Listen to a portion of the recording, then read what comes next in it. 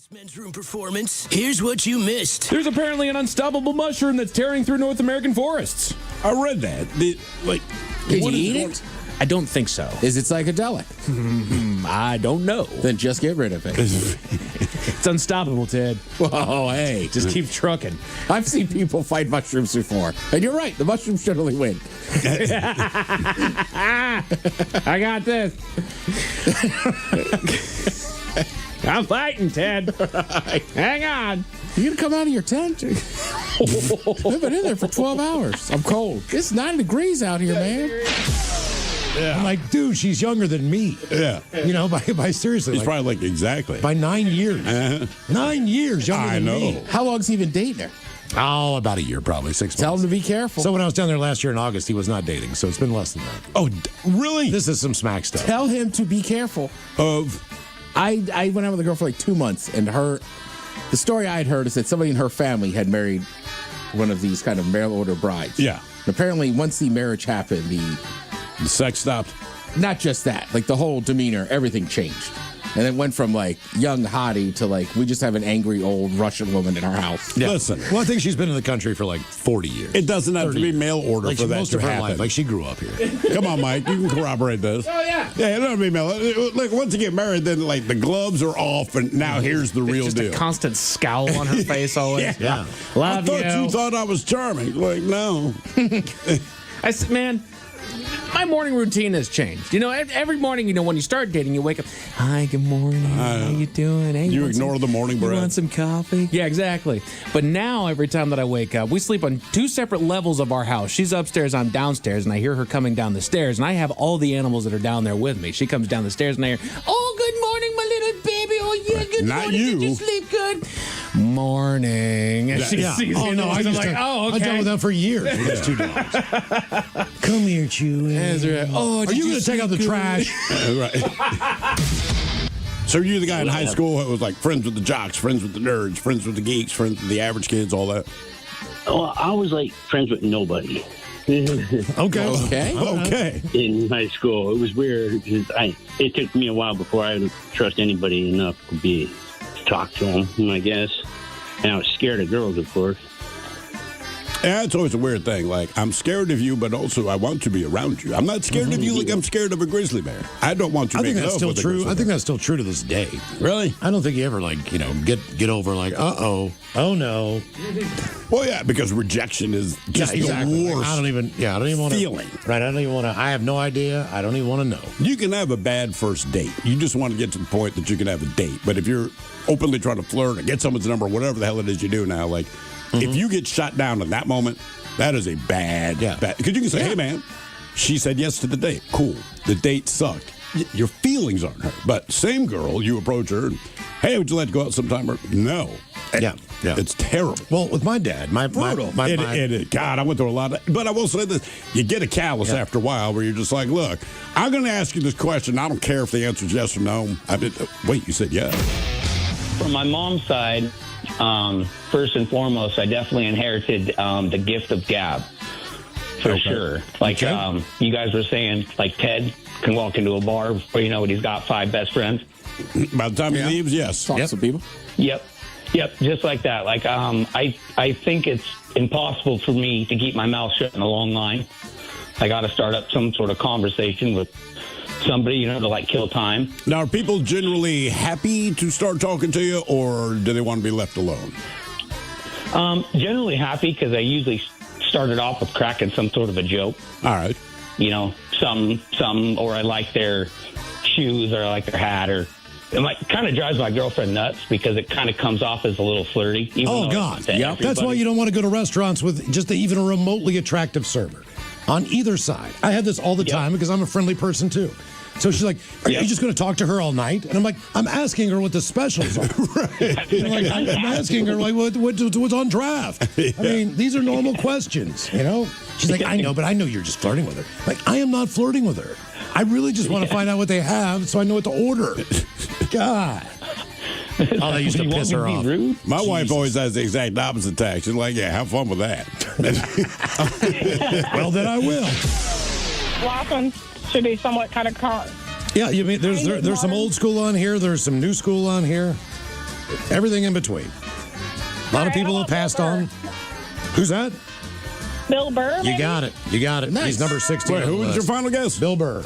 Ah, okay. Nice work. Well done, Sammy. Is Nate on the list? Thank you, boy. Yes. Yeah. Nate Bargatze. George Carlin, you're right on. Dave Chappelle, Robin Williams, Richard Pryor, Eddie Murphy, Chris Rock, Kevin Hart, Gabriel Iglesias, Pete Davidson, and Bill Burr.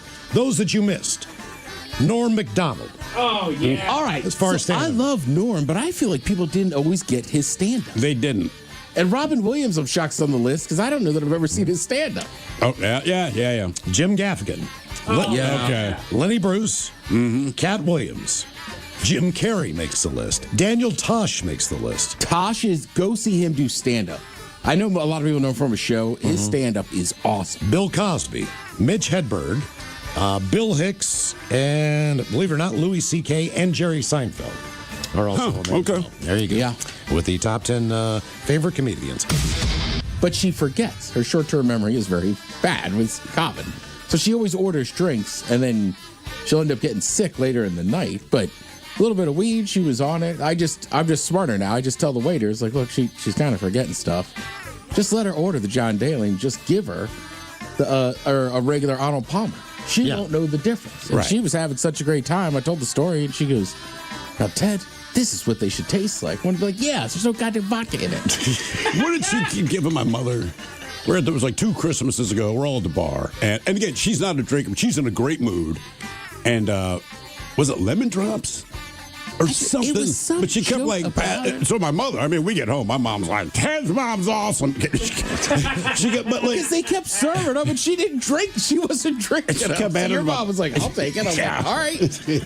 I know, because we got back to... I'll tell you that part off the air. okay. I don't want to get anybody in trouble, but yeah. Like we got... You're trying to get parents in trouble. No. Like, the bartenders were very nice, but they're used to, like, me or my friends. Like I said, like, my mom's just never been a big drinker. So they just kind of kept pouring them, and then luckily Thrill's parents showed up. I was like, all right, she'll have Oh, one. my parents, they loved that. They were like, You bring up that once a week phone call, and I remember this too with my dad because my dad was down in Florida. But back then you had long distance telephone service, and it was different than your local service, and you had to pay pretty good premium for long distance. So if my dad would forget to call me or didn't call me on the weekend, I would have talked to him. So I would be the one making that phone call, and I'm pretty sure that we had like a 10-minute limit. right, you had to pay for that, man. Not only that, but for whatever reason, like the Days of Our Lives, the hourglass thing, the sand in it. Yeah. We had one that was about 8 minutes. And my stepfather would give me this thing and turn it over and go, all right, man. That's your time. That's how much time you got to talk on this phone call because that was not the norm. You were not, Joe Schmo was not allowed to make long distance phone calls in that house. Oh, no. My parents, man, It cost money. They would, I remember I drove up it was $12.99. And my dad lost his, because it was a long distance phone call from a girl I was talking to back in the day. But he lost his mind, man. I remember him showing me the bill. It was $12.99. I literally had $13 to my name. All right. So I handed him a 10 and 3-1, and he took it. And he disappeared for like 5 minutes, came back down. I'm sitting in the kitchen. He had 1 penny. Put it down on the table, man. Like, he gave me my change, but it was very understood situation. And now, the men's room legacy continues. Unfortunately, what you're about to hear is real. The members of this radio program are simply not that bright, or what some people would call educated. They are merely stupid. They're not trying to offend anyone on purpose. And all have played doctors on TV. You have been warned and are cordially invited to join the party. This is the men's room. Forget it, man, and get with the countdown. Get with the countdown. Shake this square world and blast off for Kicksville. The trippers, the grasshoppers, the hip ones, all gathered in secrecy and flying high as a kite. This is the men's room with Miles and Thrill. You know what they say, shake your radio more than 3 times, and you're playing with it. You're listening to the men's room. And away we go. Welcome to the 21st Amendment season, episode number 4501. Along with Steve the Thrill Hill, the Ted Smith, and my car. Montgomery! And you are in the men's room. On tap today, once again, we will sit and spin. Today, we go back under the covers with 10 songs where a cover became the band's biggest hit. All right. We will play Profile This. Plus headlines, a men's room shot of the day, fun with listener emails, and everyone's favorite, TV Time with Ted. Clack, clack. Diggity John. All right, here we go. Arizona Power has knocked out to thousands because of Mylar balloons. Meanwhile, a wedding ceremony has crashed like a Wile E. Coyote cartoon. Woman owes an online casino game $43,000 because of a glitch. To Florida, where it was not good, what was found in 2 suitcases in a ditch. And a cat burglar is rescued after being trapped in a wall in New York. That is all coming on today's very special episode of The Men's Room. And now, here's the question. Hola, bitches. Good day to you and yours. All right, if you live in Florida and you like touching caterpillars, don't. That's according to experts. It seems that the tussock moth caterpillars, they're flourishing right now, and if you touch them, it can cause a rash. Again, apparently people in Florida really like touching caterpillars. Just don't touch them. Now, if you live in Hamburg, Germany, or anywhere on Earth, don't touch a wolf. A woman there tried to help a confused wolf. Seriously, apparently it was behind glass. It kept bumping into the glass, not understanding what it was. She tried to help, in spite of it being a wolf, and for her trouble, she was bitten on the face. Now, she did survive. The same cannot be said for a hiker in California. She was bitten by a rattlesnake, and she died 5 days later. So don't touch caterpillars, wolves, or rattlesnakes. And if you're in Spain, don't kiss someone's hand. You know, some guys will kiss a woman's hand when they meet. Yeah, the Supreme Court in Spain has ruled that that is sexual assault. Meanwhile, in Pittsburgh, a man was arrested and charged with indecent assault after he groped a woman at a mall. Now, what makes this story particularly odd is that the woman was dressed as the Easter Bunny doing photos for kids. In fact, the groper asked if it was a man or woman in the costume. And then when he heard that it was a woman, that's when he got to groping and the cops got too arrested.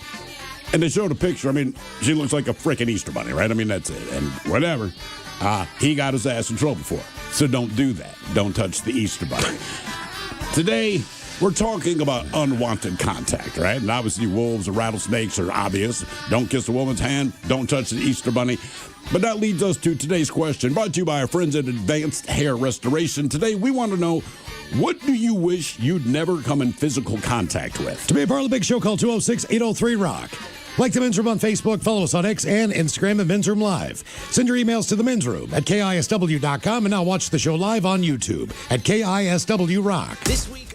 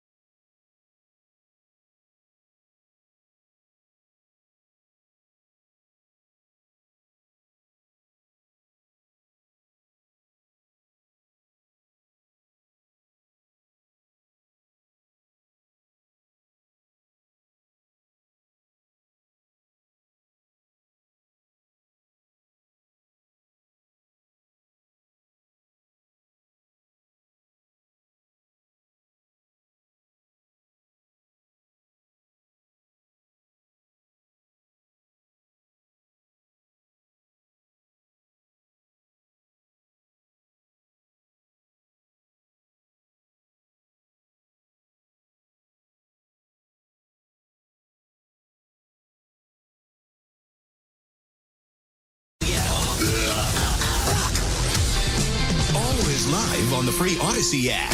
From the Pinky's Plumbing Studio, you're in the men's room. Text the guys at 206-803-ROCK. Here's the word, a handful of foursomes remain for the KISW Miles Montgomery Golf Classic presented by Pinky's Plumbing. Going down Monday, June 8th this year. We're headed up to Redmond Ridge Golf Club. Beautiful facility, unbelievable golf course. Food's just absolutely outstanding. All right, good to know. Get up there early. Grab yourself some breakfast. I think we supply the breakfast for all of the tournament players. I believe we do, yes. And lunch as well. And by we mean someone else entirely. Exactly. Someone who can make the food. But the grand prize this year, tickets to Guns N' Roses with the Black Crowes up in Vancouver, BC. That show's August 29th. That includes 4 Amtrak tickets, 2 nights, and 2 double rooms. You get 1 night, and you get 2 double rooms. Right. So you get 2 hotel rooms altogether for 1 night to see the show. Then you Amtrak it back home. We also have VIP tickets to Unwrap, the acoustic holiday show going down this year once again. Godsmack tickets for their show at White River.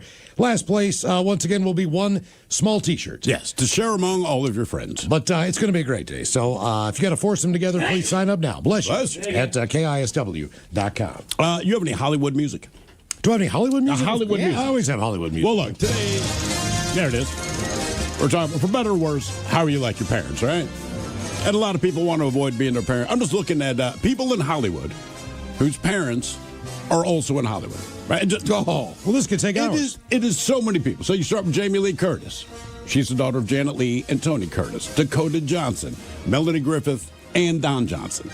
Kate Hudson, Goldie Hawn's her mom. Nicolas Cage, related to Francis Ford Coppola. Laura Dern, her parents are Diane Ladd and Bruce Dern. Maya Hawke from Stranger Things. She's the daughter of Ethan Hawke and Uma Thurman. Zoe Kravitz, daughter of Lisa Bonet and Lenny Kravitz. Emma Roberts, daughter of Eric Roberts and the niece of Julia Roberts, because Eric and Julia, both in Hollywood, they're brother and sister. Michael Gandolfini, that's right, son of James Gandolfini. Billy Lord, did not realize this one, daughter of Carrie Fisher. Dom Hall Gleason, he was the redhead bad guy in the latest Star Wars movies, and he's on a sitcom now, which I cannot remember the name of. Son of actor Brendan Gleeson. Louis Pullman, son of actor Bill Pullman. Mariska Hargitay, that's been on, Law and Order for the last 430 years? Yeah, she's the daughter of James Mansfield. Lily Collins, doing well for herself, daughter of Phil Collins and his forehead. Jennifer Landon, the daughter of Michael Landon, the entire Coppola family, which is Nicolas Cage, Sofia Coppola, and Jason Schwartzman. I didn't know that. Yeah, Jason Schwartzman, the man who put his penis in the pie and American Pie. Think about that. He's related to the Coppolas. By the way, he recently pointed out the difference between American Pie being rated R and NC-17, this is true, is how many times he thrusts the pie. So they managed to get the R rating of the movie because he did it 3 times. They said if you do it 4, NC-17. That's how the movie industry works. There's the Barrymore family, of course, Drew Barrymore, descendant of the iconic Barrymore acting family. There's Bryce Dallas Howard, who's the daughter of actor-director Ron Howard. There's O'Shea Jackson Jr., played his father Ice Cube in Straight Outta Compton. Angelina Jolie, she's the daughter of John Voight. Jeff Bridges, huh? I remember that one. I don't know how that created that. Her mother must have been a smoke show. Must have been an absolute dime. Because that dude, I know, I've done the same thing. Liza Minnelli, she was the daughter of Judy Garland. And George Clooney is the daughter of Rosemary Clooney, some storied actress back in the day. So even when he tells his story, he's like, man, when I got to Hollywood, I had to spend a night in my car. And I'm like, your aunt is Rosemary Clooney. That's her mom. All right, not bad. She definitely, Angelina Jolie definitely looks more like her mom than her dad. It happens in music a lot, Chet too. Hanks, Tom Hanks, right? Yeah. Music. Who are you thinking of music?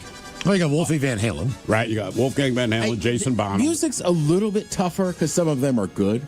Sure. So, like Wolfgang, obviously, very talented. His father's super famous, but he's also good, right? Even Miley Cyrus, in her defense, I think she's broken past. She's a much bigger star than Billy Ray. Jacob Dylan from the Wallflowers is Bob Dylan's son. Right. Right. I was just seeing this Julian Lennon. today, and it's like some of them, they're big pop stars, but like their parent or their uncle is like a super producer. Right. Exactly. So, you just get brought into these rooms that you kind of already have a. Well, see, but it only seems to happen in that world. It happens in athletics those are cool professions as far as what the public perceives them to be. But I think you want to follow in their footsteps in that case, right? If your dad's a lawyer or an accountant, there's nothing wrong with that. but do you feel like doing all the studying? Frankly, I don't. Or are you smart enough? Are you smart enough? Do you want to put in all that? You know what I mean? Yeah. Like, Yeah. I'm not dying to be a lawyer because I mean, my I dad's a think lawyer, but if differences- my dad is a massive actor and I see all the spoils that come with that, like, yeah. And the other difference is, in the world of Hollywood, it's like, look, a lot of them will tell you, like, I worked so hard. Gwyneth Paltrow was bitching a couple years ago, saying, hey, man, I've worked very hard to get where I am. I'm like, you haven't, because the door was already open for you. Mm-hmm. The people that have to break into Hollywood had to work hard. Yeah. You just had to not suck. And to her credit, she's a fine actress, but I'm like, you never put any effort in getting a gig. But what I- nepotism, I do think, happens in every job. Sure. Right? Like, I have a buddy. He owns his company now, but his dad did start the company. Okay. I mean, Bernie's oldest, my godson, like, he's taken a, what do you call it when you don't go to college right away? Not a hiatus, say a sabbatical. Something year, whatever. Oh, Yeah, gap like, year. Rumspringer. Right. He's just like, look, I just want to start working for the company. So eventually, and Bernie will make him go do work on the trucks, well, I but mean- it helps having your dad own the company. Shoot, I wouldn't have gotten near as far in the auction industry as I have already if I didn't have my dad opening all the doors. But then your grandfather also. My grandfather did it as well. Would you have been interested in it, do you think? If you had not been Yeah. around it and someone said, man. Oh. Because there's not a lot of people. If you say, hey, man, would you be interested in doing an auction? That's one thing. My kid's school. It's another thing to say, would you want to be an auctioneer? Right. Where you realize, oh, there's actual training in this. Exactly. No, I wouldn't. It wouldn't have even been on my radar, dude. Right. I'd have been like everybody else and said, "Man, I never actually knew that people did that." Like, yeah. Is that So- most of the people in that profession, though? Because I've never met anyone who There's- said, I want to be an auctioneer. No one said, I don't want to be. It just doesn't come up. There's quite a few nepo babies in the auction industry, but there's a lot of others that are cutting their teeth, and it's brutal just because Really? there's so many of us. Shoot, I had Right, the door's open. Yeah, my dad had me in tow in there, and so yeah, I could walk my way into certain jobs. So, but others they've got to scratch and bite and fight and get their way all the way up there, just like he had to. Sure. So, I mean, it wasn't the greatest job, and if my mom didn't work at the AFL, I probably wouldn't have gotten on the night crew. So No. I don't know that people were banging down their door to be a nighttime janitor. But like in my world, my stepfather was a lawyer. Yeah. You're listening to The Men's Room with Miles and Thrill. 99.9 KISW. Hold it, y'all. Away we go. Welcome to the 21st Amendment season, episode number 4501. What a large and a charge program we have for you today. Guaranteed future repeat. Once again, we're going to sit and spin today. And today we go back once again under the covers. Last week we did cover songs by ladies. Correct. We're covering other songs. Today we have 10 songs where a cover became the band's biggest hit.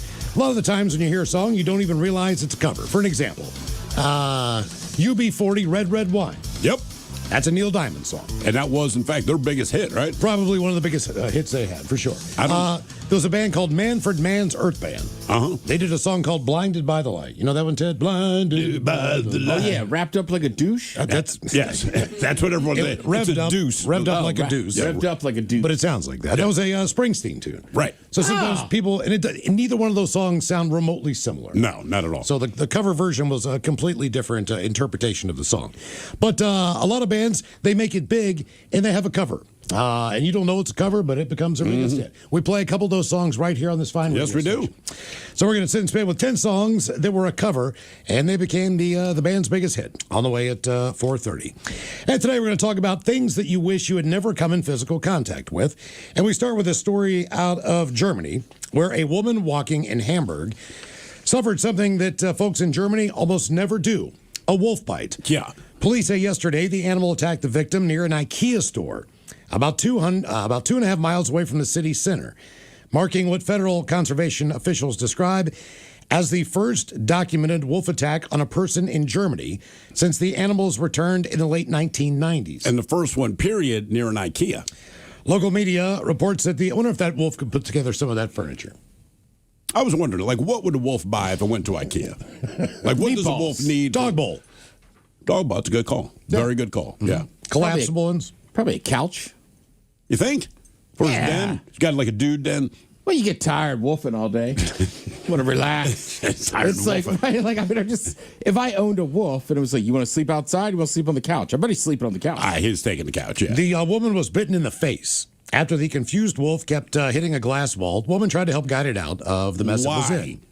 It's, like, I understand wanting to help it, but, like, look, dude, it's a wolf. It's not going to show gratitude. Officers later tracked the wolf to a lake where it went into the water and was captured with a snare.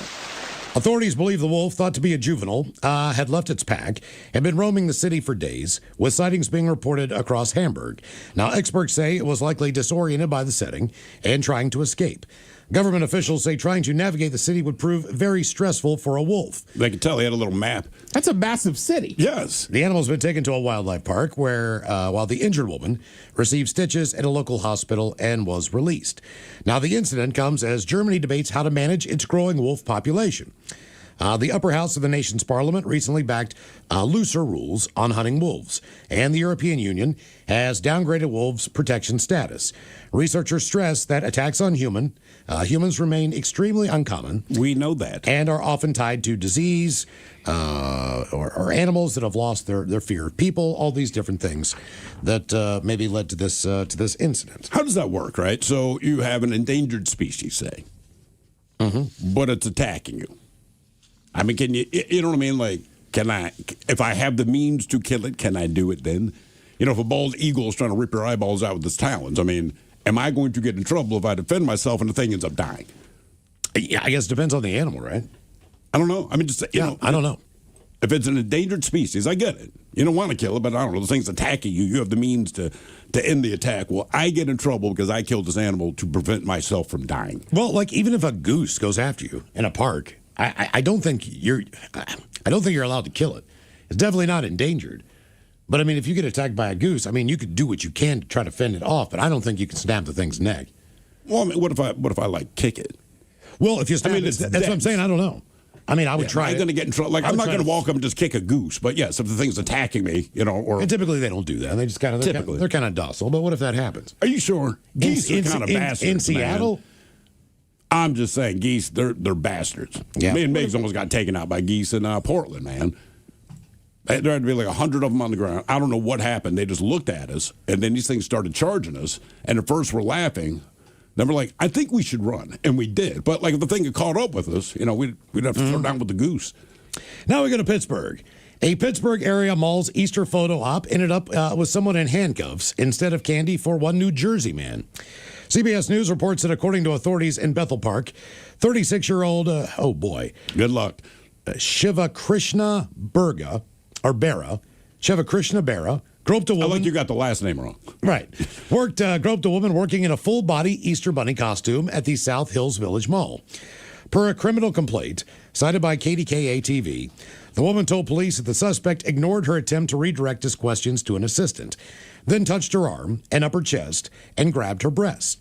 The assistant said the man asked if the bunny was a boy or a girl and jammed his fingers into the costume's nose and mouth. Jesus. Police say mall security video helped them identify the suspect, who was found asleep at a nearby AMC theater. As officers detained him, he allegedly asked if the bunny was the merchandise thing near a Five Below and later said, "It's a doll, right?" After being told it was a person, he reportedly replied that his hand touched her by mistake. The suspect also seems to regret having stopped to catch a flick. "If I did not watch a movie here, I would not have been caught." He has been heard lamenting. The problem is, Thrill's right. That's just an Easter bunny. You're looking at the picture, right? Yeah. I mean, it's full head to toe Easter bunny. Yeah. He's been charged with indecent assault, and the smoking gun notes he's being held on $10,000 bail, with a court hearing set for next Thursday. Okay. So he's going to be in there for a while. Now, experts say this. You've likely seen, they say, in this area, moth caterpillars around your home or at local parks in Florida in the past few weeks. Now, these hairy insects can give you a rash if you touch them. Mm-hmm. These Florida natives emerge this time of the year, covering trees and structures as they search for places to make their cocoons. Caterpillars are an incredibly important piece of our ecosystem. They are food for all sorts of creatures. Insect experts recommend using gloves. Insert experts. Yeah. Gloves or an object. Try to be an insert expert, huh? Insect expert, such as a credit card, to move them and avoid direct contact. They have these little spines on them that can break off into your skin, causing irritation. He says they look like brushes along their back, but those are the ones you don't want to come into contact with. And if you do, here's what to do. Remove any hairs with tape. Wash the area with soap and water, then apply ice or baking soda and water paste to soothe the skin. They warn that even their cocoons have those irritating hairs. So if you want to clear an area of them once they become moths, they suggest using a broom. I think one of the worst things that I've ever come into contact with in nature is, and I've told this story before, like by my house, there was a rope swing in the tree. That thing eventually broke, never got replaced. But there were these large hanging vines that were coming from the tree. And we decided, look, we checked the weight. They were fine. We could swing on these vines. What we did not know were those vines were poison oak. Uh-huh. So when we grabbed them with our hands... Is it poison oak's like the worst of them, right? It's poison ivy, poison sumac's pretty bad too. Okay, yeah. But I mean, this was as bad as it could be. I mean, I remember chickenpox being a bitch, but this was absolutely the worst because it's on the inside of your thighs. Right. You know, it's on the inside of your feet. Wherever you've wrapped your body around like you would on a rope, that's basically the inside of your arms. I think your chest, the right? middle of your chest, on the side of your neck. How long were you where guys you're holding swinging on? us? Were you out there for like hours just being kids? All day. All day. All day. And then all of a sudden, you know, we put our shirts on, I think, and started riding our bikes home, and the burns started kicking in. All of us about the same time. And I mean, it was... There's no amount of calamine lotion back in the day. Yeah, so what do you do? Well, whatever they used to have to soothe your skin just did not work. I mean, and it was a stinging. You didn't want to put clothes on. It's that bad. You didn't want anything to touch you. Even if you were airing out, the area still burned. I mean, it was brutal. How long did it last? At least 2 weeks. 2 weeks? Now, keep in mind the good news. Well, the bad news is it was actually during the summer, and we had the summer off, obviously, from school because we were swimming in a lake. And now you can't do anything. But now, now you're basically just like laying on a couch, laying on a bed. I mean, I would try to ice it. Sometimes I would make it worse. All right. How old were you? Oh, probably 12, 13 years old. Okay. Somewhere in there. So prime outdoor age. You know, it's the middle of the summer. You want to be outside. You want to be doing stuff. And all of us, it was a whole group. It was like 5 different kids. I mean, do you go to the hospital at all, or is there just nothing anyone can do? You just got to ride it out.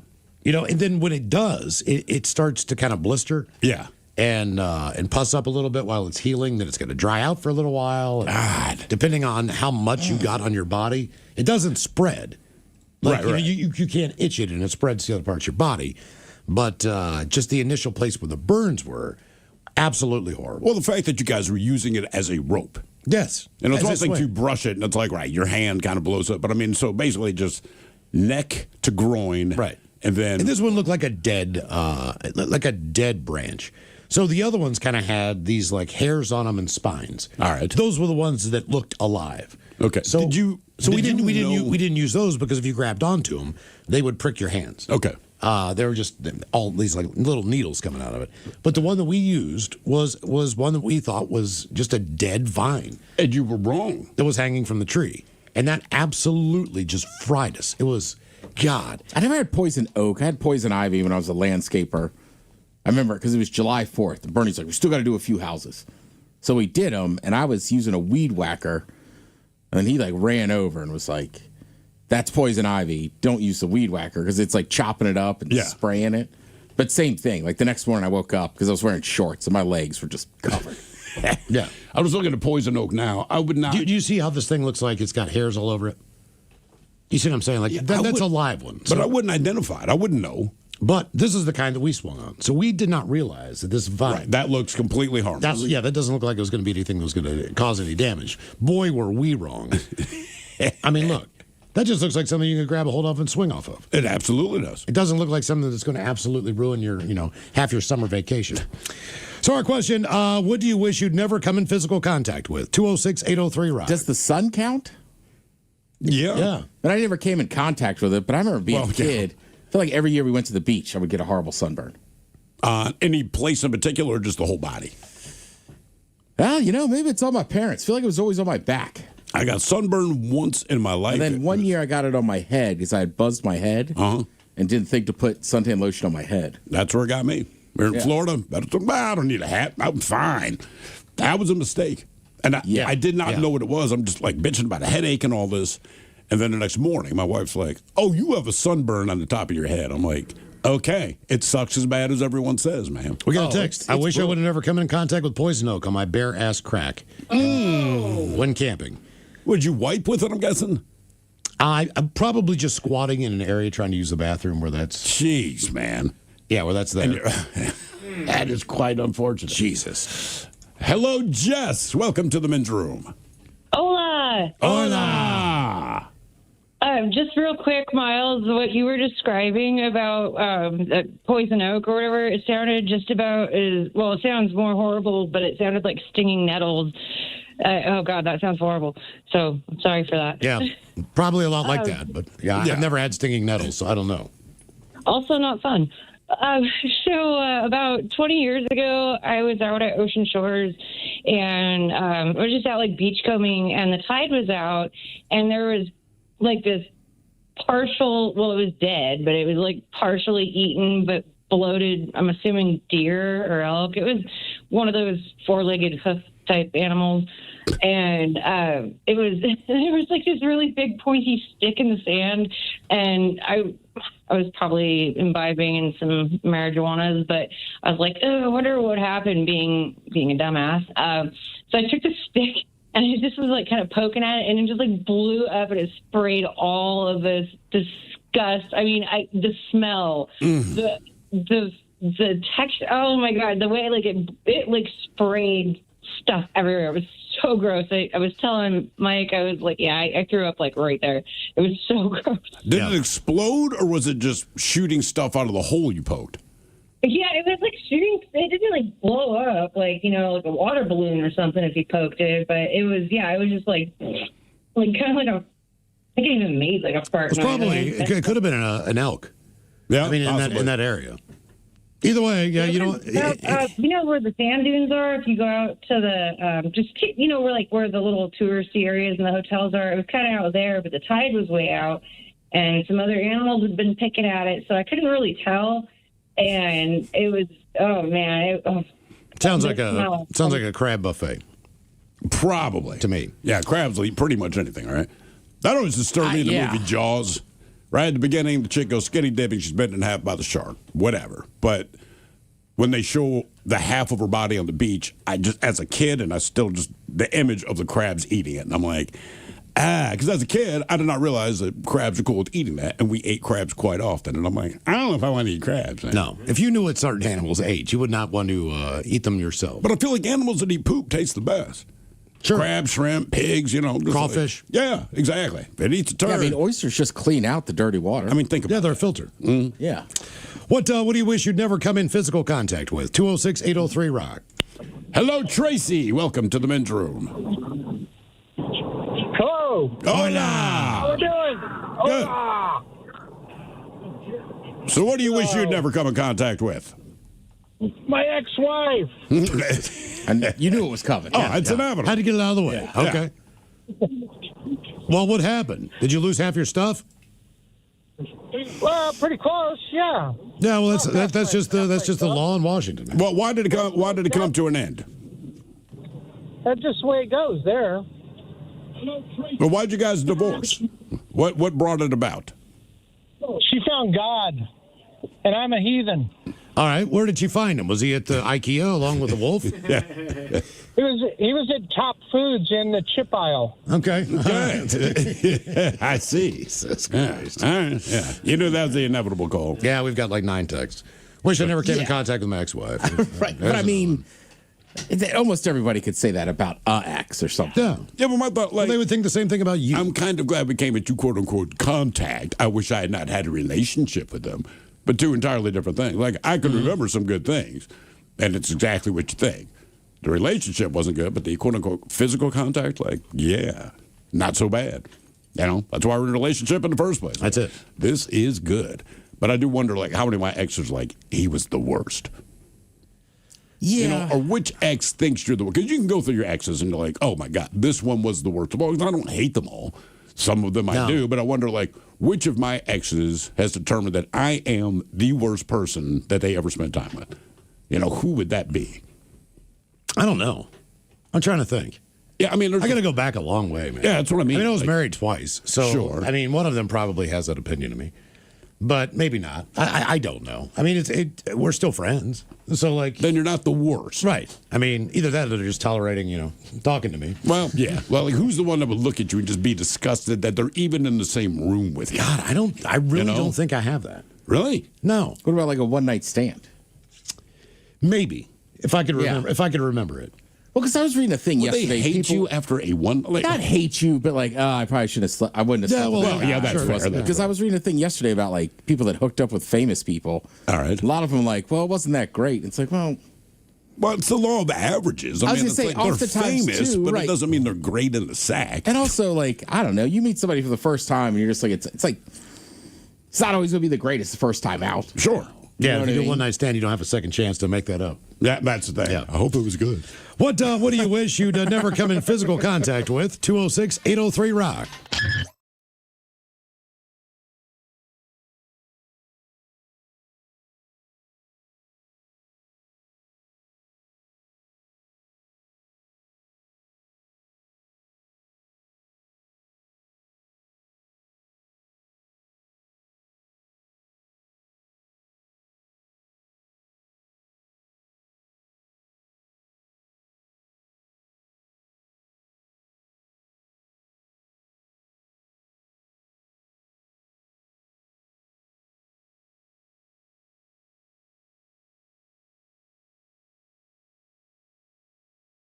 Speaking, 30 years younger than the guys in the band.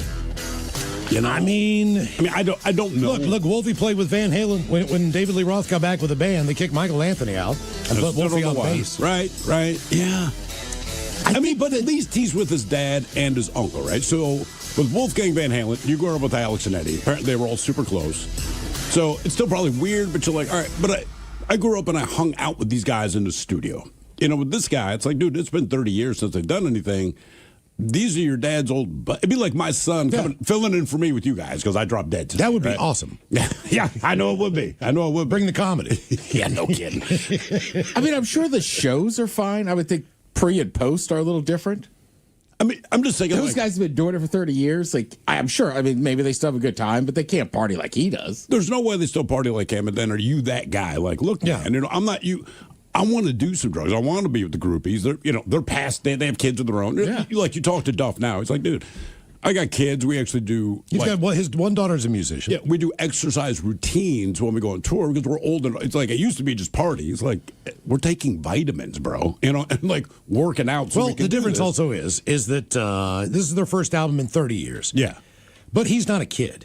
You know, he's a 28, 30, 35-year-old man. Sure. So it's not like, you're throwing an 18-year-old in the fire. I know. But he does sound like his dad. Here is, what is the name of this, Mike, the new one? This is called, hang on one second, it's called Until the Sun Explodes. Which sounds like a sublime title. And here's a taste of Jacob singing in his dad's place.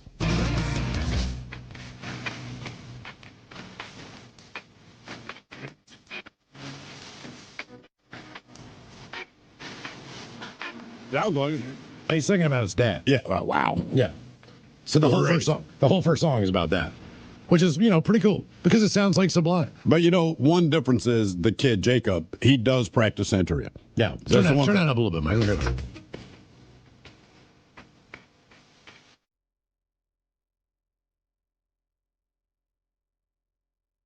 If Sublime comes around, go see him. Yeah, if you like Sublime, you're still going to like Sublime. That's what I'm getting out of that. Yeah. For better or for worse, how are you like your parents? 206-803-ROCK. You know what, though? Given his history with his dad, Yeah. he might be a little less apt to be like, let's party. That is a good point. Like, Yeah, this I is didn't what think I about kind it. of lost Yeah. my father to. I'm going to go ahead and skip that part. But the groupies, bring them on. Sure. Hello, Catherine. Welcome to the men's room. Liquor and whores, gentlemen. Liquor and whores. So my way that I take after a parent is my father. My father is a POS, so to speak, not a great person, but I do get two things from him. One is a positive. My father is 6'7", Jesus. and I am almost 6 feet tall. So your And dad when was I a giant POS. Oh yeah, giant POS. And growing up, because of his height, he can drive a car with his knee. He can just steer the bottom of the car. That's I safe. inherited that from him. I can also reach just fine and try, if I'm cruising, I'm not taking 90-degree turns with my knee, but Sure. it freaks some people out. Do you? Yeah, it should. It's your knee. Do you have any siblings? Yes, I have a sister. Okay. Is she also tall? Yeah. Also tall, but does not do the knee driving. Okay, so she likes safety first. So I'm curious, when you said you're about 6 feet tall. And Almost, yes. Almost. All right. So when it comes to dating guys, is it important to you that they're your height or taller, or do you care at all? To be honest with you, I don't care. I think I would prefer someone sort of close to me in height, not a difference of more than 5 inches, but I don't care if they're shorter or taller. But I honestly wouldn't want to date like a 7-foot tall dude or a 5'1" dude. It's just too much of a difference. Okay. All right. And what do you say? Why? What's not to get too personal, but why was your dad a piece of stuff? He's abusive. He's a control freak, religious fanatic, and I'm talking the kind of guy that he wouldn't let us watch Harry Potter because he believed that children would turn away from God and start practicing witchcraft. Which comes in very handy. I know a lot of people that say stuff in Latin and things just happen. Mm-hmm. I always wanted to be Chewbacca after watching Star Wars. Yes, that's exactly what happens. Dad, when I grow up, I'm going to be a Wookiee. Yeah, I mean, certain things. Look how hairy I'm already getting. Yeah. So you got the height. How tall was your mom? My mom's only 5'5", so I kind of fell like perfectly in between them. But I also got a negative from my father. He's got a mustache. Genetic. If only. He was born with a genetic deformity with his hands. His fingers were fused together, and I got my own weird fingers. So if you've ever seen or heard of someone having toe thumbs, I've got toe thumbs. I've got fat, wide, useless little thumbs, and my pinkies are half bent to the side, thanks to him. Yeah, my brother's got toe thumbs. Where does that come from? Do we know? I don't know, because my thumbs are just thumbs. You got normal thumbs. That's toe thumb, huh? I'll be damned. Are you so, it's all wide. It looks like his big toe. When you have toe thumbs, as you say, yes. Like my wife recently went and got her nails did, as it were, right? Mm-hmm. They look beautiful. They were painted, all that. Do you bother with that? Does it help? Does it make you feel better? You just like, F it, my fingers still look weird. Nah, man, I'm not super feminine. I don't think I've ever had a manicure in my life. Oh, really? But I did have an aunt who would send those, like, little girls stick-on fake nail things. Yeah, the thumb ones were about half as wide as my actual thumb, so I couldn't use those. It didn't work. All right. Did people ever point that out? Like, have you ever dated someone and they just said, hey, man, look, I got to ask about your thumbs? Yeah, I mean, I'm pretty open about it, but I have definitely had, some people that I'm really nearby physically, and I'm doing something with my thumbs, and I've had people just glance and then glance again, like, wait, what? And and then look at my fat thumbs, just trying to type on my phone or trying to do something, and I have been asked, what's up with your thumbs? Okay, let me ask you this: what did you say? What was the condition your dad had with his hands? What was that called? Okay, this is going to get real scientific. I've got the names for all of them. So my father was born with syndactyly, which means fingers together. And then my finger conditions, my thumb condition is called brachydactyly, which means short finger. And my bent pinkies that I mentioned is clinodactyly, which is bent finger. Did they separate your dad's fingers? Yes. He did have it surgically separated. Because he could have been a world champion swimmer. He's 6'7". Yeah, seriously. We're looking at pictures now. I mean, they're basically flippers at that point. Yeah, seriously. You could really get some momentum with those things. Are there any other weird physical traits about you other than the dactyls? Obviously, your fingers were just like an afterthought as far as things went. Like your toes. God just didn't think about my hands. I've got huge feet, women's size 13. All right. I can't find shoes anywhere. You got to go to Nordstrom Rack. Yeah, seriously. I mean, that's... Yeah, dude. Nordstrom Rack has got size 13. It's a selection of maybe 7 total shoes, and they are almost always butt ugly. Why can't you buy, like, men's size 12? I do, actually. Most of my shoes are men's shoes, and I just have to desperately try and find women's shoes somewhere online. Okay. All right. How much extra does that cost on average, right? So the average woman wears like an 8.5, right? So if it's a $120 pair of shoes at 8.5, how much would yours be women's 13? It's mostly the rarity. Like a given shoe is not going to be more expensive, but almost nothing, genuinely, almost nothing comes in a 13. The max is usually 11 or 12. Sometimes I can fit into a 12, but for 13, it's like you're pretty stuck with a limited selection online. Not a lot comes in that size. That makes sense. So yeah, it is more expensive in a there's very little supply. I have one other question, right? Because sometimes you're a part of a club that you don't necessarily know you're a part of, right? So once I had kids, I realized there's this entire club of parents. It's just one of those things where you give each other a knowing look, right? As a black dude, if I see a brother in Idaho, we're probably going to make friends. So when you see another super tall woman, do you guys just kind of automatically talk? Maybe a little bit. To be honest with you, I don't run into people my height, women my height. That's why I'm asking, right? Obviously, they exist, Yeah. but I have had moments with other, like, oh, hey, do you also struggle with this? Just, kind of friendly little moments, nothing lasting, but mentioning it. Yeah. Are your parents still around? Oh yeah, they're still alive. Okay. Do you spend any time with them? Well, not my father. I haven't had contact with him for half of my lifetime, but I am very close to my mom. She lives in Spokane, so I see her when I can. But okay. How tall did you say you were again? 6. I'm 5'11" and a half, so I say almost 6 feet to just be picky. All right, that's what I am. 6 foot's all right. I thought you said like 6'5". But still, I mean, on a woman, you're right, 6 feet. My father's 6'7". God, that is unreal, man. Okay. Yeah. For better or for worse, how are you like your parents? 6'7", he's okay. 206-803-ROCK. God, it's funny you did that. We're at a volleyball tournament up in Canada over the weekend, and the woman keeping score. So when you watch these volleyball games, the way the score is laid out, depending on the angle you're sitting at, you can't necessarily see the score. I did not think about this, but the score was 6-7.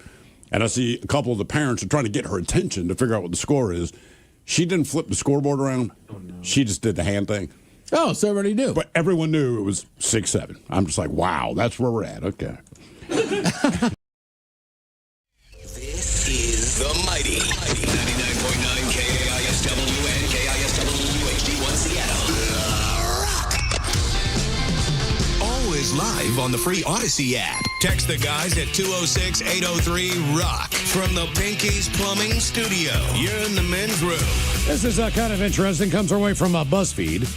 They have a list of common survival tips that most people actually get wrong. Okay. But a lot of these actually involve things that you should not do, touch, or have a part of your body or near. Like don't touch a wolf at IKEA. That's it.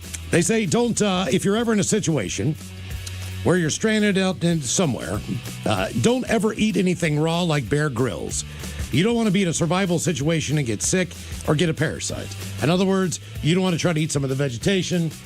Sometimes you probably don't even want to drink the water because it's going to give you runs. Right. All those things. Here's another one. Do not By the way, just a quick side. The first time I saw Bear Grylls' show, I'm watching it with my brother-in-law. We're in Pennsylvania. Show's on, we're watching it. And so he's out in the desert.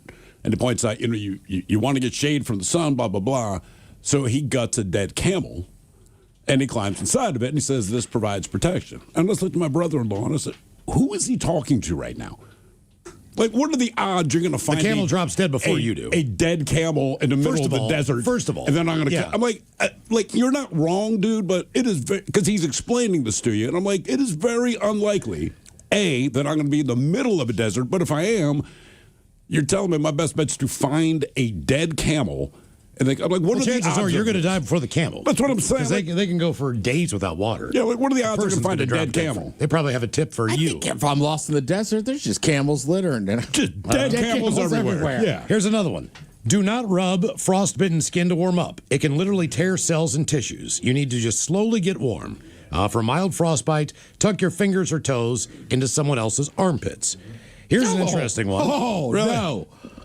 You're not sticking your toes in my armpit. Ted, we're dying out here, man. Frostbite. I'm going to lose my toes. Ted. You have 10 toes. You'll be fine. I need your You armpits. would not let me put my freezing... I'm going to die, man. Ted, No. give me your goddamn armpits. They're black, Ted. They're about to fall off. Don't care. For years.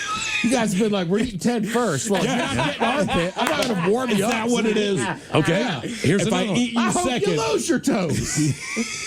Eat No, those first, yes, okay. no sandals this threaten summer. to eat a man so the rest of us can survive, and he won't even let you warm your frostbitten toes on his armpits. He's just not willing to sacrifice for the group. That's why we're going to eat you first. If you get Save your armpits. If you get stabbed, do not pull the blade out, as like they do in the movies. Don't touch anything. Just call 911. As glib as they say this may sound, leaving the object in place lets it act more like a cork. I feel like if someone's going to stab me, they're probably going to pull the knife out. Like when you hear about stabbings. Yeah, you don't leave it in. People don't just like leave it in and walk away. Now you're unarmed. Exactly. Another one, don't drink pee. It's mentioned in some military survival manuals, but it'll accelerate your dehydration And not it's pee. slow it. And it's even less effective if your body is already dehydrated, stressed, or malnourished. Also, don't pee on jellyfish stings. Rub vinegar or salt water on the wound and immerse the area in hot water for at least 20 minutes. How did that rumor start? Because it has to be hot water. So someone said we don't have hot water. Right. That's what helps the sting. pee. And so then wasn't it like a Friends thing? It was a Friends episode. I never heard it. We always just, because we would always get stung. And we just, like the sand that's kind of in the water? Yeah. That's what we always did. You just rub it on there. I don't know if it helped. It'll go away after a bit. Have you ever been stung by you ever jellyfish? been stung by jellyfish? I have not either. Oh, It's bad. it hurts. It sucks. But it goes away quickly. Thank God. How long does it last? 24 hours. That's not quickly. But you got to remember, man, salt water is the definitive healer. So Sure. if you're a kid and you get stung, if you go in the ocean the next Get day, back in the water, yeah. it's actually going to help. That problem Unless is- there's another jellyfish in there. Well, and if you play baseball, like summer leagues, like we never went to the beach till August. And that's Like when the and- jellyfish were. And then the water's warm, and you could see them in the waves, but you're a kid, so you still want to go swimming. I mean, it was inevitable. You'll get You stung. still got in that water? Yeah. When our friend Dizzle got married, she got married in August, and this was on the eastern shore of Maryland.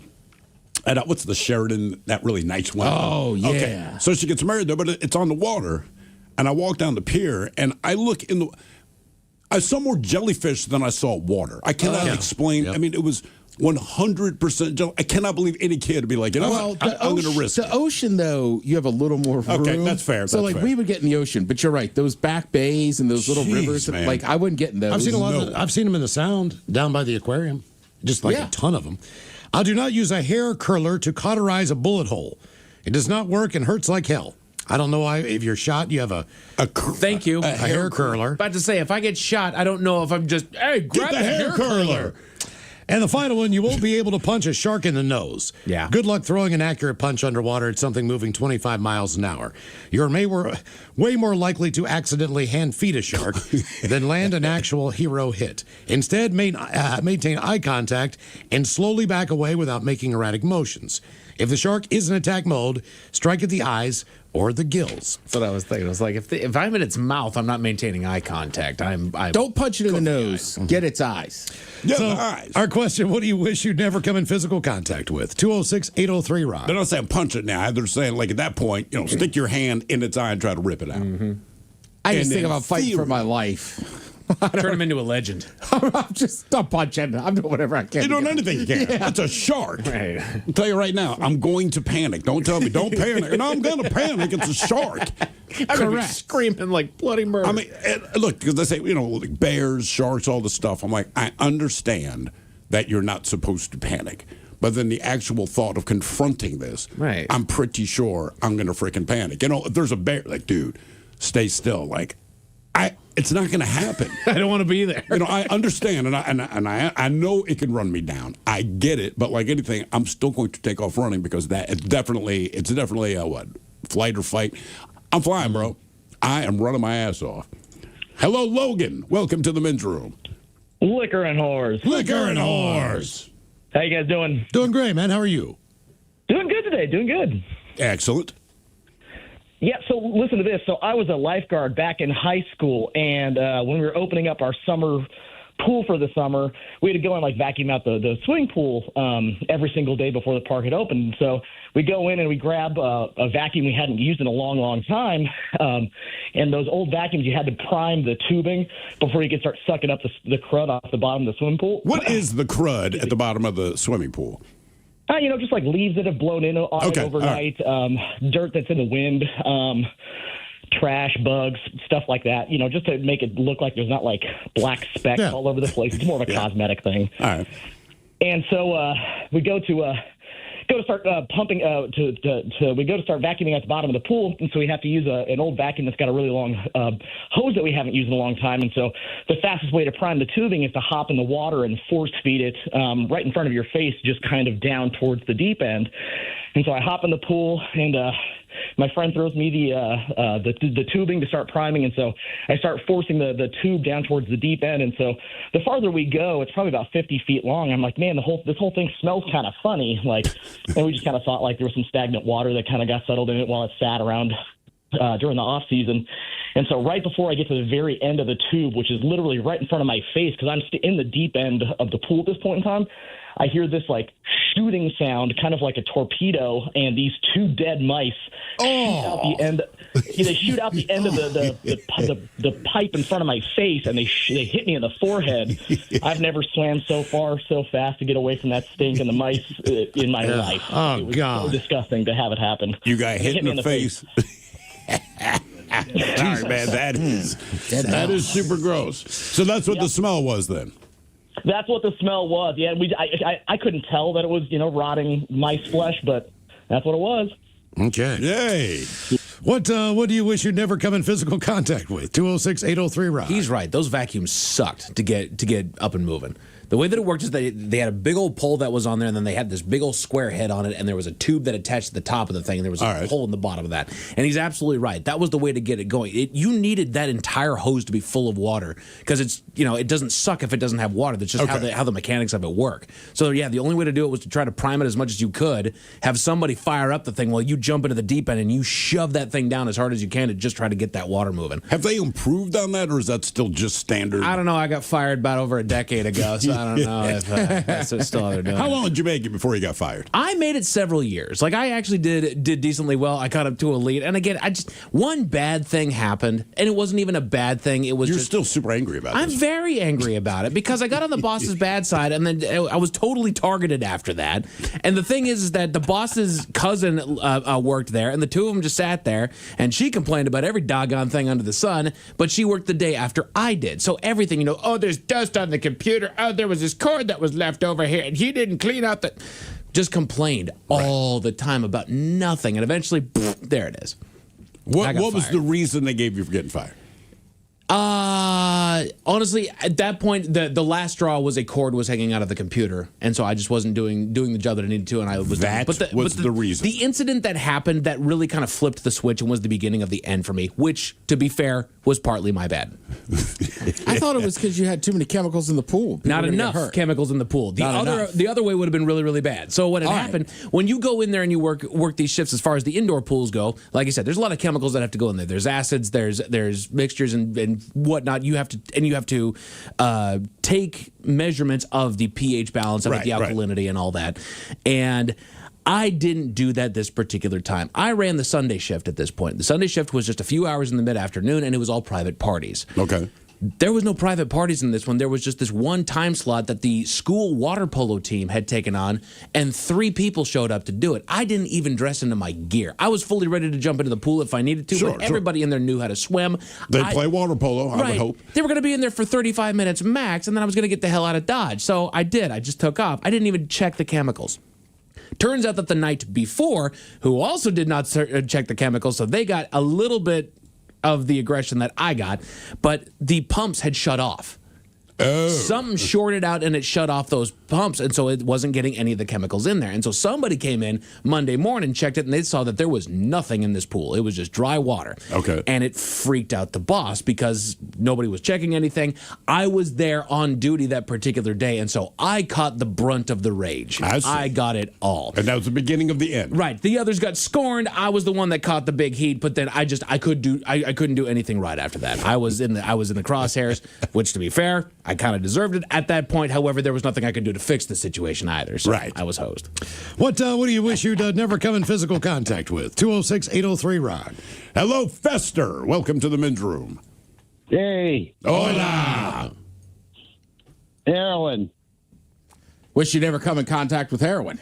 Oh, yeah, that's fair. How old were you the first time you tried heroin? 25.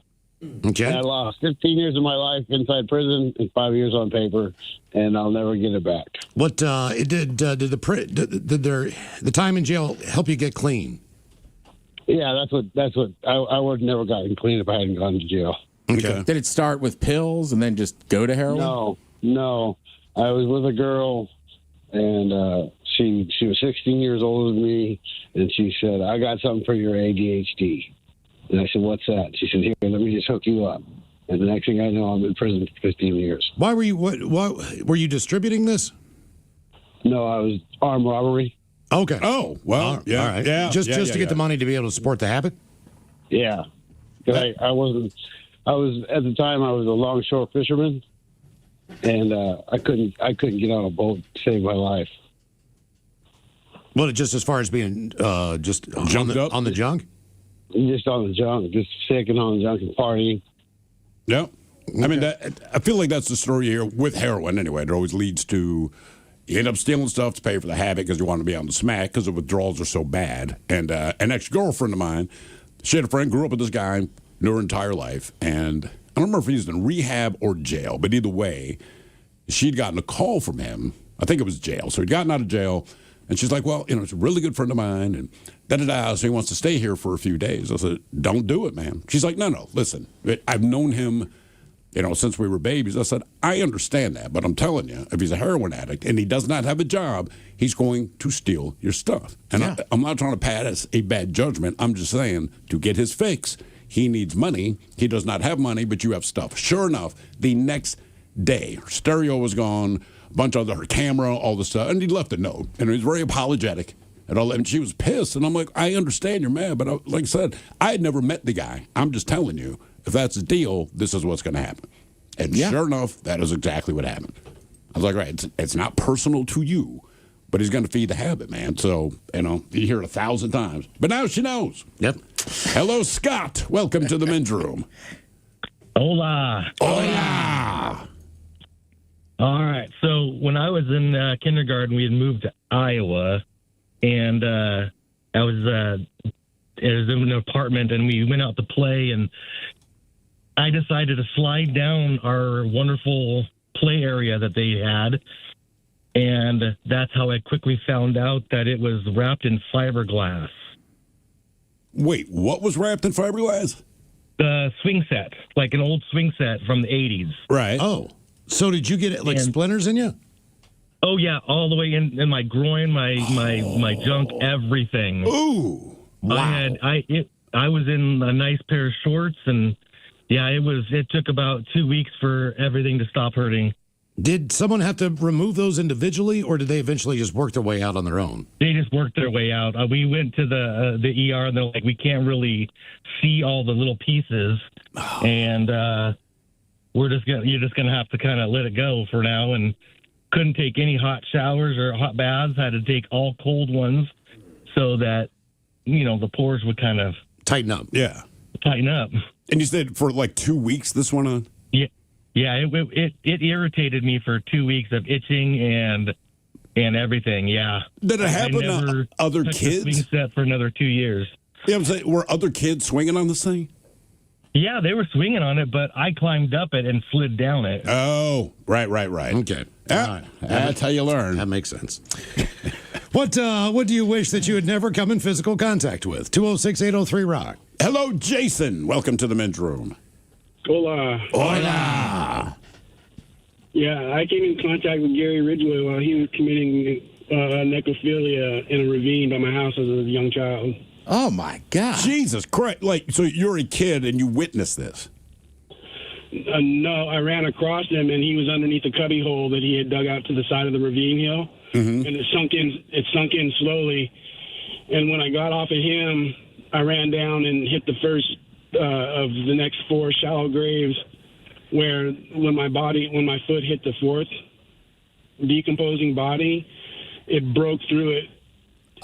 It was like stepping on surgical tubing that had smashed all the way down onto itself, that was like vacillated with Vaseline.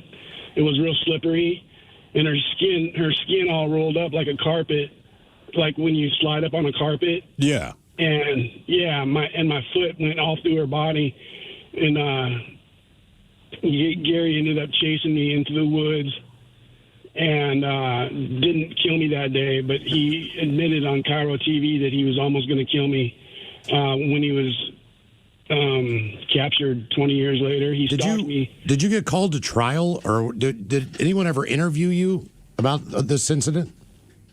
Yeah, once I repressed it all the way up until just a couple years ago. I told my wife, but there was a lot of other things that happened that some kids in the neighborhood were involved. He basically started a RICO conspiracy against me. And there were two that really wanted to kill me by the age of 17. They tried a couple times. They failed. I was almost abducted by Gary twice. It's a whole big thing. I'm trying to write a book about it right now. So was he actively looking for you after realized that you had witnessed him? Yes. Did anybody go to the cops? Like, did your parents tell the cops? They don't care. When I went home, I said a man was chasing me through the woods, Mom, but she said, did he do anything? And I said, no. And I took a nap, and then I realized when I woke up, she hadn't called the police, and I figured he was gone. But I didn't really think that what I hit were people. I was thinking that those had to be animals, but they were people. And then what Gary did was he ended up going back to the ravine and uncovering all the bodies and throwing them in the Green River. I was the main catalyst for why all the bodies ended up in the Green River in the first place. I know where they originally rested. Jesus Christ, man. I went to my city council this last year. They don't care. I went to the police. They don't care. No one wants to re-dignify the ladies. They just want to bury it. So I'm trying to write a book. Gary stalked me. All the movies and all the quotes that Dave Reichardt puts out there and all the quotes that his nieces put out there about him wearing a strange costume they were actually nights where Gary was stalking me. He stalked me all the way through high school. Jesus Christ, man. He never wasted a Friday night. Yeah. His Friday nights, I was his biggest target. I was the one he wanted to kill the most and have my corpse and do what he wanted to with it. Damn. Jesus. Yeah, he was a psycho. He was incredibly possessive about the bodies, and I can only imagine what he would have done if I would have gotten the truck with him the day he tried to pick me up after I missed the church bus that day. Damn. Good God, man. Well, there's a story for you. Wow. I did not expect that. No, I did not either. What do you wish you'd never come in physical contact with? 206-803-ROCK.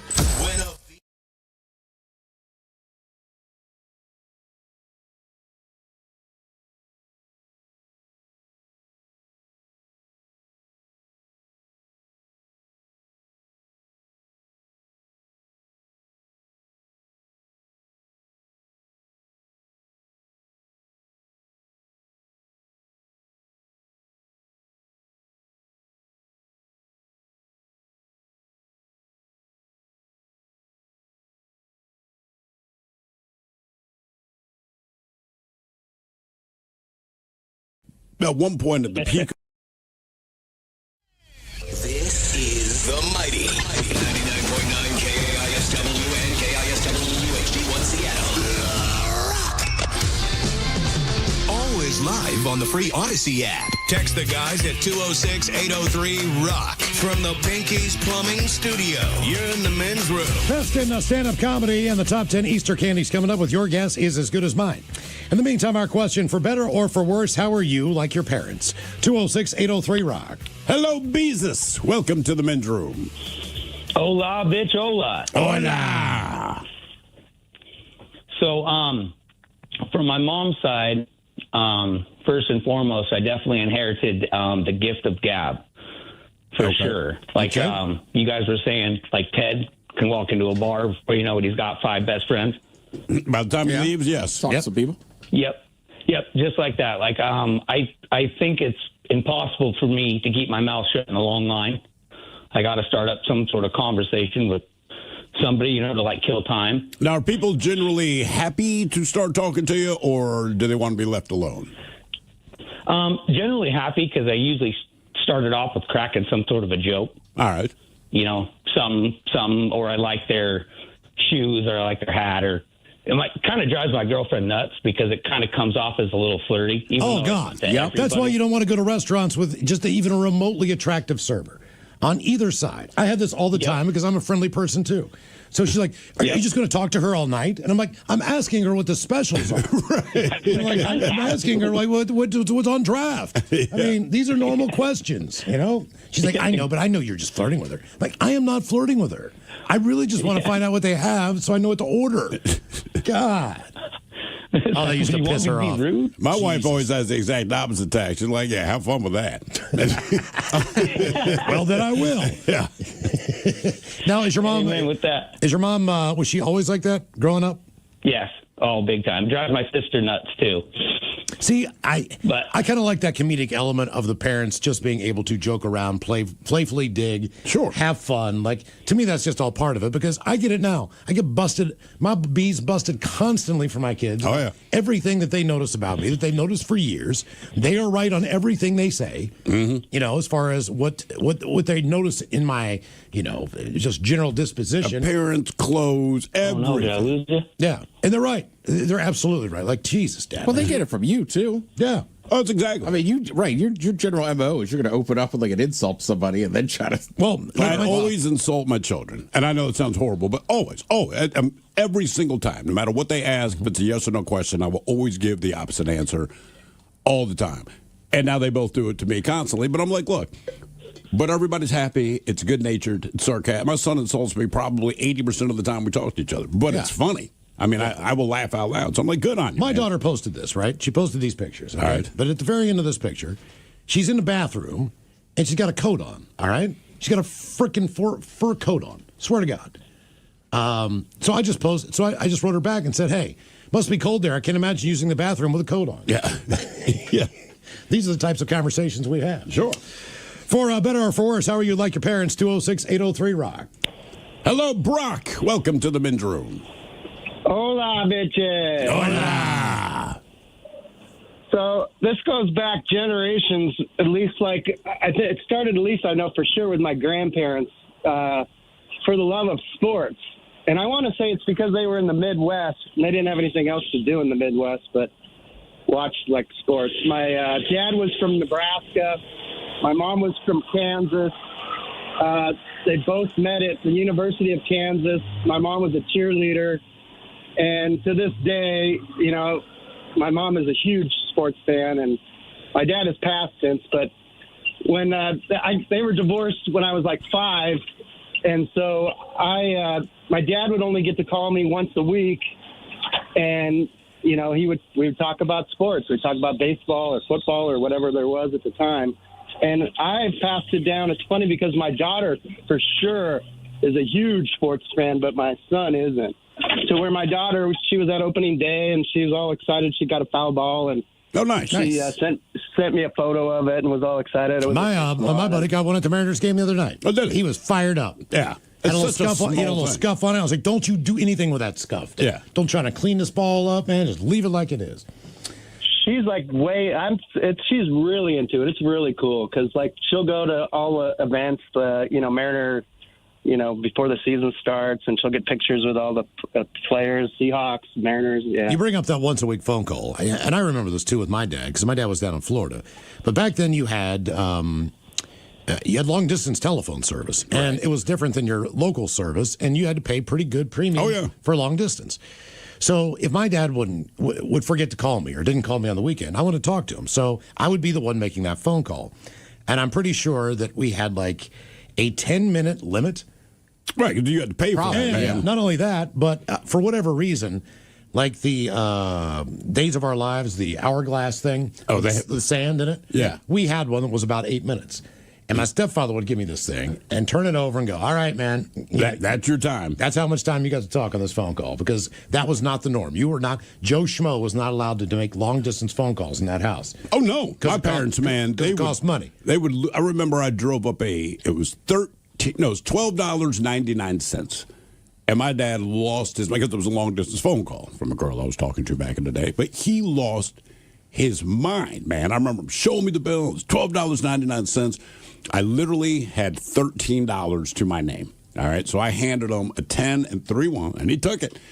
And he disappeared for like 5 minutes, came back down. I'm sitting in the kitchen. He had 1 penny Put it down on the table, man. Like, he gave me my change, but it was very understood, the situation. But it's funny, he's bringing up his kid with sports, right? Like, I always love football. I watch the F out of football, but I'm a Ravens fan, right? Live in Seattle. My kid's born and raised here in Seattle. So my son, kind of indifferent to football at first, started playing Madden, and when he understood the rules of it, got really into football. I just assumed he would be a Seahawks fan, because whether you know it or not, if you're an NFL fan and you live in a city that has a franchise, you're pretty fortunate compared to most of the population. So I'm just like, hey, man, live in town, whatever. So every birthday and every Christmas, people will buy him Seahawks gear, and all this. And I can't remember if it was Christmas or his birthday. Someone got him a sweatshirt, nice sweatshirt. And when the dust kind of settled there, he came up to me and he's real quiet. He's like, Dad, I'm a Ravens fan. Now, first of all, it almost brought a tear to my eye, because I never tried to push it on him. I'm just glad you like football. We can sit down and bro down on football, but he's a Ravens guy, and it's only because of me. And I realized, like I said, I never pushed. He would just watch me, watch the Ravens. Like, to me, that is the greatest thing in the world. And I even said, like, bro, you realize, like, they're 3,000 miles away, man. We can go to any Hawks game. They're here. And he's like, no, I get that. Like, we can go to Hawks games, but my team is the Ravens. I'm like, okay. So the cool thing about that is, once a year, we'll buy the plane tickets and fly to Baltimore to see one game in their stadium. Sure.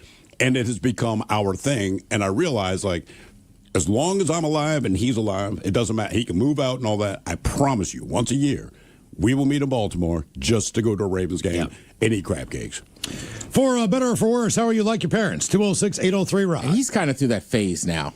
What do you mean?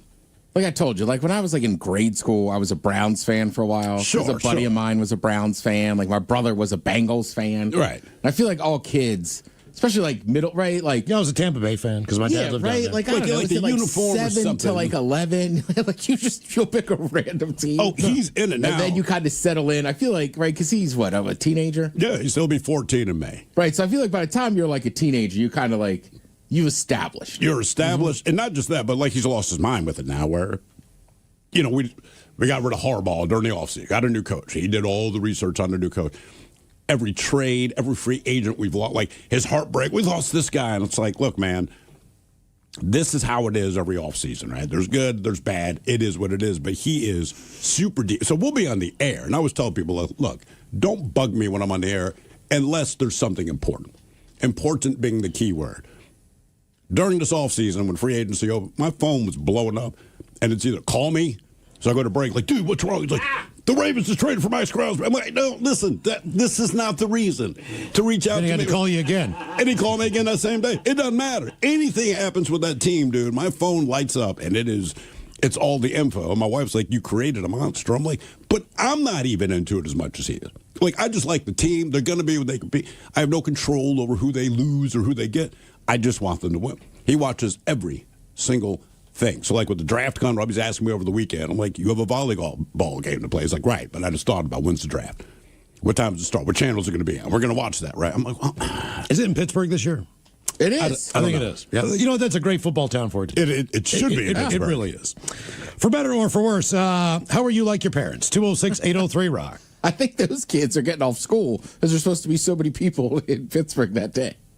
Oh, really? It was a Thursday, I guess. So my nieces will get off. It's a Thursday. Yeah, in Pittsburgh. Yeah, bro, you got the draft. Absolutely. And people go. Yes, they do go because they treat the draft now. It's not just what we see on TV. It's almost like the pre-Super Bowl stuff. You know, they go into the parking lot. There's all these interactive things for kids to do. 99.9 KISW. The shenanigans continue. This is the men's room with Miles and Thrill. Taya Garf in the links one more time this year. The KISW Miles Montgomery Golf Classic, presented by Pinky's Plumbing. That's going down Monday, June 8th at Redmond Ridge Golf Club. Redmond Ridge. Well, we understand there's only a handful of foursomes that remain. Correct. So if you want to get in there, jump in on the action and the fun to be had at KISW.com. Get your friends together, put together a foursome, and come out there and try to win those tickets to see Guns N' Roses and the Black Crowes in Vancouver, British Columbia on August the 29th. That includes your hotel rooms, your Amtrak ticket, the whole deal. So hopefully you can get out there. And we had a blast last year. It was a good time, man. Hopefully, the weather was perfect. That was a fact. Mike, I know you put the video up of the guy who hit the hole-in-one off of the toilet. Correct. Which will never happen again, by the way. No, there's no chance. It wasn't supposed to happen the first time. But do you think people are going to want to try that now? Like, hey, man, where's the toilet hole specifically? Well, to try to do that. One of the coolest things toilet that bowl. I heard from people that I knew who were out there was they said, we heard this giant roar. Oh, yeah. What happened? And I was like, I think a guy hit a hole in one. And that's all. And you guys were over there. Yeah, we were on the hole beside me. Well, we were kind of. But I didn't really I don't know if this was legal, but nobody would hit it off the toilet. So eventually I just said, screw it. You could take a whack from the toilet. You could play it. But if it sucks, take another one. Don't worry about it. Yeah. Right. I was like, Thrill and I could just abbreviate the rules a little bit. And then he swung at it, the what, next 3 times before he actually made contact with the ball? Yeah, a couple guys in the first foursome tried, and we're like, oh, this sucks. And that was the second foursome. We were like, go ahead, take a whack at it. And he hit it. Damn. It was that simple. That ball did not go more than 3 feet off the ground and just disappeared in the hole. And we're like, you have got to be kidding me. Reserve your foursome now at KISW.com and join us up at Redmond Ridge Golf Club. Our question, what do you wish you'd never come in physical contact with? 206-803-ROCK. Hello, Andy. Welcome to the men's room. Hola, gentlemen. Hola. Well, one morning my kids kept saying they kept hearing meowing in the garage, and I'm going, no, it's not possible. We don't have a cat. He says, no, we're hearing it. So sure enough, I spotted it one night. So the next night I let out some food. Yep, it disappeared. Sure enough, it was holed up in a garage. It's a feral cat from the neighborhood. So I went to the freight tool company and got a live animal trap. Don't ever get one of them. Trapped the cat, went back out to get the trap, and when I got out there, the cat freaked out and started pushing itself out the back of the cage. Well, me being very smart said, well, I'll just grab the cat and stop it. Bit the living crap out of me. 7 o'clock in the morning. By 7:30, I'm at the emergency room at my local place getting rabies shots. And let me tell you, rabies shots aren't any fun because they're given by weight. And I'm a little petite guy at 270, so I got a buttload of that stuff. That's a pretty big needle, right? And it's multiple shots. It's multiple shots. They give them to you not only where you were bitten, but that day I had 9 shots in my arms. Gee, just from the bites and the scratches? Yeah, because they gave me a tetanus shot because I hadn't had one in 4 years. They gave me a penicillin shot. They gave me a non-narcotic pain shot because I drove myself there. And then they gave me 5 rabies shots in my arms. And then they also give them to you where you're bitten. And if you've never had an injection in your finger, please pray you don't. That sounds awful. It's almost as painful as kidney stones, which I've had. Wow, so you put it up there with kidney stones. So what happened to the cat? Did the cat just run away? Well, unfortunately, my family found out that the cat was still there, and they ended up taking it to the Humane Society. They were able to trap it, back in that trap? Well, no, I got a hold of it, and I finally got somebody to come downstairs after all of my caterwauling, and we dropped it in the pillowcase. And as soon as it went in the pillowcase, it was out like a light. Wasn't fussing, wasn't fighting, didn't give a shit. Crap. Hold on. Once again, He almost got it. colors, here are the 7 words you can't say I don't on think the he radio. added the T. Sucker, mother, and please keep those words in mind when calling. Now, back to the program. So they got it in the pillowcase and took it to the Humane Society, and that was it. Yeah, but we took it to the Humane Society, and they go, oh, well, okay, so we'll spay it, and then we'll bring it back and release it in the neighborhood. I had to call them and said, no, don't put that back in the neighborhood because it'll try and get back in that warm garage it was holed up in, and I don't want to find it again. It doesn't want me to find it again. Clearly. No. Wow, that's terrible. Yeah, I know they used to give the rabies shot in your butt. Because my brother, like I said, when he was delivering papers as a kid, every dog in the neighborhood wanted to kill him, do not know why. And a couple of them managed to get to him and bit him. And they always do the precautionary rabies shot. And he said, at least, and this was in the 70s, so it was a very large needle. It just went in the butt, never the arm. But it was such a sore spot for him that we'd sit down for dinner and he's standing at the table. And he never got mad much, but I couldn't help but giggle.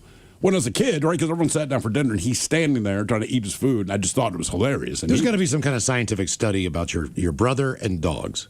I told you, now, is it a pheromone thing? It has to be. My current dog, who is bat as crazy, does not mind him, all right? But one of the first dogs that I had after I moved out, this big-ass Belgian Shepherd, and we literally took this dog to the vet because in 2 years I never heard the dog bark. So I don't know if there's a real cool dog, real chill, real sweet, but never barked. The vet did this battery test and said, look, I don't know this for a fact, but it just seems to me your dog doesn't care.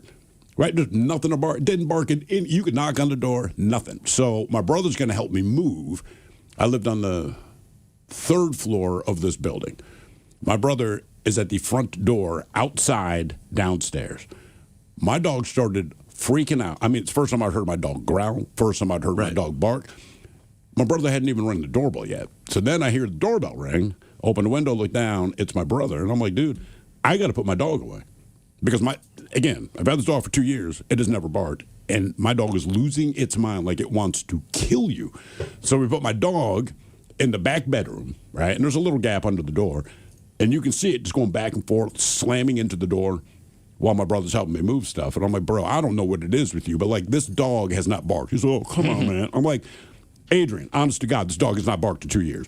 And now it will not shut up for the entire time you've been there. And when he finally left, the dog was calm again. Jesus. I don't know. That is so weird. It is really weird. But then, so when he came to visit us last time, I'm like, oh, man, my dog's going to freak out. Nothing. She was dead cool with him. And he was even kind of nervous to walk in the house because his experience with dogs has never been positive. Right? My dog, this one, who is, Ted, right? Yeah. If you don't know her, she would terrify. Dead cool with him. Huh. Go figure. This is the only dog I've Maybe ever he got seen. it out of his system. I guess. I don't know, man. But I mean, like, every dog that sees my brother wants to Whatever, it's kill like him. a bee thing. What do you mean?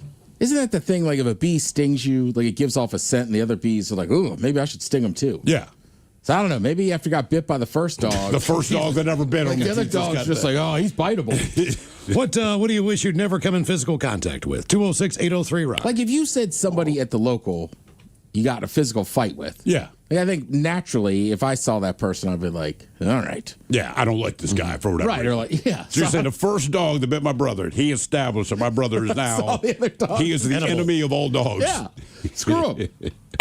Hello, Mark. Welcome to the men's room. Hi. Hola. Hola. So, yes, sir. I came in contact with a snowplow blade. Ooh. How did that happen? Well, I was visiting my girlfriend, and I went down to tell her to come on up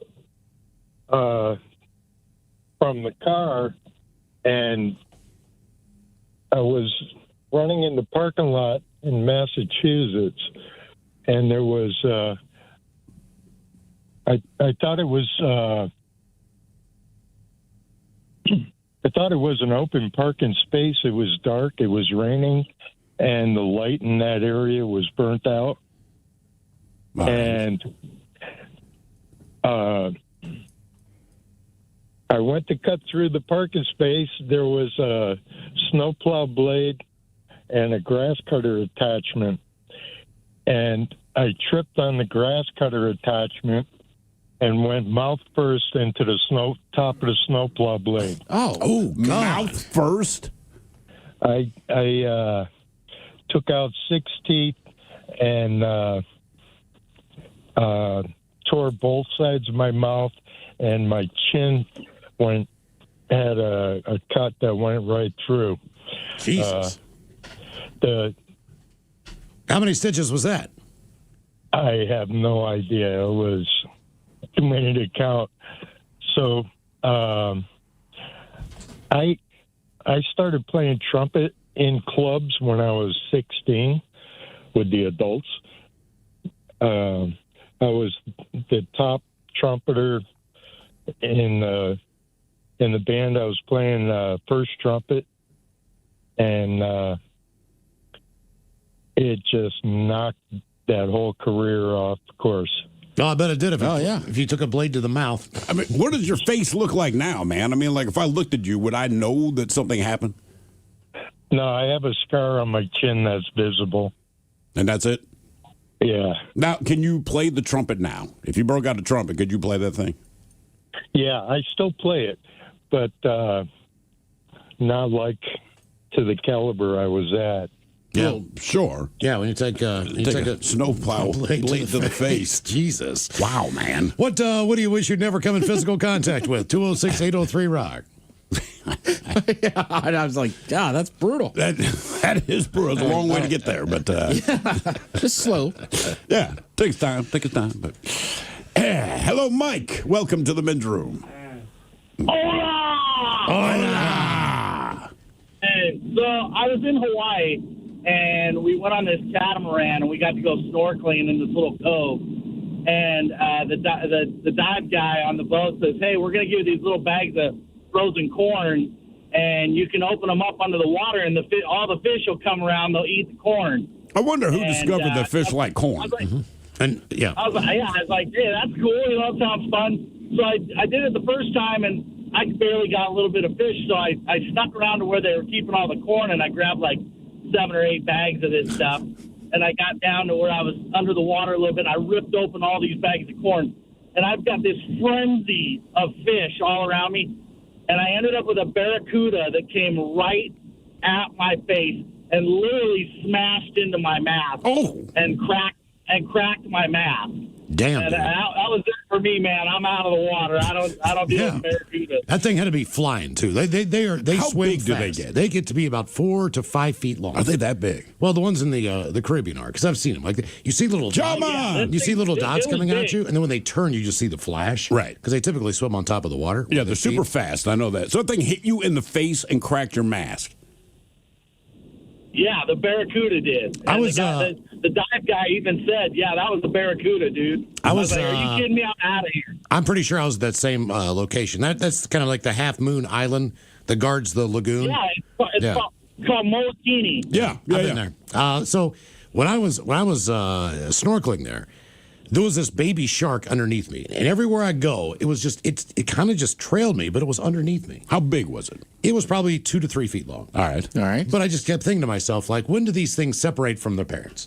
Like, that was the only thought in my head. That'd be my only thought. Because, whenever you're with a juvenile of any kind of animal, there's going to be a parent there protecting that animal. I feel like sharks are pretty quick.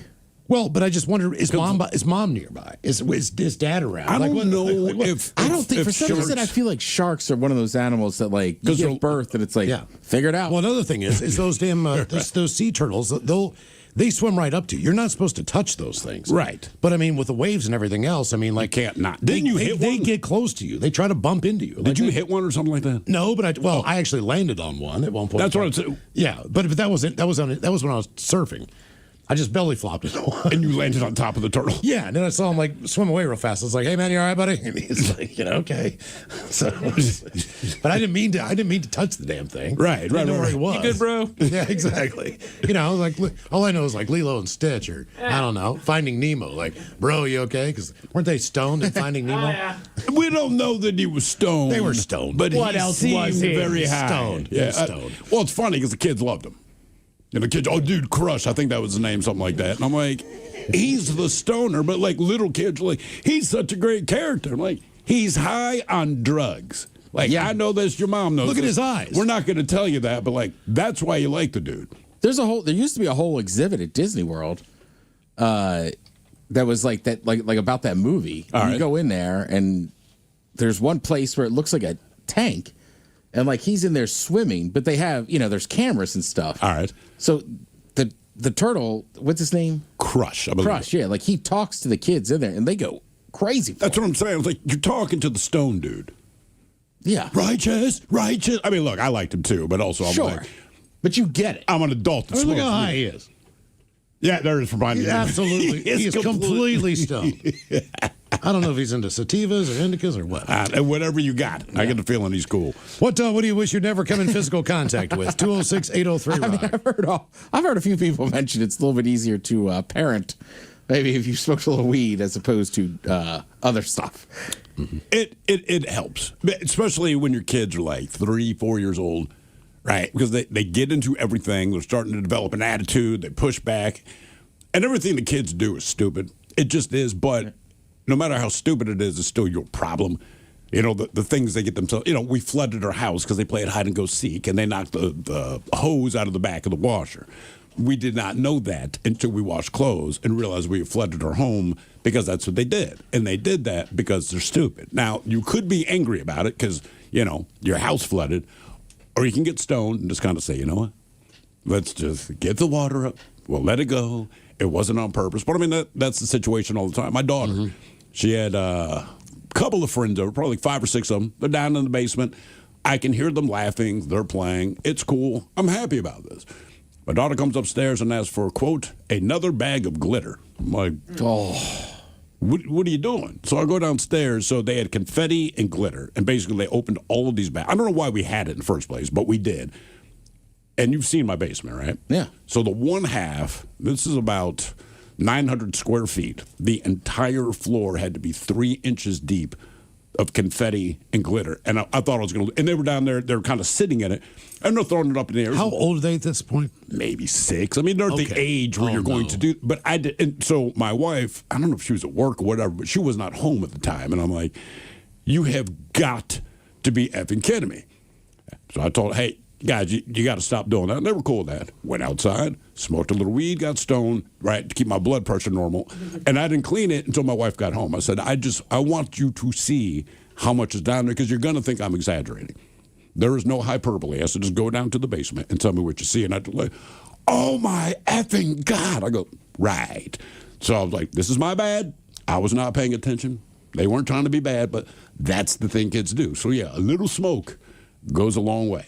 Yeah, and you're right. I mean, I remember being a kid and found a hatchet, trying to use it on a aerosol can. Thank God. Jesus, man. Thank God. Jesus, dude. It was like a tall hatchet, right? Like, I don't know, as a kid, I was like, oh, we got to see what happens here. That's what I mean. It's all stupid, but you got to deal with it. That's when you're saying that. Like, yeah, kids are just dumb. I mean, they're just dumb, but they do stuff, man. You got to deal with it. So it's like, yeah, just being a little high is like, okay. What do you wish you'd never come in physical contact with? 206-803-ROCK. In case you missed it on the Daily Migs.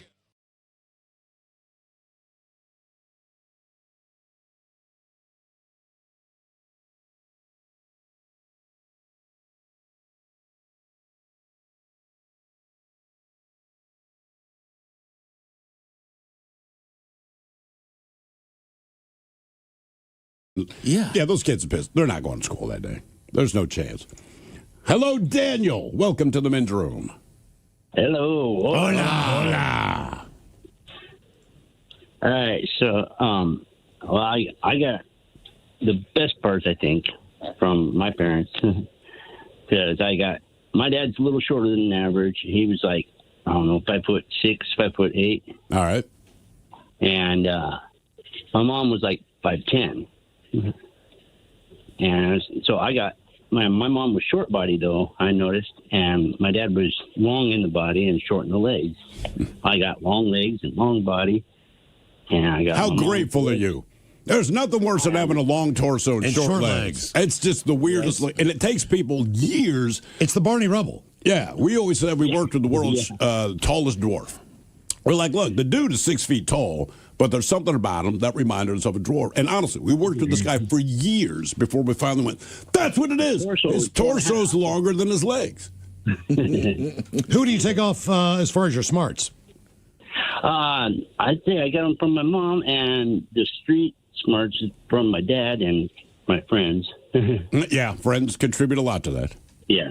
I didn't know that actually how much I am like my dad until after he passed. I learned more about him after he passed than when he was around. What are some of the things that you discovered that you basically mirror your father on? How our friends are. We have lots of friends in so many different areas, like several different groups. Groups that get along and groups that don't get along. So you're the guy in high school who was like friends with the jocks, friends with the nerds, friends with the geeks, friends with the average kids, all that? Well, I was like friends with nobody. Okay. In high school, it was weird because it took me a while before I would trust anybody enough to talk to them, I guess. And I was scared of girls, of course. Yeah, it's always a weird thing. Like, I'm scared of you, but also I want to be around you. I'm not scared of you like I'm scared of a grizzly bear. I don't want to. I think that's still true. I think that's still true to this day. Really? I don't think you ever get over oh no. Well, yeah, because rejection is just the worst. I don't even want to feeling. Right? I don't even want to. I have no idea. I don't even want to know. You can have a bad first date. You just want to get to the point that you can have a date. But if you're openly trying to flirt or get someone's number, whatever the hell it is you do now, like. If you get shot down in that moment, That is a bad. Because you can say, hey, man, she said yes to the date. Cool. The date sucked. Your feelings aren't hurt. But same girl, you approach her and, hey, would you like to go out sometime? Or, no. Yeah. It's terrible. Well, with my dad, God, I went through a lot of, but I will say this, you get a callous after a while where you're just like, look, I'm going to ask you this question. I don't care if the answer is yes or no. Wait, you said yes. Hey, law of averages. Yeah. My biological dad, he was he dealt weed most of his life. All right. That was just part of his thing. And it didn't matter if I was over there and I was 12 years old or 10 years old or not. He would get a big block of weed. So didn't he have you help him? I would clean the weed for him. Basically, I would just take all of the stems, and the weed had stems in, and the weed had seeds. Yep. And basically, he taught me to do it with the top of a board game box. And you just shake it and shake it and shake it, and the seeds would roll down to the bottom, and you pull the seeds out and do all the stuff. Now, I knew the smell of marijuana. I did not know the difference. But back then, there was always a pipe on someone's coffee table, as you would say. Yeah. There was always a jar of pipe tobacco. People smoked cigarettes all the time. Always. People smoked cigars. In my area, they made Swisher Sweets. Mm-hmm. So people would smoke those. So to me, smoking was just smoking. Yeah. I could not differentiate. Oh, right. If someone's smoking a joint or smoking. Like none of this, like it was all just like adults smoke. That's what they do. Some smoke this, some smoke this way, some smoke that. Right. Like my uncle would always smoke a cigar. So that's kind of what I knew. I did not know about marijuana that much as far as what I was doing. Right. Of course. And I never smoked weed until I was in college. But in high school, I went to my first concert and I got a whiff of weed. You know, people were smoking it all around me. Duran Duran, believe it or not. And as soon as it hit me, I'm like, Dad, that's my dad. That's what that is. That's what my dad smells like. That's what his car smells like. That's what his living room smells like. That's what his house smells like. That is the smell of my dad, you know? And my buddy's like, that's marijuana, that's weed. I'm like, oh, like, and then that was like dare. Oh. That was like bad, you know? And it all kind of clicked in when I was probably 13. But if you were already 14. cleaning the weed, you didn't think he smoked it?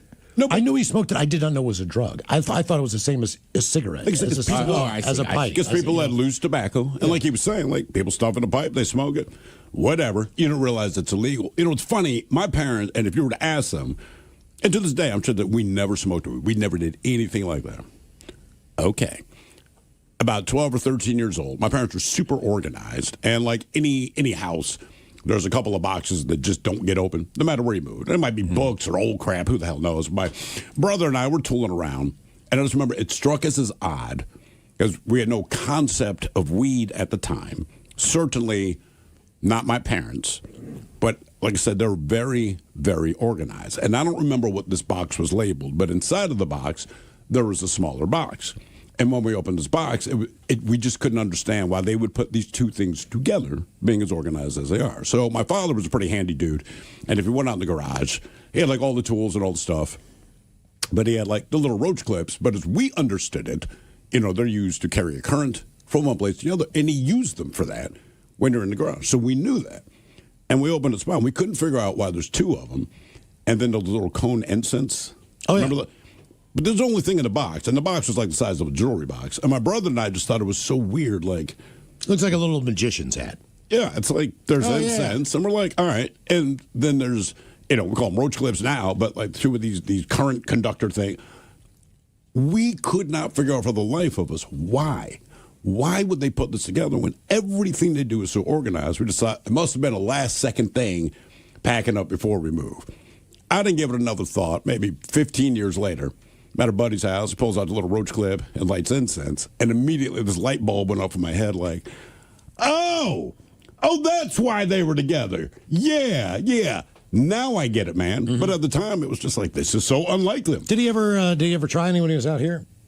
No, and when so he's still going to take hiccups really bad, and I told him, I said, look, man, I'll smoke weed. He gets rid of it, and he's a former smoker, so he might not want to smoke again. But I said, well, look, dude, they have gummies. They have everything in the world.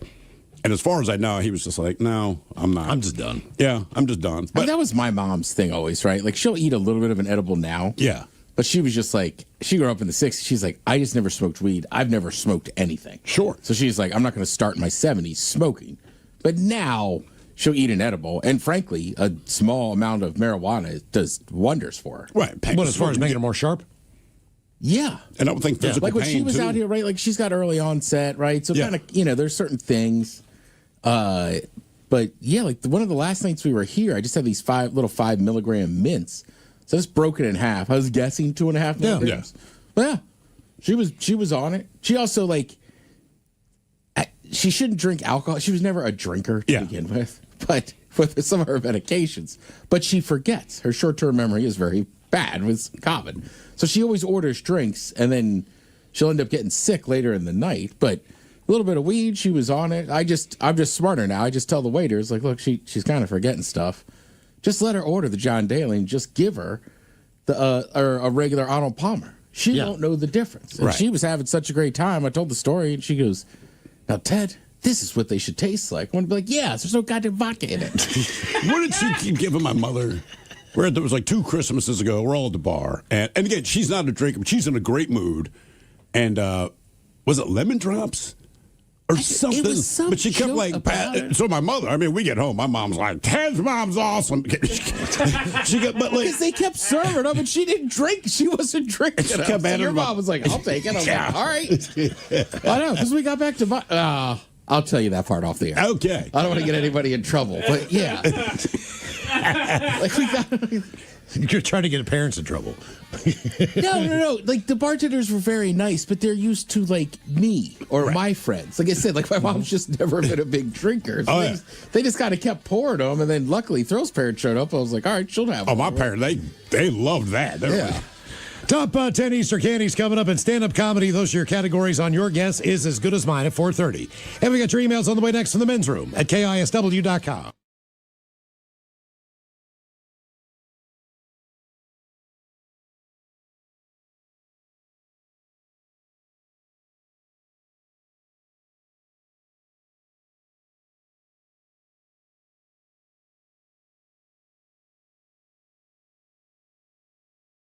KISW and KISW HD1 Seattle.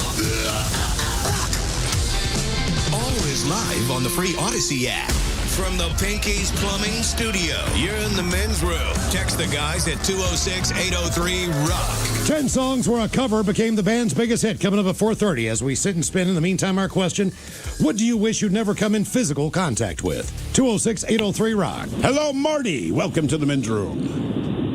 Liquor and whores. Liquor and whores. I love it. Your guy comes on and says, don't curse. And I'm like, okay, I'll try. And then I start listening to you guys.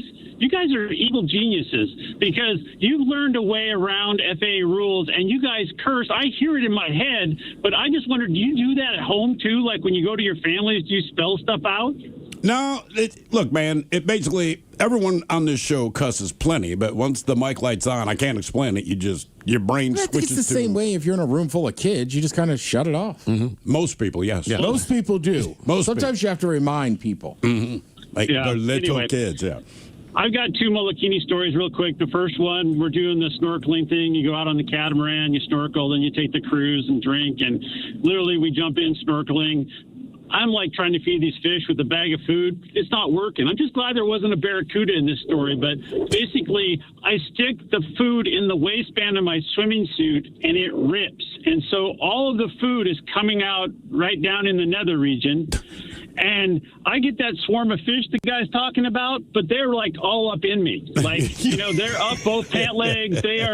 I had little tiny bite marks all over the nether regions. It was not good. How long were you trying to get all these fish out of your nethers, bro?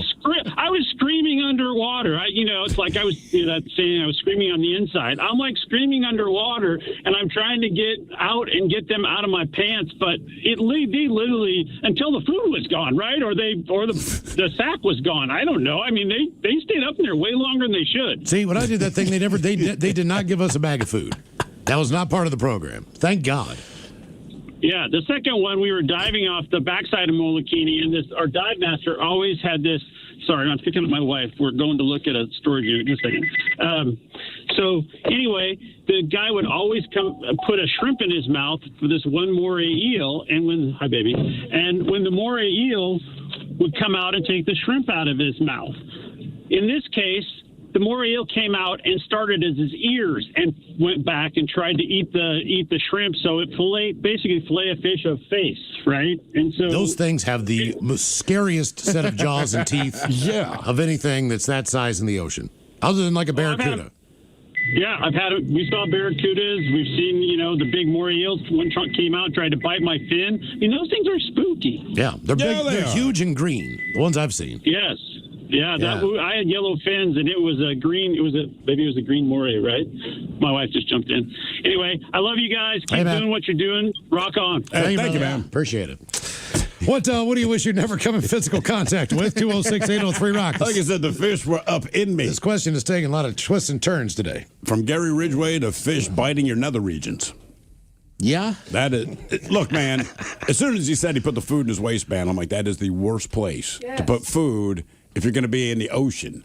God almighty, man. Hello, Catherine. Welcome to the men's room. Liquor and whores, gentlemen. Liquor and whores. I am going to preemptively apologize to any squeamish listeners. This is not a fun one. I worked adjacent to a coroner doing basically autopsy work, and I actually cut into deceased people. And we had a newbie trainee person, and I was demonstrating something. I was cutting with a scalpel, and the scalpel kind of got stuck on something. And so she went, I'll help move the limb. That can, that'll help you out. She just goes and does it as I'm freeing my scalpel. And again, this scalpel is in a dead person, and the scalpel breaks free and slices into my hand. Oh, Jesus. And I have a scar from it. It's not a massive scar, but it cut so deep that you could see the little bubbles of fat under the skin. You could see the muscle. I took pictures. It was rad. Didn't feel good, but it was kind of cool. And then I stitched my own hand up. You did? Wow. And just kept working? I did it when I got home. I wrapped it a bunch to keep working, but I did not feel like going to the emergency room and getting charged $5,000. Did you think it was too deep for super glue? Yeah, no, definitely. And I didn't have access to that, but I do have a stitch kit. How many dead bodies do you think you've cut into? Ooh, 200, 250, probably in that range. Have you ever hit a tumor?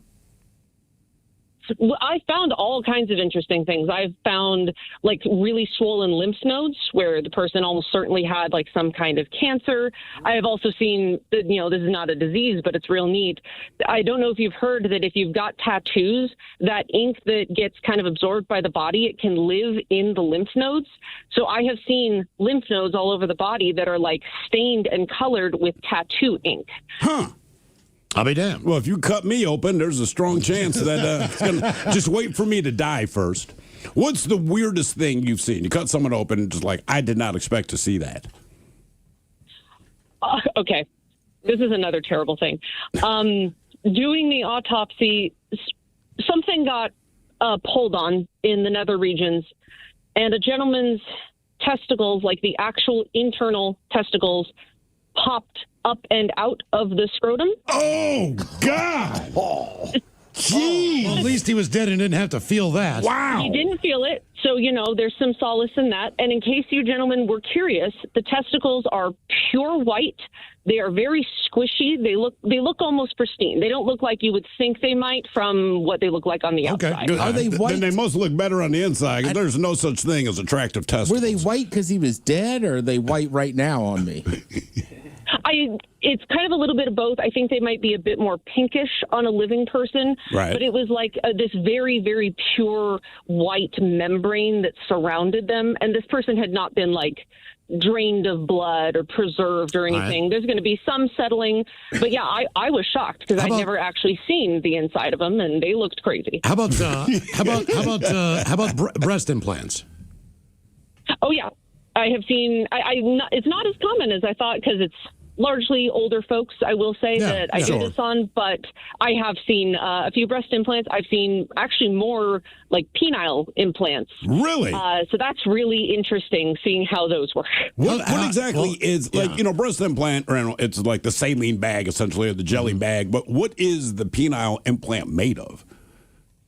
It's like metal, like very thin, like metal springs that can expand and compress. God. There are different types of them, but they do implant basically kind of this. Again, it's a softer metal. It can bend. There's like a bendy tube. How do you? There's like a. How do you initiate it? Is there a button on it? There's an implanted pump.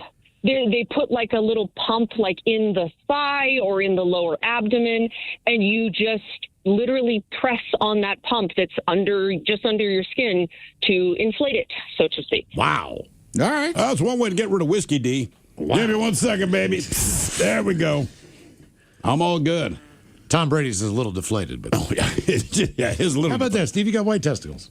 I know. That was my thought when she's saying it. I'm like, I had no idea. That's why there's a small black man, white testicles. Yeah. What do you wish you'd never come in physical contact with? 206-803-ROCK. That'd be funny if they were white on the outside. Just saying. If you get like a skin graft, right? Yeah, right. You need a skin graft. Ted is nice enough to. Here you go, man. I got you. Just hanging around with a white Crown Royal bag. Yeah, basically. Yeah. Skin from Ted. Thank you, man. Not an organ donor. Hey, I'll give you some skin, but you're not putting those toes Now on my I'm just armpit. picturing. That would just seem wild. I would be huge on OnlyFans. Hey-o. Oh, yeah. I mean, I absolutely be like, dude, what do you do with white testicles? Like, I'm on OnlyFans. You're killing it. I think we'd make you show them off.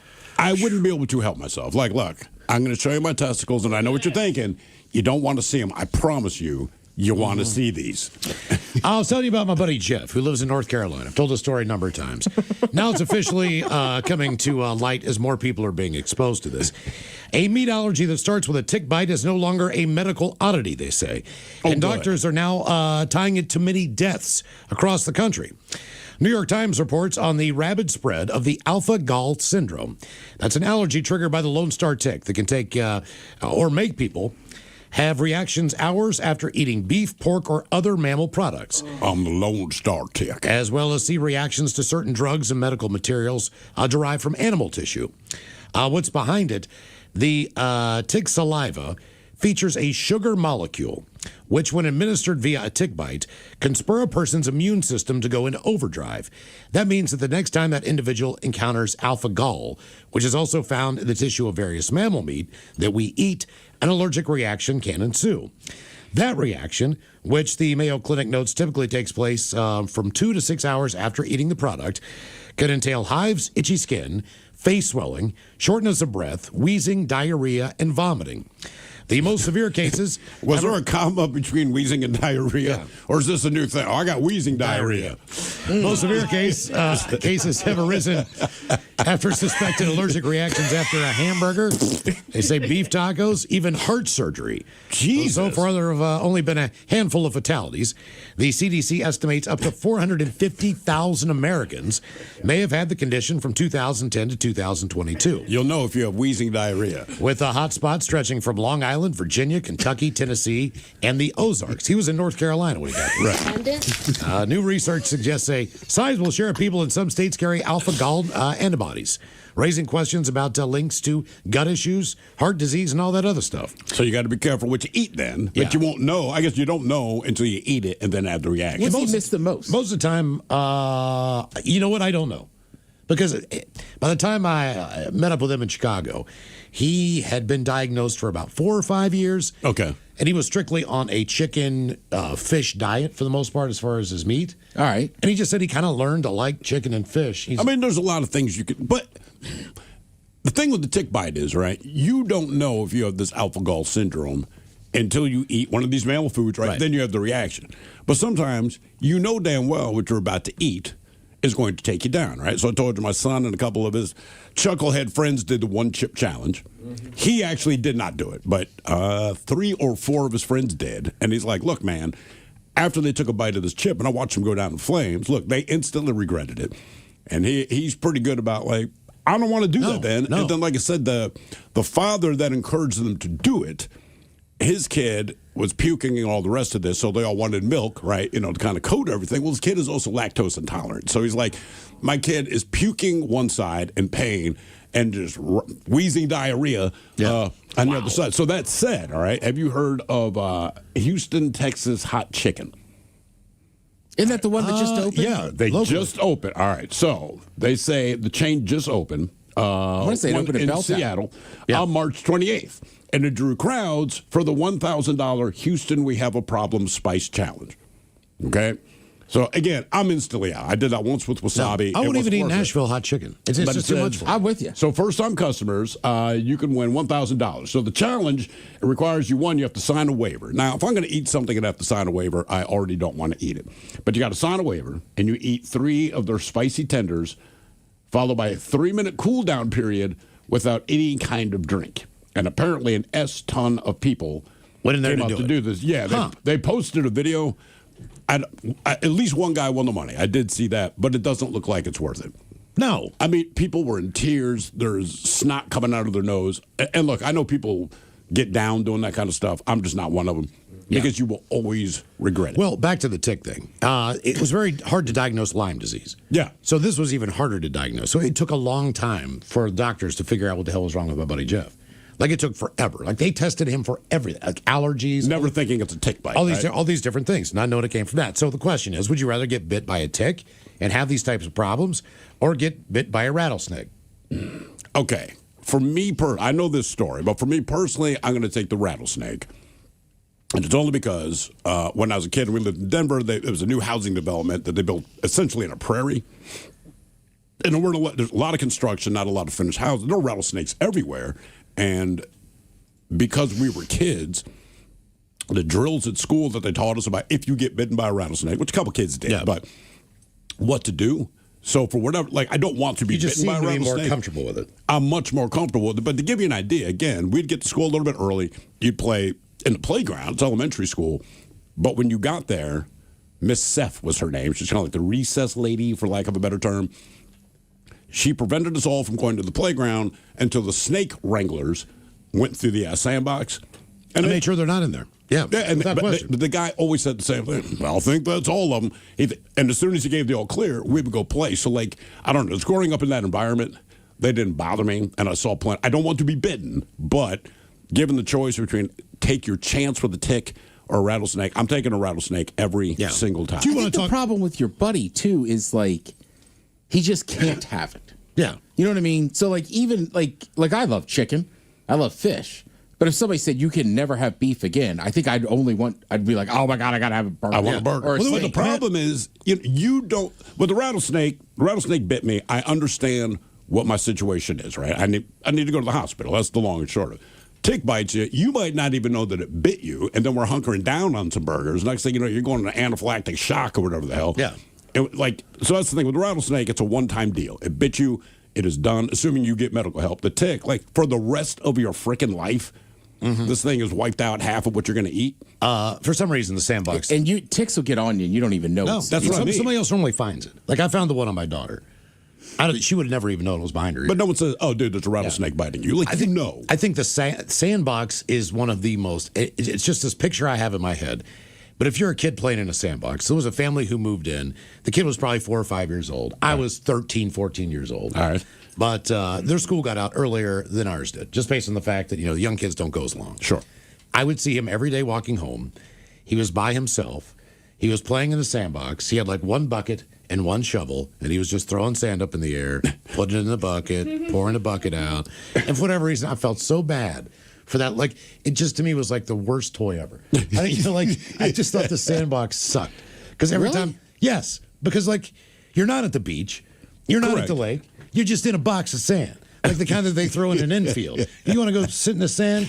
Go to a little league baseball. I mean, when you park. put it like that, yeah. I mean, it's just a a box full of sand. It's not a pool. It's nothing. It's just sand. And he's just in there digging sand. I just thought, man, golly, I hope he finds a friend, someone who he can play with and just do anything else other than just sitting in a box of sand, man. It's like, yeah, but he's digging you buy around. sand at like Home Depot and just throw it in a thing with like 2x6s. Right. It's like that's it. Yeah, you can take your tongue trunk through it. Yeah. You can't make a sandcastle. No. The sand's got to be wet.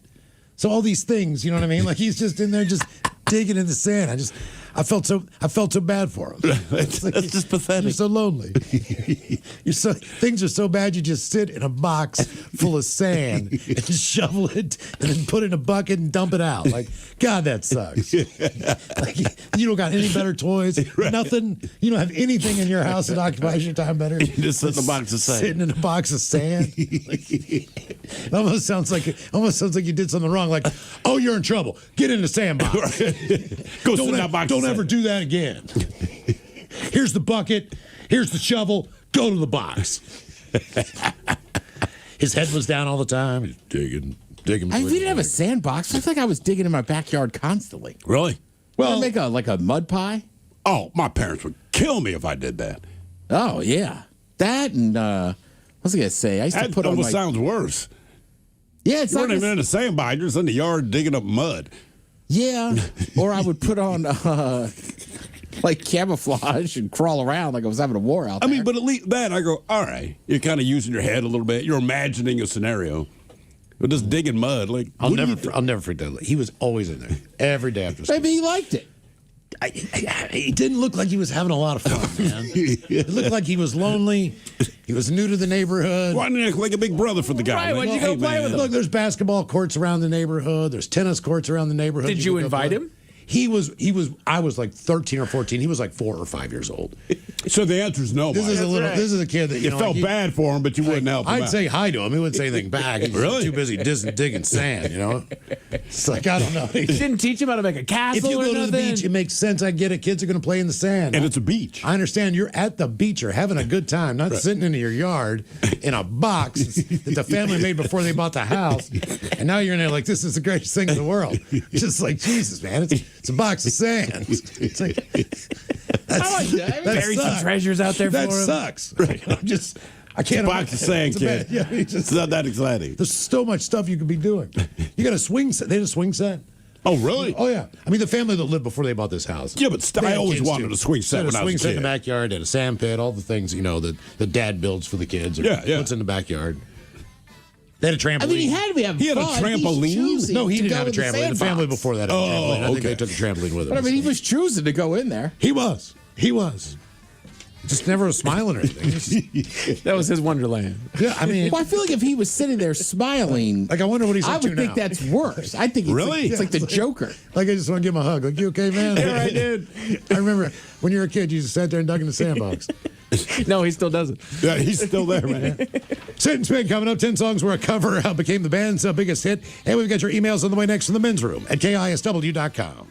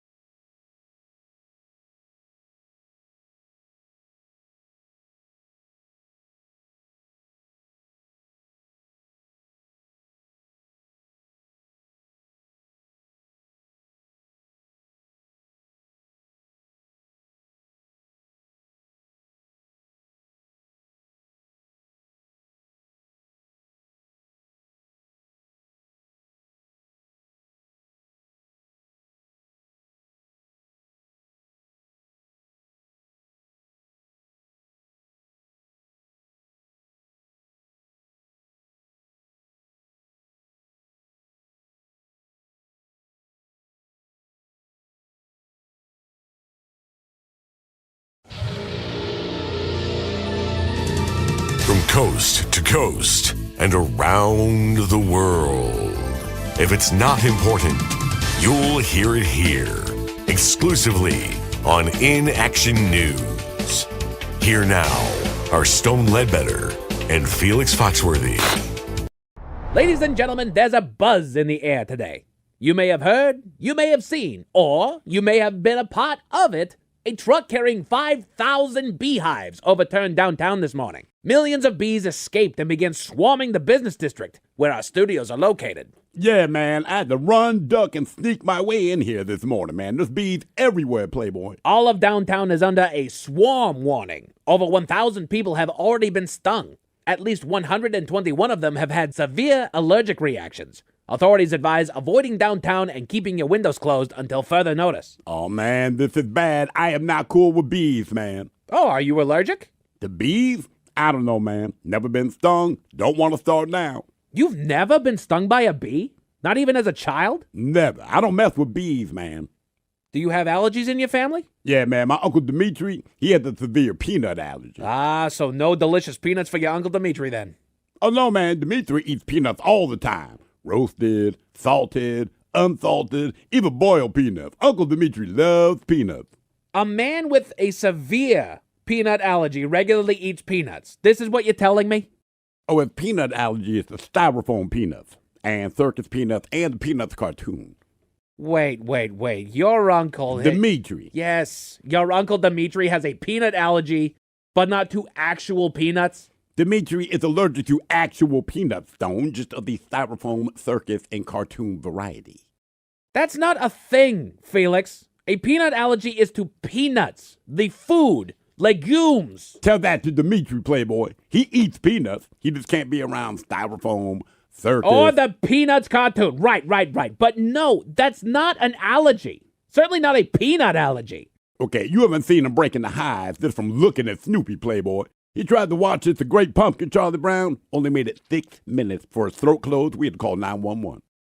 From watching It's the Great Pumpkin, Charlie Brown. And one time from trying to watch a Charlie Brown Christmas. Uncle Dimitri stopped ordering things off of Amazon because sometimes they use styrofoam peanuts, man. Last time he did that, went in the anaphylactic shock trying to get to his panini press. Speaking of anaphylaxis, we're getting more and more reports of people being swarmed by bees.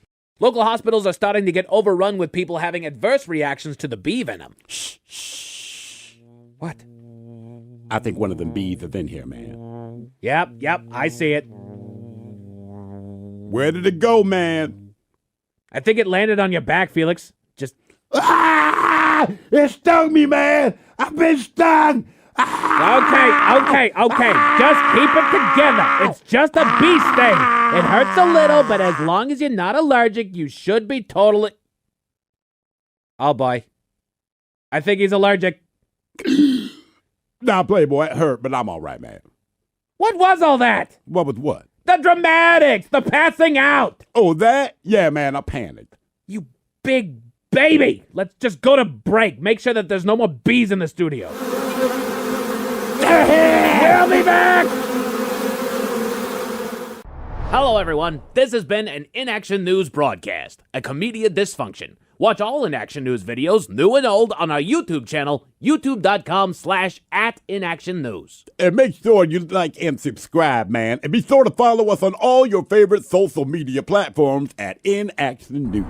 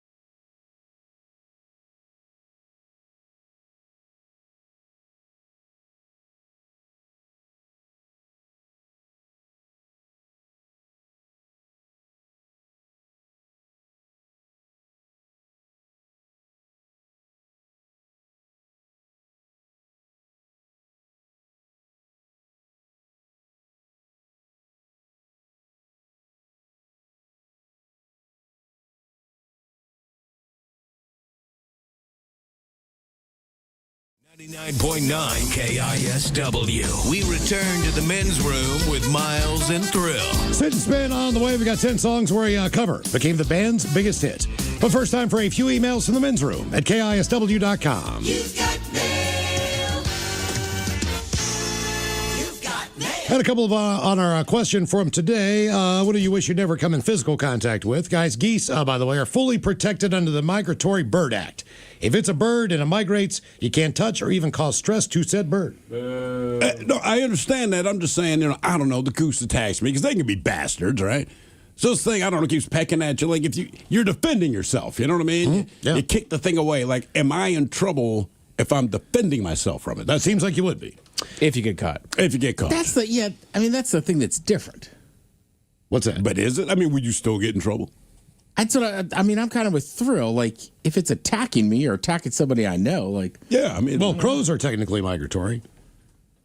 They're local, but they travel distances. They do. But just daily. Yes. That doesn't count. Where do they go? Where's the. Well, that's the thing. Now they're going to Redmond, I think. They It's were Redmond, at right? UW Bothell forever, and they've moved. Really? They're not really positive why they moved. All of them. That's such a weird thing. They decided to hell with this place. So wait a minute. Maybe So, it was the HOAs. Like they all go to that spot, but when they leave in the morning or whenever they leave, they have their neighborhoods. Right. So for years, right, they would at the end of the evening, you'd always see, especially downtown or in the city, you'd always see them flying north. Yeah. Because they were going to UW Bothell's campus, and there's I'm like glad they wetlands study. Yeah. in there or something they loved. But then there's been some construction, this and that. They think maybe they just outgrew the habitat.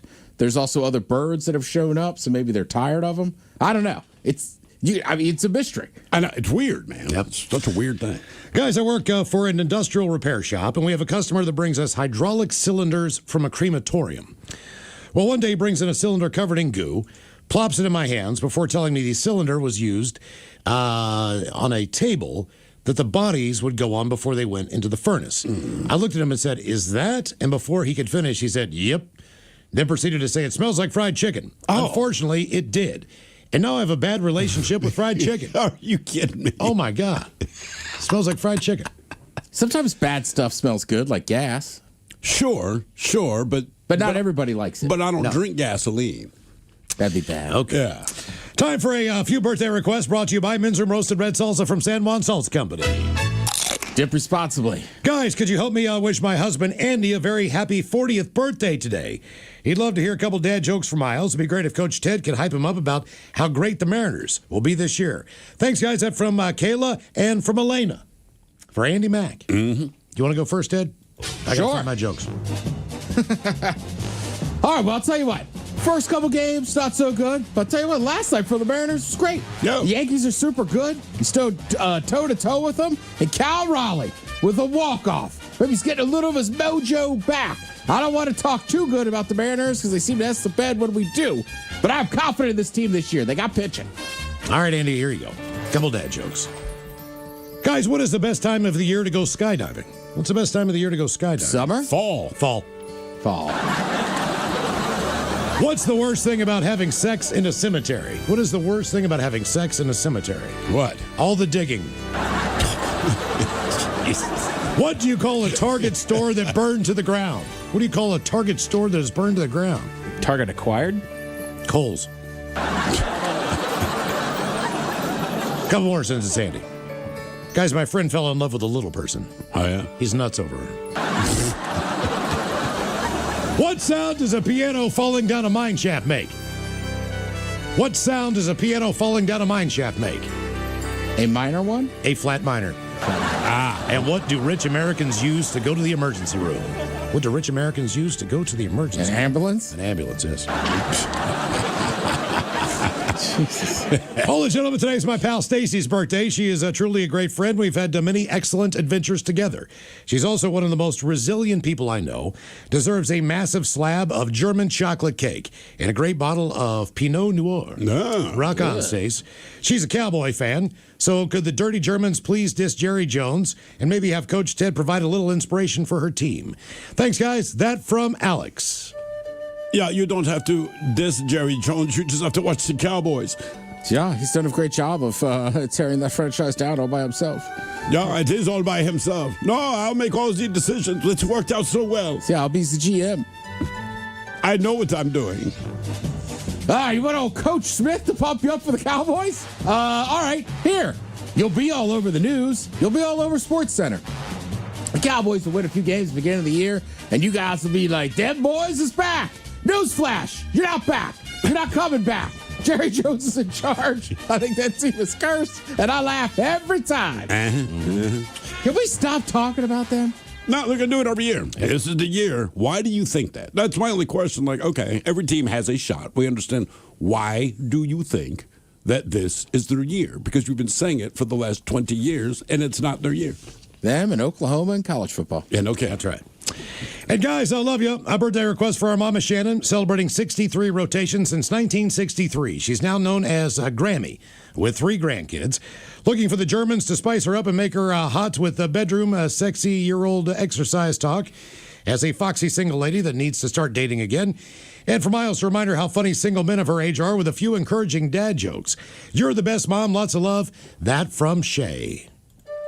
Yeah, Shay, when I meet your mom, you know I'm going to be your stepfather soon. When she sees this German, I tell you, we're going to be spending many times together. Yeah, and like a lot of people, when I talk to her in German, I'll remind her of the war. Yeah. Dad jokes. Guys, I haven't spoken to my wife in years. Oh, yeah? Yeah, I thought I'd be rude to interrupt her.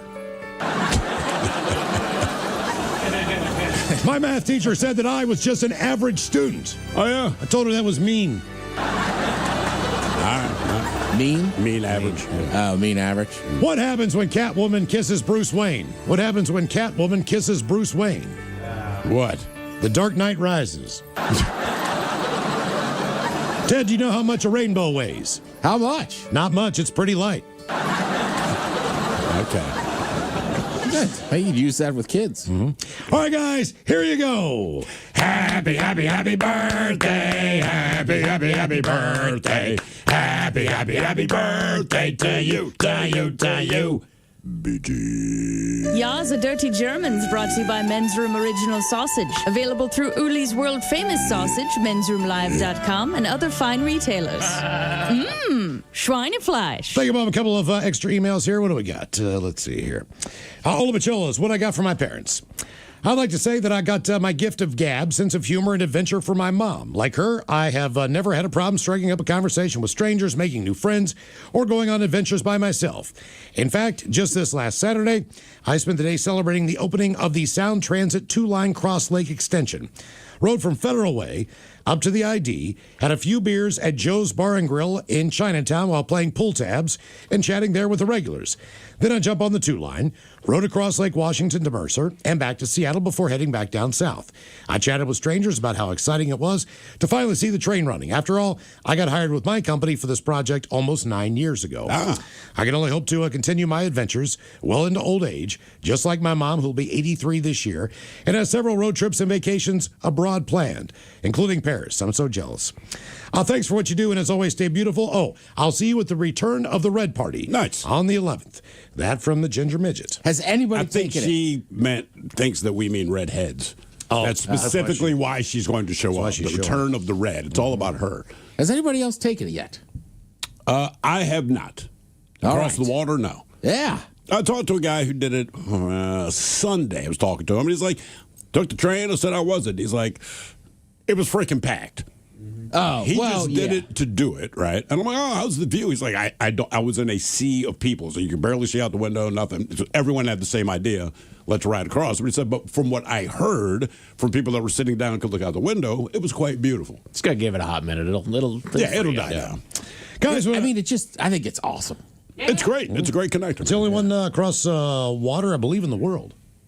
No, Yes, really? it is. Yeah, For real. Light rail? Yeah, one was positive. Yeah. That was the problem with it, is that they had to figure out how to make it on a, don't quote me, on a floating bridge or something like that. Yeah. Okay. Yep. And that was it. It was the first one on a floating bridge. Yeah, maybe I'll give it a little bit before I do it. As far as because the 90's a real bridge. I know the 520 is like the longest floating bridge. I want to say one of the longest ones in the world. But did they make a floating bridge for the light rail? Oh, I don't know. know. Ginger Midget, you worked on it. Yeah, let us know, man. Guys, when I was 7, as far as being scared, my brother was 5. We were visiting our great uncle in Indiana. His home was surrounded by cornfields. That's when my brother and I decided we should watch Children of the Corn. We didn't go outside and play the entire time for the rest of the visit. That from Robert. Subject, Lowenbrow. Hey, guys, years ago, I found a Lowenbrow mug. I kept an eye out for 10 years for the actual beer just so I could actually try it. I didn't get my chance until last fall when I went to France and Germany and was able to go to an actual Lowenbrow restaurant. It was fine. Cheers, guys. That from Lee.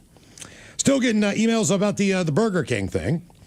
Talking to the, CEO? President, whatever it was. Has anybody been to a Burger King since? I have. We did, because we did the Burger King challenge along with the McDonald's McArch. All right. So I've been there. Olovachola's thinking about your conversation with the head of the Burger King. Reminds me, Burger King once put out a chicken sandwich that rivaled everyone, from KFC to Popeyes, even Chick-fil-A. So the one thing that I wish would come back is the Burger King Cha-King hand-breaded chicken sandwich. Cha-King? Cha-King. I don't know why they took it away. Every time I went in there, I was always a wait, and people were buying it. It was so good, I would usually buy 3 at a time, just so I could have extras for later. So if Tom is still listening, please bring back the greatest chicken sandwich in fast food history, in my opinion. Cheers, guys. Thanks for the laughs and being the greatest radio show in Seattle history. Well, the way that guy operates, seriously, call him and tell him. Yeah. I think they should bring back, Miles, you'll remember this, but they used to have international ones for a little bit. So they had an Italian one. So it's the regular kind of long chicken sandwich. All right. But it had marinara and mozzarella on top. I do remember that. Like, I don't know, when I was a kid, that seemed like that was high society stuff. Oh, yeah. You're living well. And one more.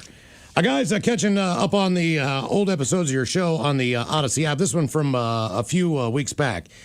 You guys were talking about Radio Shack, and I'm not sure why. But, Olabacholas, if you ever make it out to Squim, there is actually a Radio Shack there. Now, it's not the same as it used to be. Mainly Chinese electric toys and the like. The owners are very strange, but worth checking out. Love the show. Keep doing God's work. That from New Neck Adam from Gold Bar. All right, coming up at 5:08, we will drink and toast with a shot of the day. But first...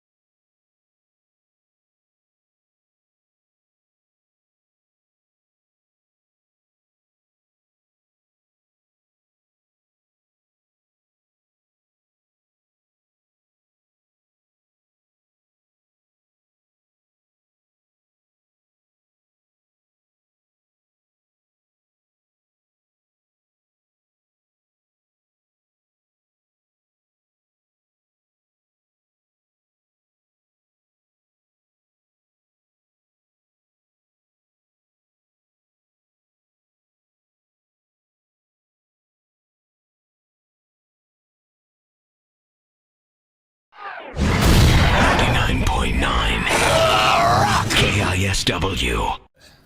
Ben the Psycho Muppet back here for Men's Room Movie Part 2. Shut up! You shut up. So last week we asked for some ideas, and frankly your ideas all suck. They're terrible. So we're not going to do any of those. But luckily, like manna from the heaven, rained down upon us, the Men's Room was a gift from one of our faithful listeners. And this is it right here. He actually hand-delivered it. No farting. This is some sort of a fart crate. See what you've done? See what his ass has done? I think people take this all wrong, although I do appreciate the handy self-made no farting thing. This is one, all right, but it's not universal yet. This one, I think, says it a little better. It's not really for you, though, is it? It's not for me. That's the thing. I might be the inspiration. Yeah. And I'm a little offended. Let's see what we got here. It's from our friend the Harry Trucker. It says, "Boo, bitches. I've been a big fan of your show for a long time. As far as I can tell, you fellas are the only good show left on the air anywhere in Seattle. I've listened to nearly every episode ever since you started releasing each day show via the podcast. Unfortunately, because I only listen to podcasts these days, never had a chance to call in.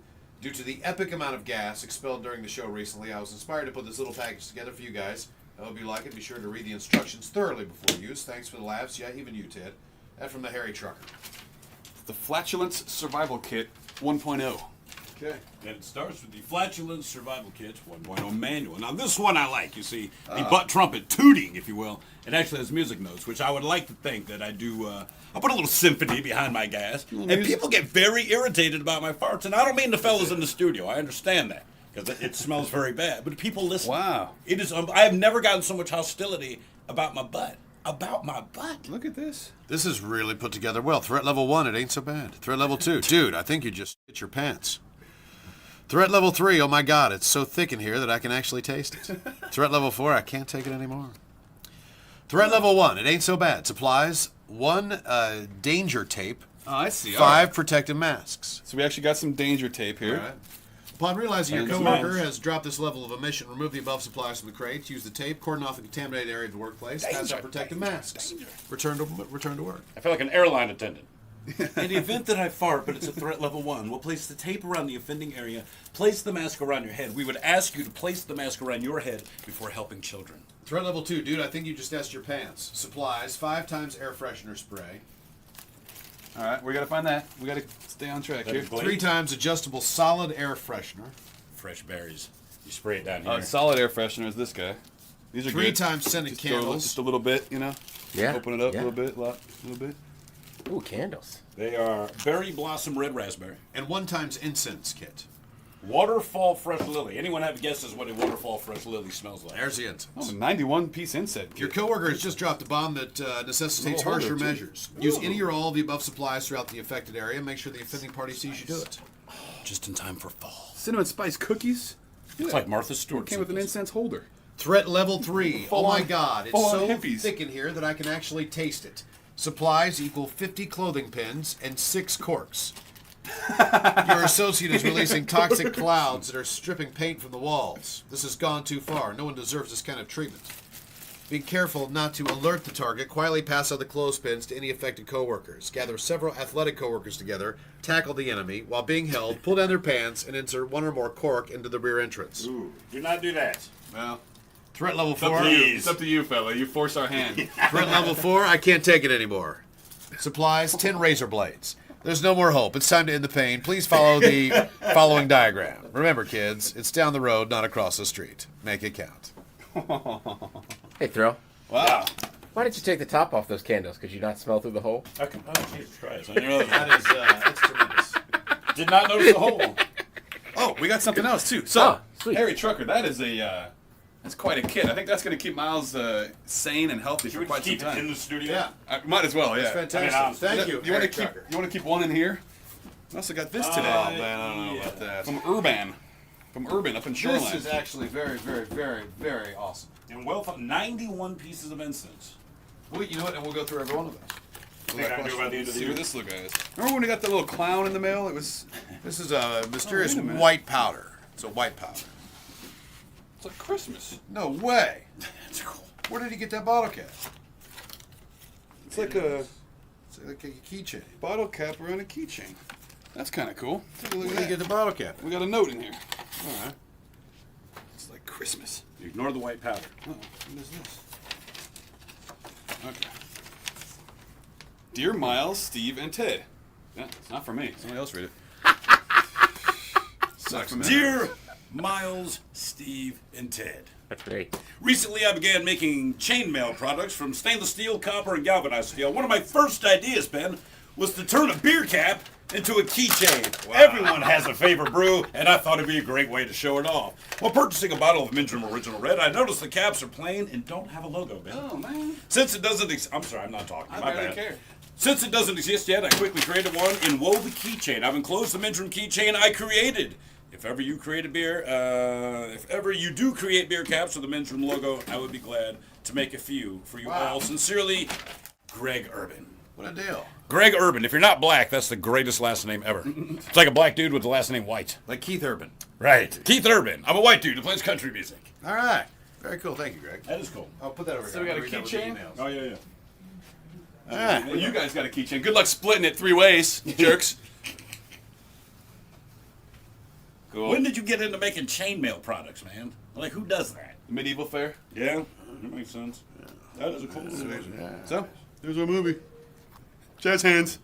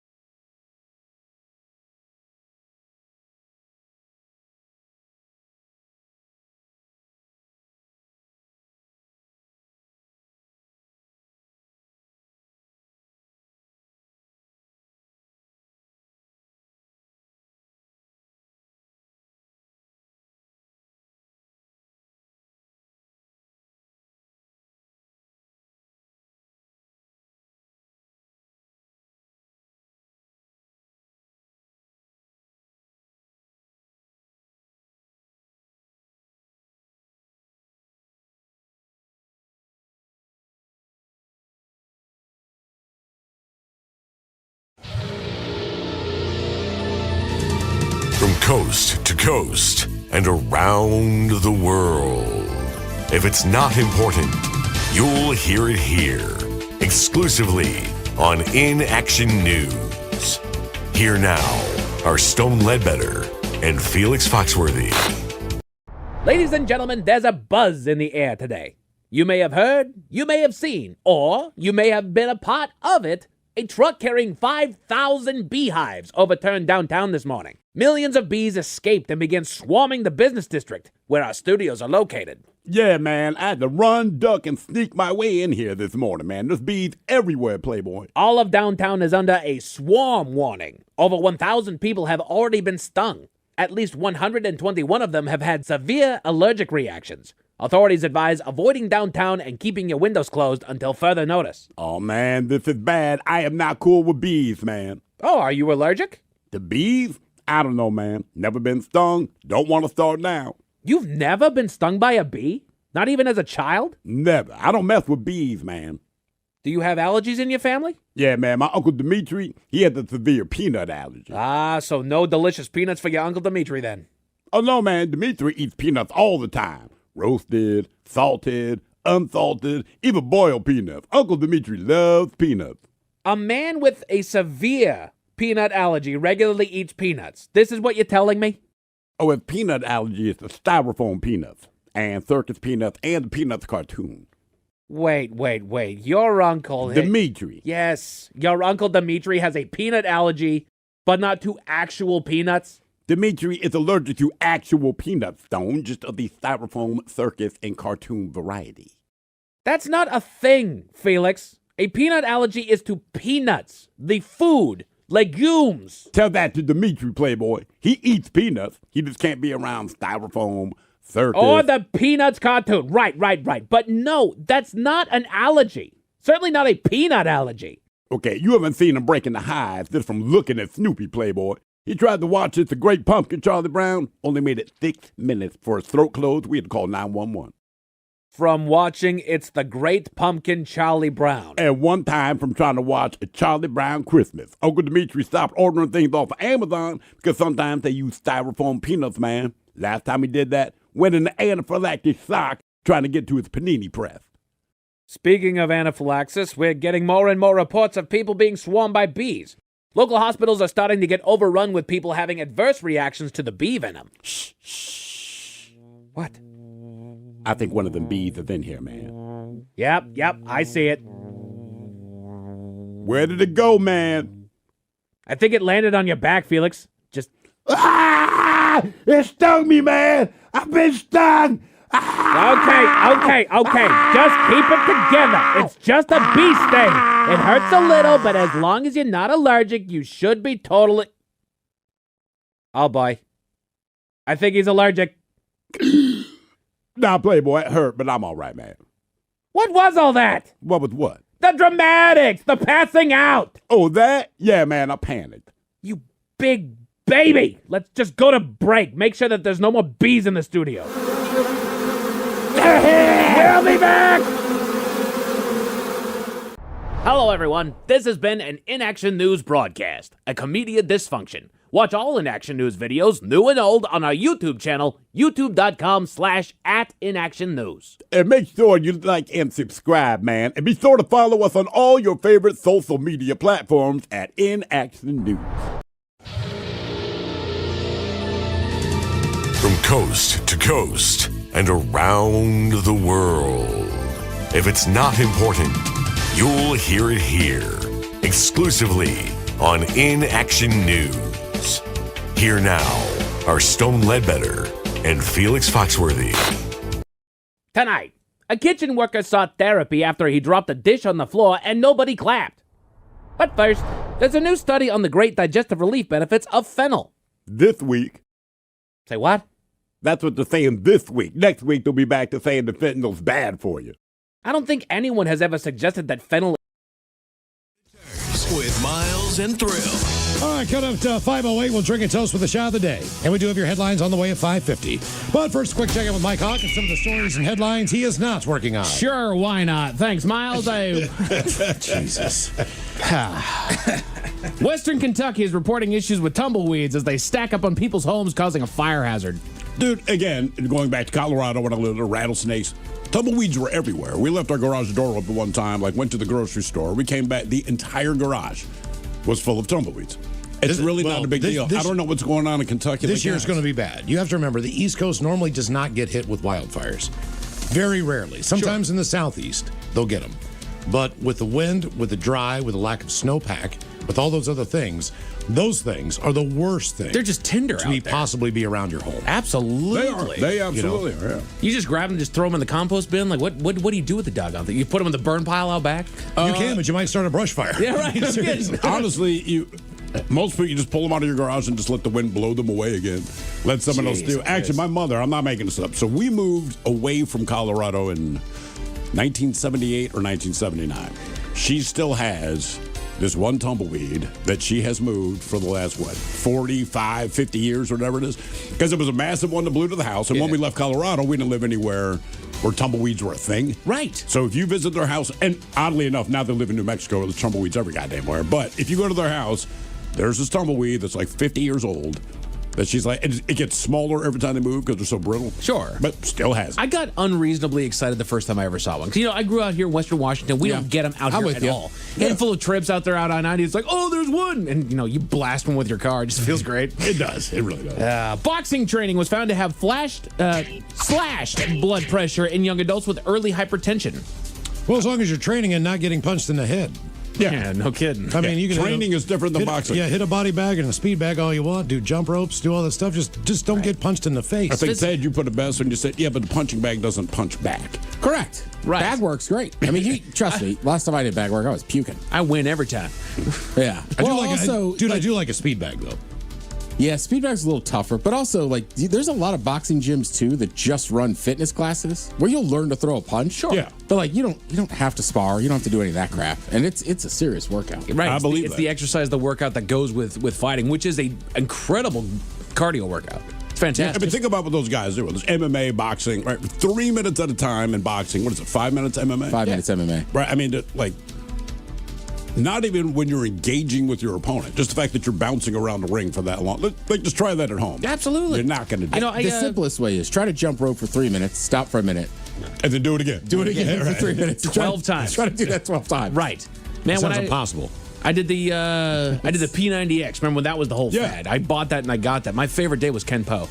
And it was the same thing. It was just a martial art that you just did yourself. You did, just doing punches and do it. How much weight did you lose doing that? I didn't lose a damn pound, Miles. Are you kidding me? So I had a buddy who was shredded. He was overweight like me. So what I did, and he got done, and he looked like he was in high school. So what I did is, now granted, I did this maybe a year out of high school is when I actually did this, but I did a crash diet that took 30 pounds off of me in 30 days. Jesus. Right. It was not good for me. Yeah, there's no way that's healthy, but sure. It's a great way to shred weight if all you're looking to do is shred pounds. Yeah. You're not going to keep it off, but if you need it to go away now, it's good for it. Gotcha. And then after I was done with that, I was like, I'm going to do the P90X, and I did it for 90 days straight, and it was hell. But honestly, I have gotten better results just doing what I'm doing now. Which is just the walk? Right. Walking 10,000 steps every day, doing YouTube videos. Juice and Toya, I'll give them a shout. Juice and Toya, they're my favorite group right now. By the way, just real quick, you're doing 10,000 steps a day, which I do respect. And I see you, doing the circle around here. Yeah, man. When are you going for 40,000? I do 40,000. My wife wants to do 40,000 once a month throughout this entire year. I'm saying because one of our coworkers, Christy Taylor from the End, she has that.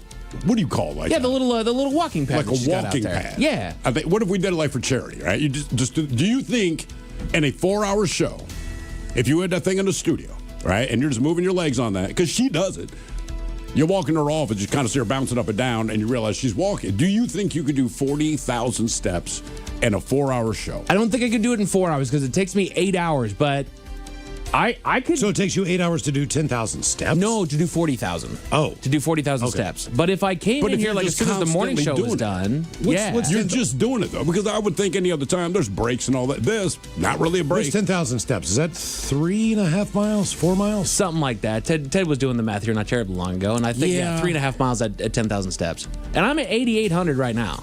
Okay. You think I might be able to do that. Just think about 40,000 it. I think it's a steps. It is a lot, but I'm just saying. We failed the last time we tried, but I drank too damn much. Yeah, I mean, I try to get 7 miles just walking on Saturdays, and I was telling Mike, like, my quads were on fire on Sunday. What if you do it for charity?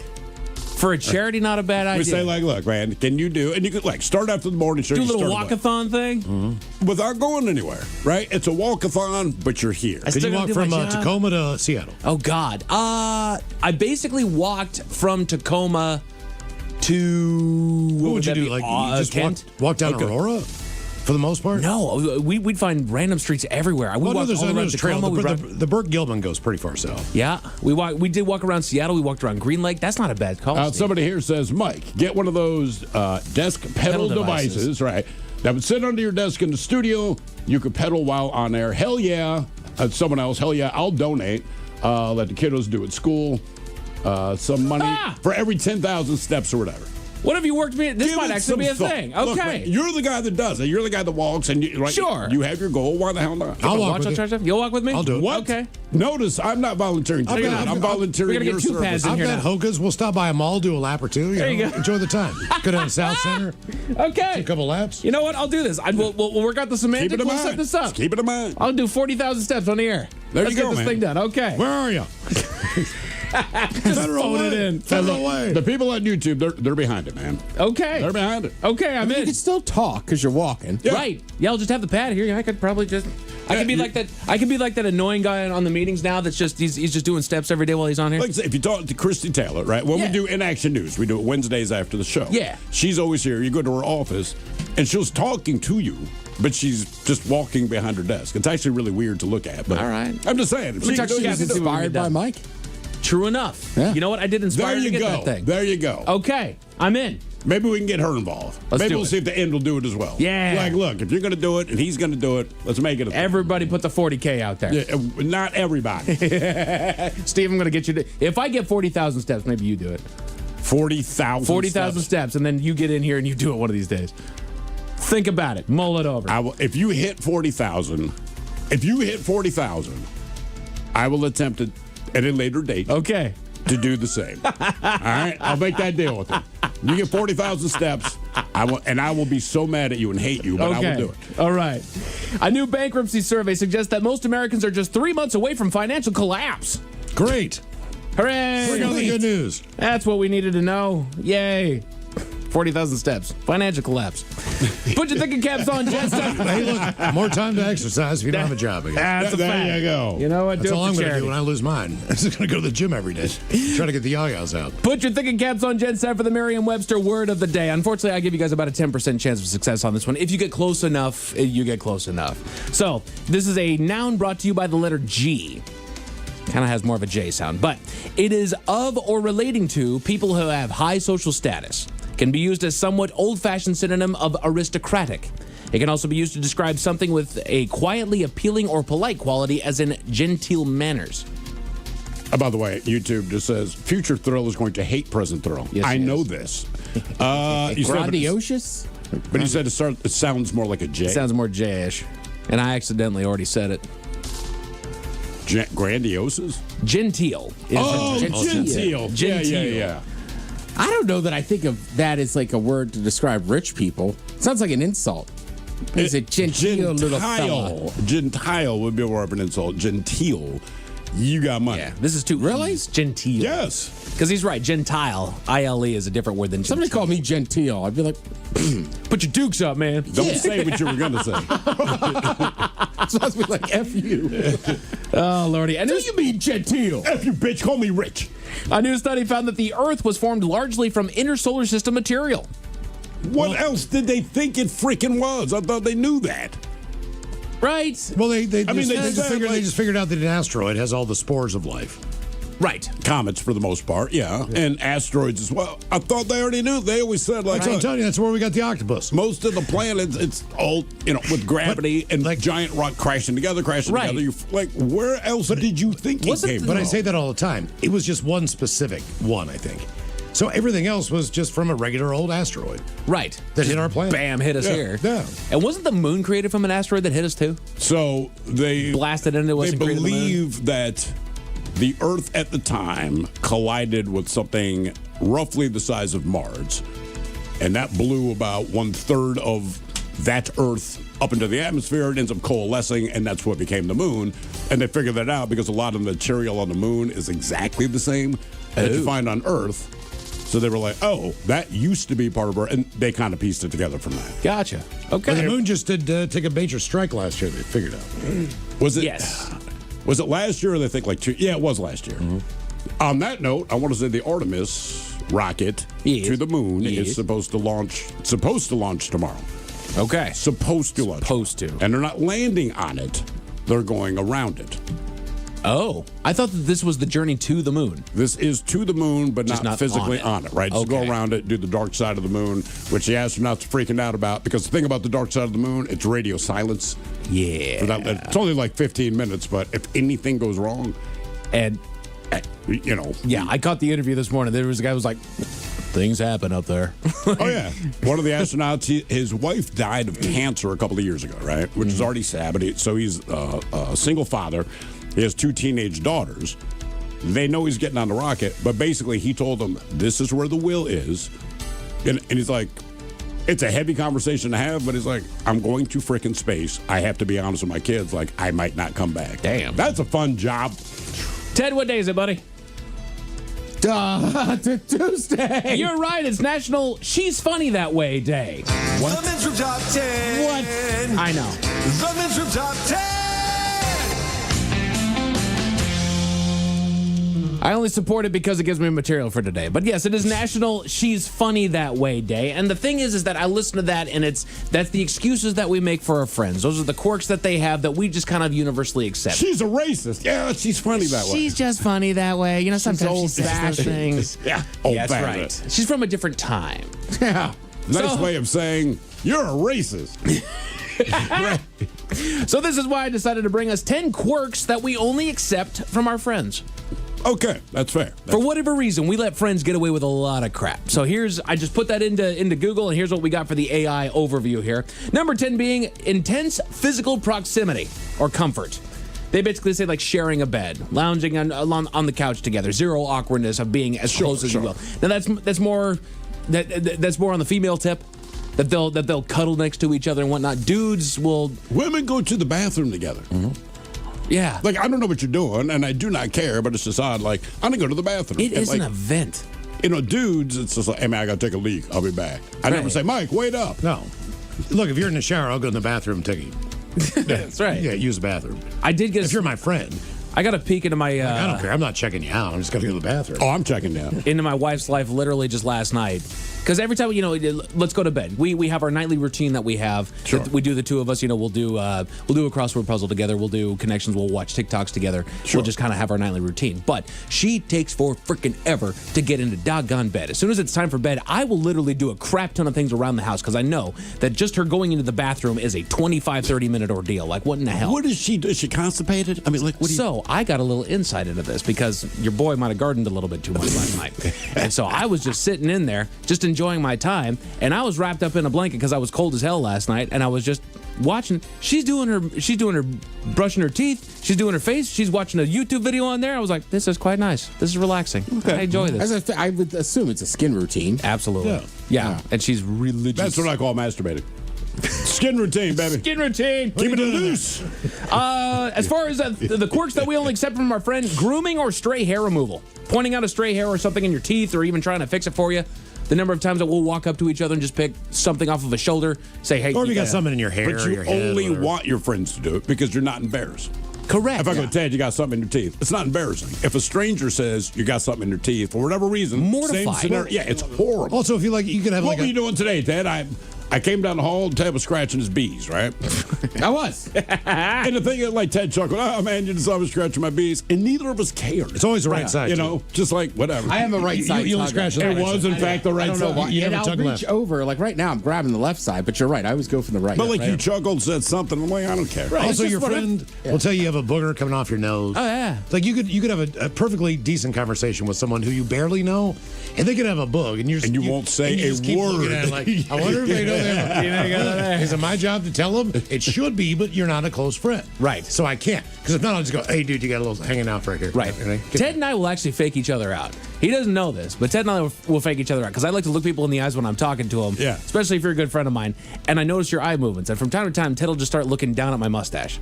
Like, start tracking down what spot. And so then I'll get self-conscious, like, what do I have something? So I'll just do this. And then Ted all of a sudden, oh, really? because that to him is the signal, like, dude, you got something. It's like making my dog yawn by pretending I'm yawning. That's exactly right. I didn't know I was looking at your mustache. That's where your eyes are Weirdo. tracking. It's brilliant, I know. I just trimmed it. You're a creep.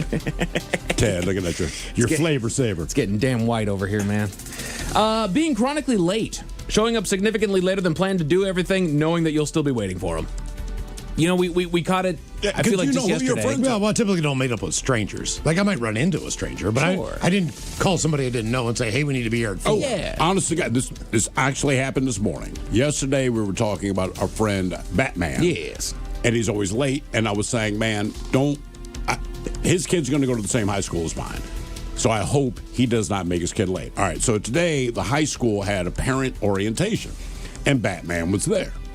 And as I'm talking to Batman, he's like, oh, God, man, yesterday I got my kid to school 15 minutes late. And I said, are you effing serious? He goes, yeah. I said, bro, we were talking about you yesterday on the air, and I specifically said, I hope he does not end up making his kid late because he's always chronically late. Right. And he just found it funny. Like, he's not offended. He just laughed. Like, Jesus Christ, man. I said, School starts an hour early for you. Yesterday, we literally talked about this, and I was just saying, I hope you don't do I that. think it depends on what you're doing too.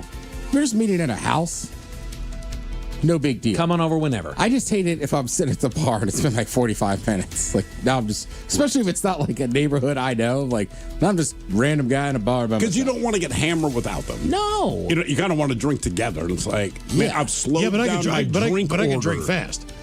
Yeah, No, but you're still, right. that, But that's the problem. Like, yeah, do you want another shot, sir? Yes, I do. They haven't even showed up yet. Yeah. And I'm like, okay, now I'm already 3 deep. I got That's what beer I'm and 2 saying. shots. I got a 20-minute max.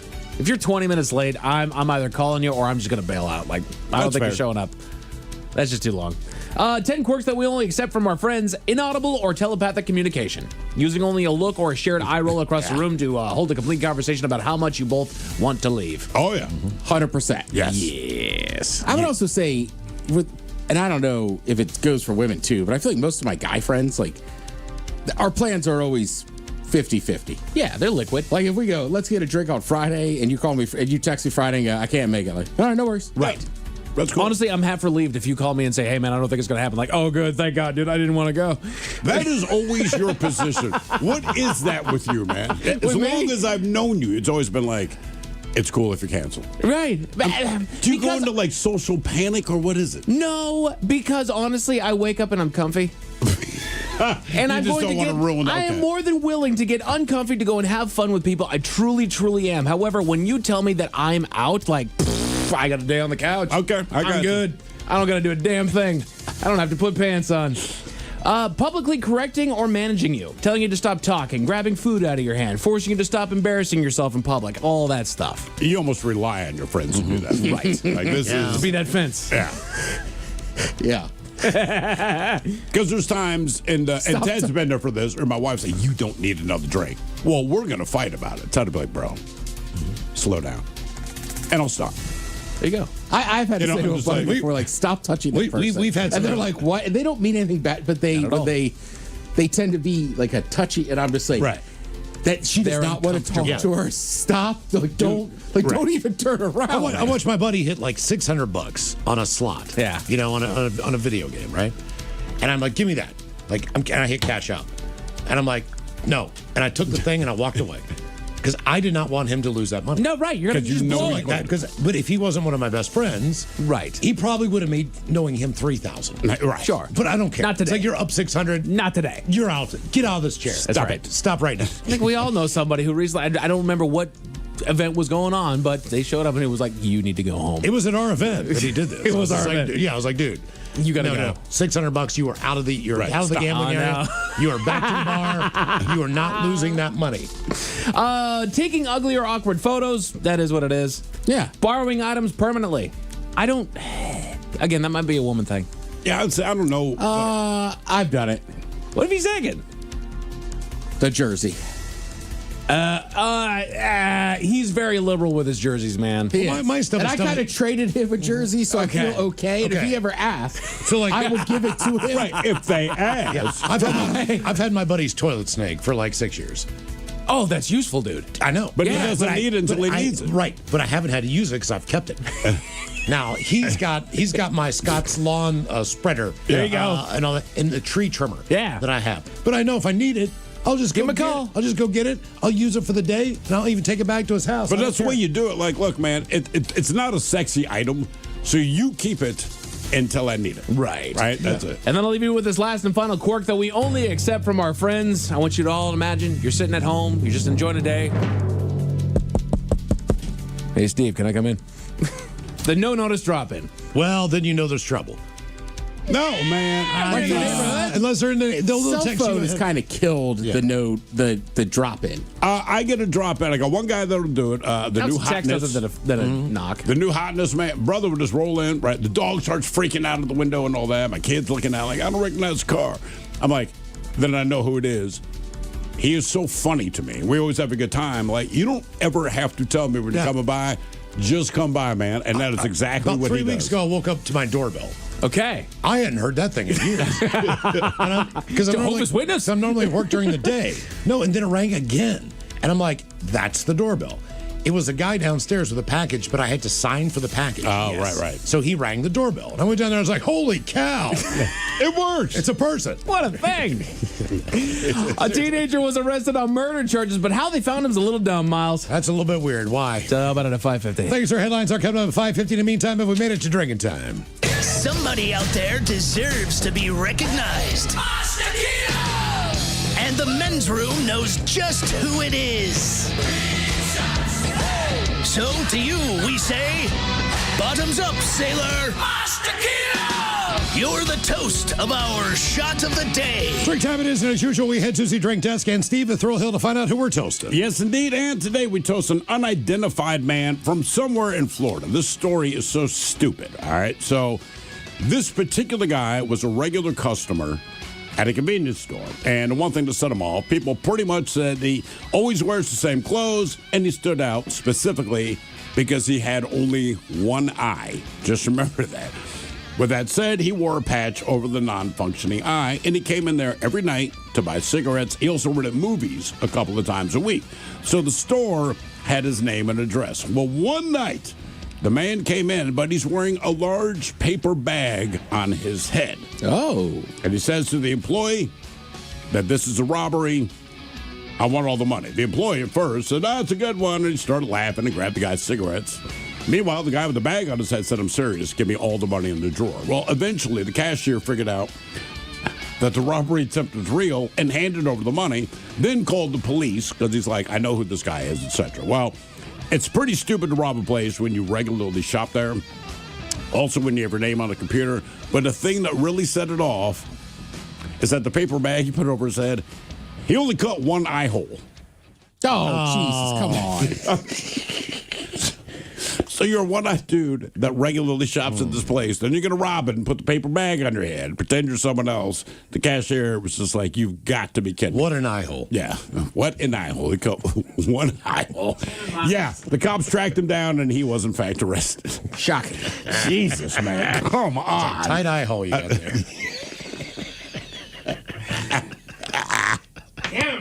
There's nothing wrong with that, man. So we pour this booze and we drink this booze because we think it's yummy. Yummy. So over the tongue and down the throat to party in our tummy. Down the hola, bichola. All right, just get a contestant online now for Profile This, 206-803-ROCK. Profile This is next.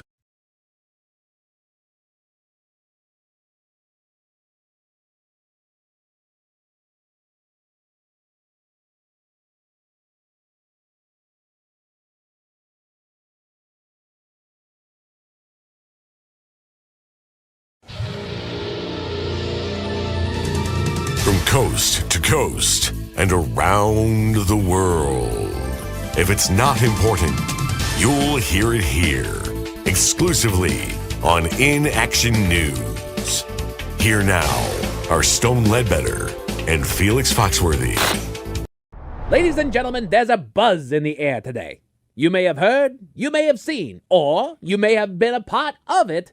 A truck carrying 5,000 beehives overturned downtown this morning. Millions of bees escaped and began swarming the business district, where our studios are located. Yeah, man, I had to run, duck, and sneak my way in here this morning, man. There's bees everywhere, Playboy. All of downtown is under a swarm warning. Over 1,000 people have already been stung. At least 121 of them have had severe allergic reactions. Authorities advise avoiding downtown and keeping your windows closed until further notice. Oh, man, this is bad. I am not cool with bees, man. Oh, are you allergic? The bees? I don't know, man. Never been stung. Don't want to start now. You've never been stung by a bee? Not even as a child? Never. I don't mess with bees, man. Do you have allergies in your family? Yeah, man. My Uncle Dimitri, he had the severe peanut allergy. Ah, so no delicious peanuts for your Uncle Dimitri then. Oh, no, man. Dimitri eats peanuts all the time. Roasted, salted, unsalted, even boiled peanuts. Uncle Dimitri loves peanuts. A man with a severe peanut allergy regularly eats peanuts. This is what you're telling me? Oh, his peanut allergy is the styrofoam peanuts, and circus peanuts, and the Peanuts cartoon.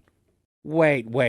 Your uncle... Dimitri. Yes, your Uncle Dimitri has a peanut allergy, but not to actual peanuts? Dimitri is allergic to actual peanut stone, just of the styrofoam, circus, and cartoon variety. That's not a thing, Felix. A peanut allergy is to peanuts, the food, legumes. Tell that to Dimitri, Playboy. He eats peanuts. He just can't be around styrofoam, circus. Or the Peanuts cartoon. Right.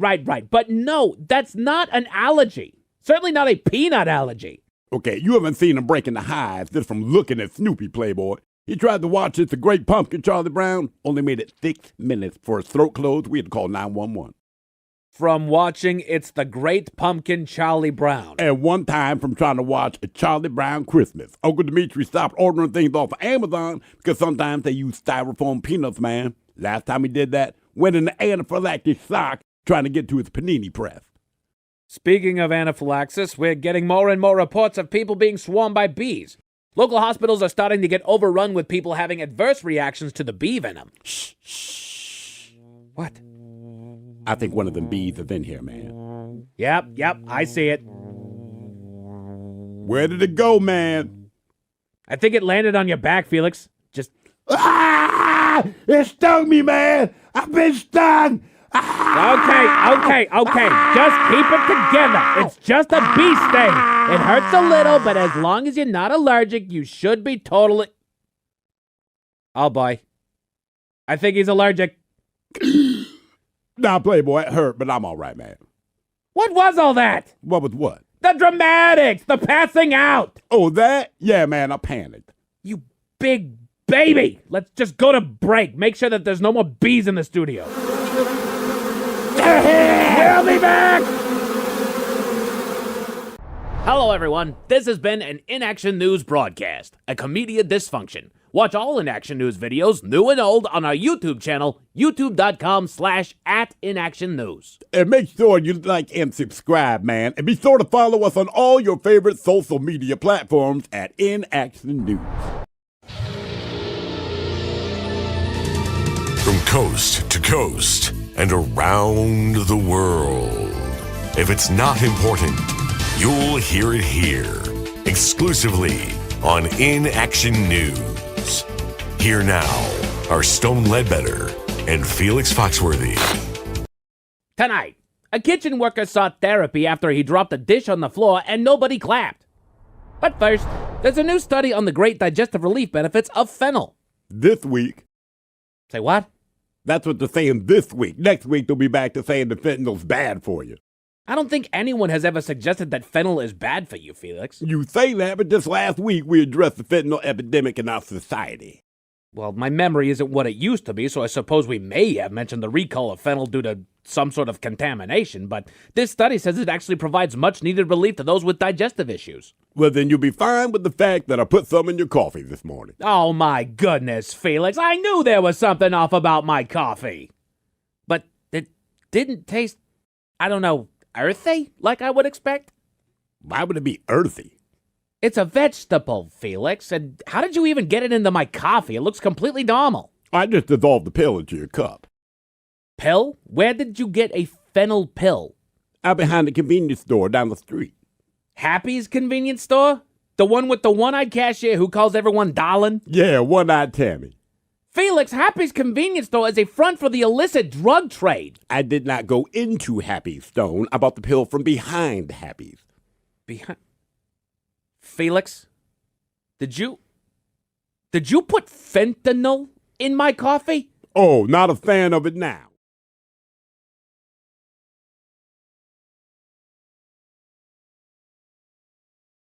The Men's Room presents Profile This. Steven throw hooks, please everyone on Profile This is played. I sure can, Miles. It's a simple game where we share with you a real-life news story, something that happened right here on planet Earth. And as you listen to the story, based on the stereotypes you believe to be true of people and the decisions that people make, we'll ask you what it is you think makes the story a story. Hello, Josh. Welcome to the Men's Room. Hola, gentlemen. Hola. All right, Josh, you understand how this year game is played? Yeah, but. All right. Today, you have a choice of one of three stories. We have Bite Me. In other words, what did someone find in their food? We have Animalize This, where you guess the animal responsible for causing the solution, as it were.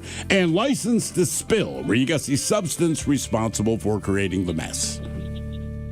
What's the first one again? Bite Me. What did someone find in their food? Let's go with Bite Me.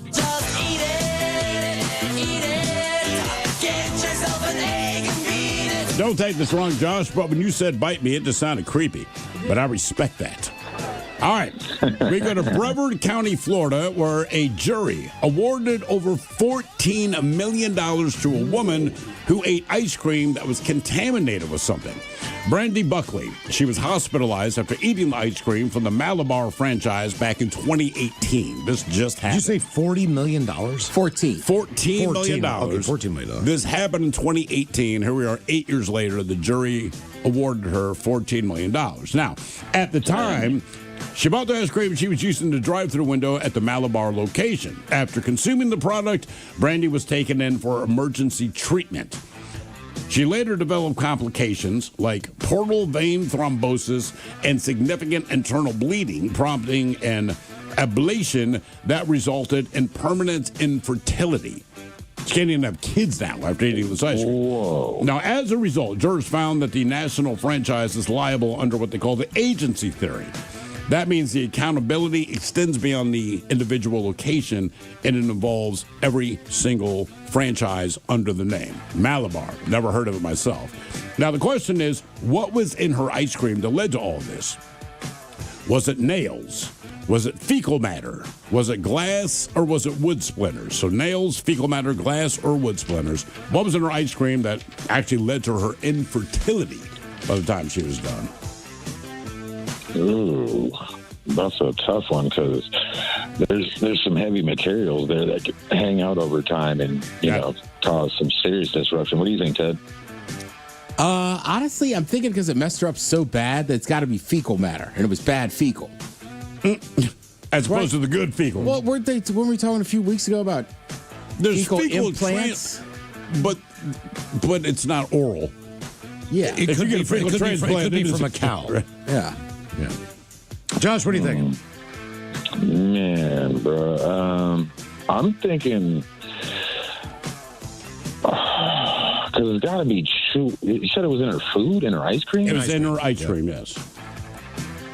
Oh, see, there goes like I don't know, maybe the hard substance, like because I work with glass and do windows, so it's like, yeah, that's you're not really chewing through that or like, licking that off. You going with glass?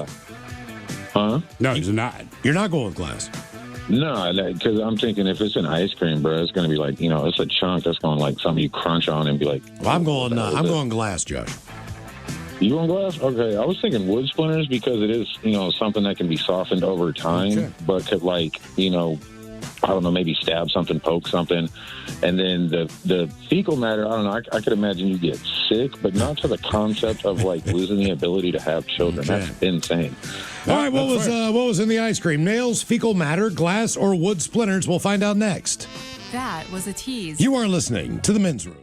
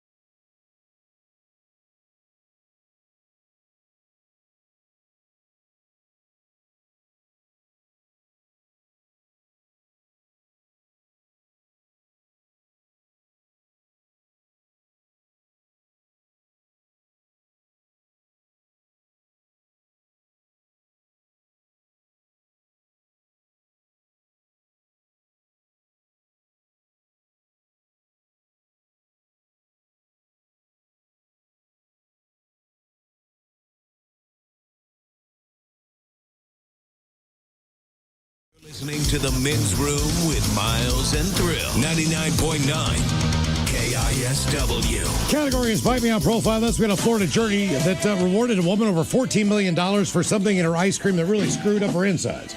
Yes, Can't have indeed. kids, cut her up on in her esophagus and everything else. Question is, what was in the ice cream? Was it nails, fecal matter, glass, or wood splinters? And Josh, that is the very question that we posed to you. Let us start with Miles Montgomery. You went with glass. I did. It was not glass. Well, good. I don't know why you're laughing, Ted. You went with fecal matter. As soon as I made that sound, I was like, damn it, I'm going to have it wrong too. So, Josh, that leaves you. You went with the wood splinters because obviously they can soften up over time. It was not that. Wow. Believe it or not, it was nails. I do not. Maybe it was embedded deep. Right? If you just swallow a big-ass spoonful of ice cream, you don't know the nail is in it until it melts, and then it's already in your stomach. So I don't know what all the complications were, but yeah, she ended up being. I wait for the ice cream to melt in my mouth before I swallow it. I agree. I do the same thing. I think just what let it we sit on my discovered tongue. is she doesn't. Yeah, I don't like swallow a keep scoop in of mind, ice cream. Multiple nails, not a nail. There were multiple nails in her ice cream. I mean, you're right, but I feel like sometimes you just end up, some of it just goes down without you. It does. Because you don't chew it. No, not really. No, you suck on it. Yeah. You know what I mean? No, but either way, You man, like it, it's you just. suck on it. I mean, but it never goes down my mouth as a solid piece. Right, you don't just put it in your mouth and Yeah. swallow. I won't lie to you. I'll be that guy. I don't like eating cones in front of other men. Jesus. Now, for all TV news all the time, it's time for TV Time with Ted. And now, because your pathetic life is confined to countless hours in front of a talking box, the Men's Room presents TV Time with Ted. Like, I take my time with that cone. What are you, romancing it? You're licking it, you're getting it to a point, and then you're shoving it all in your mouth. Like, Yeah, I prefer the comfort of my home if I eat a cone. All right, choices today. You got the Jimmies. Fallon and Kimmel. Colbert. Steven. Seth Meyers. Or Ted Smith. Is it Ted or is it late night? It is right there. The title is guys have teams of talents and writers help them come up with their monologues each and every night. It is up to you to determine, is this an actual late night joke and from whom, or could it be a The Ted Smith original? The official tourism ambassador of Shinjong Ward of Tokyo is Godzilla. And taking a page out of their book, the official tourism ambassador of New Orleans is a chick named Katrina. Wow. Fallon. Colbert. Smith! Jesus. Well, they both destroyed those cities. Yeah, no, you're not wrong. Yep. When you have to justify it, don't make it a joke. Yeah. Hey, now, ladies and gentlemen, real quick. I'm just trying to tell you where my head was at. I got you, man. No, you don't get it. Matthew McConaughey has reportedly received 8 trademarks for his catchphrases, including all right, all right, all right, just keep living, and yes, I will be in your commercial. Seth. Colbert. Seth Meyers. Actor Matthew McConaughey has reportedly received 8 trademarks for his popular catchphrases, including all right, all right, all right, just keep living, and yes, I'll be in your commercial. Touch the leather, man. Tiny little booger. The effects of war are everywhere. Because of the cost of cooking, buttered chicken has disappeared from some Indian menus. Cancer drugs might not meet some patients on time. And Shakira and others have postponed shows. Doesn't it feel like they're trying to sneak in a real bad one in the middle so no one noticed on that list? Like, honey, do you want to order Mexican food, Italian? I have herpes, or Chinese. Colbert. Yeah, I'll say Colbert. Colbert. The effects of the war are everywhere. Because of the cost of cooking gas, butter chicken has disappeared from some Indian menus. Cancer drugs might not reach some patients on time, and Shakira and others have postponed shows. Doesn't it feel like they're trying to sneak in a real bad one in the middle so no one notices on that list? Honey, do you want to order Mexican food, Italian, I have herpes, or Chinese? Economy's getting so bad that our hips are lying. The makers of cup noodles have unveiled 3 new flavors inspired by chicken wings, including spicy buffalo with ranch, lemon pepper, and garlic parmesan, which will accompany their original flavor, salt. Seth. Colbert. Seth Meyers. The makers of cup noodles have unveiled 3 new flavors inspired by chicken wings, including spicy buffalo with ranch, lemon pepper, and garlic parmesan, which will accompany their original flavor, salt. That was a good one. That is pretty I solid. just had a couple noodles the other day, and that was like exactly what I was thinking. I was like, this just tastes like a salt shaker. It is. Yeah. I mean, somehow you still I brought like it in. I thought it was going to be healthy, all that stuff. And I'm like, oh my God. I was dehydrated by the time I got done. You thought a couple noodles would be healthy. It was tasty. Brother, I know it's tasty, but healthy? Well, Did you say healthy? You know, better than what I normally eat. No. I think you're much better off eating those. And let's just pieces of spray sushi. Lysol directly in your mouth, bro. Something. That is. I mean, look, right. A pack of ramen, I'm sure, doesn't have that many calories, but you're right. It's just a sodium. I want to say most of them have like enough for your day. I haven't gotten back on the sushi train since they gave me the runs. Oh. 2 days in a row. You know, it did. I'm afraid to go back. I don't know why I found it funny. It's either the miso soup. Well, it's just funny It could be 'cause the you did it 2 edamame. days in I a don't know. row. I know, but I mean, But seriously, you did it 2 days in a row and then pooped I constantly. felt like Snoqualmie Falls every time I went in there. Yeah, wheezing diarrhea, Mike. All right, so this is kind of a funny list. This is about some celebrities that got into relationships under weird circumstances. All right. I shouldn't say weird, just kind of. But is it weird? No, they're calling him cute. Yeah. All right, Stephen Colbert, right? He's from Charleston, South Carolina.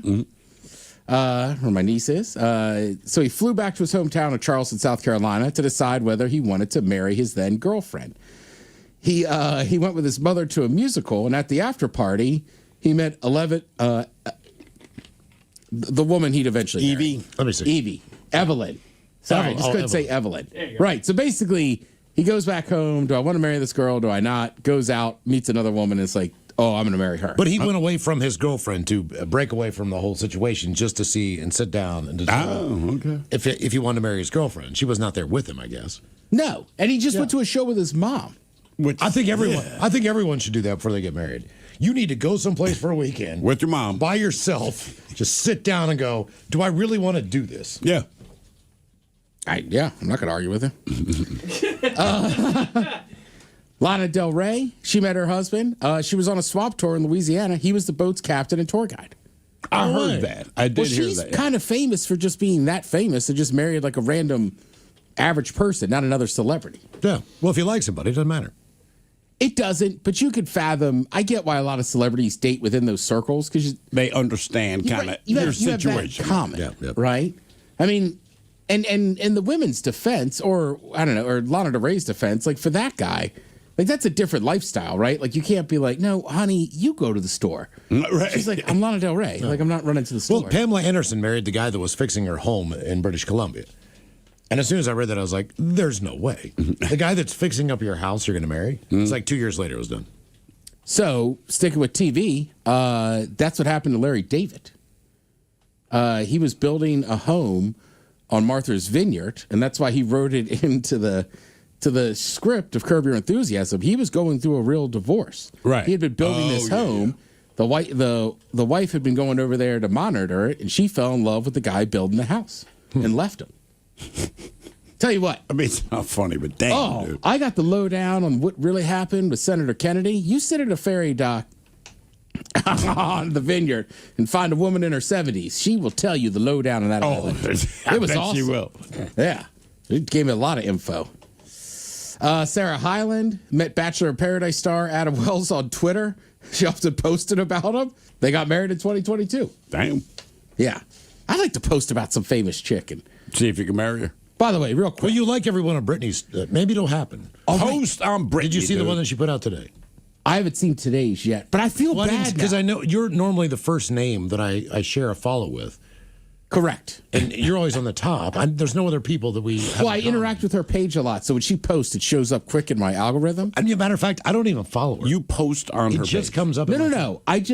You follow it. I look at her page because she is naked a lot. I look at her page dude. enough, so the algorithm knows. So if I'm sitting on my couch, I am following her. Okay, and it's like she posts a new video, it pops up real quick in my feed, and it's like, well, I'm gonna like this. I mean, look, if I hear that she's posted a video, I will watch it because she's naked a lot. But I haven't liked one in a week because the last time I liked one, later that night she got a Dewey. That's you. That's So your fault. you're saving her from that. Well, I don't know. Am I encouraging this woman's bad behavior? Yes, Dad. I don't want It to be is a part of it. Because she seemed so normal before you started liking things. Until you came into the picture. She on the up and up all the time. George Takaki. Whoa. Takaki. Another loss in Ted versus the FCC. All right, coming up here. He met his husband at a gay running club. That means running the club. rooster hunt. That means the rooster. Yeah. So it's like a running club, except George for Takai. He was Sulu on the start. Yeah, he met his husband at a gay running club. Right, He's the man. rooster. God damn. Jesus God. Vanessa Hutchinson and former MLB star Cole Tucker met in a Zoom meditation group during the pandemic. You have Zoom meditation. Sure. Well, guided meditation helps a lot of people. I know it just seems weird. Like I'm going to meditate. Let me click on Zoom real quick, and there we go. Right, it's meditation, man. Just Well, meditate. you couldn't do anything. You could, yeah. But again, You know what I guided mean? Like, meditation if you're helps. meditating, why are you on Zoom? Why am I looking at you? I'm meditating. I will stick to this one, and I forget who said it. Somebody smarter and more famous than me. Just say rum. Rum. Rum. I think it's Om. Well, I don't know. Depends on what you're into. Rum? But it does. Rum. Right. It does help. Let's see. There's a new documentary out on Lamar Odom on Netflix, Untold. Those are usually like an hour and a half. They're pretty good, so I'll probably check that out. All right, Ted. Thank you. Appreciate it. You are listening to The Men's Room.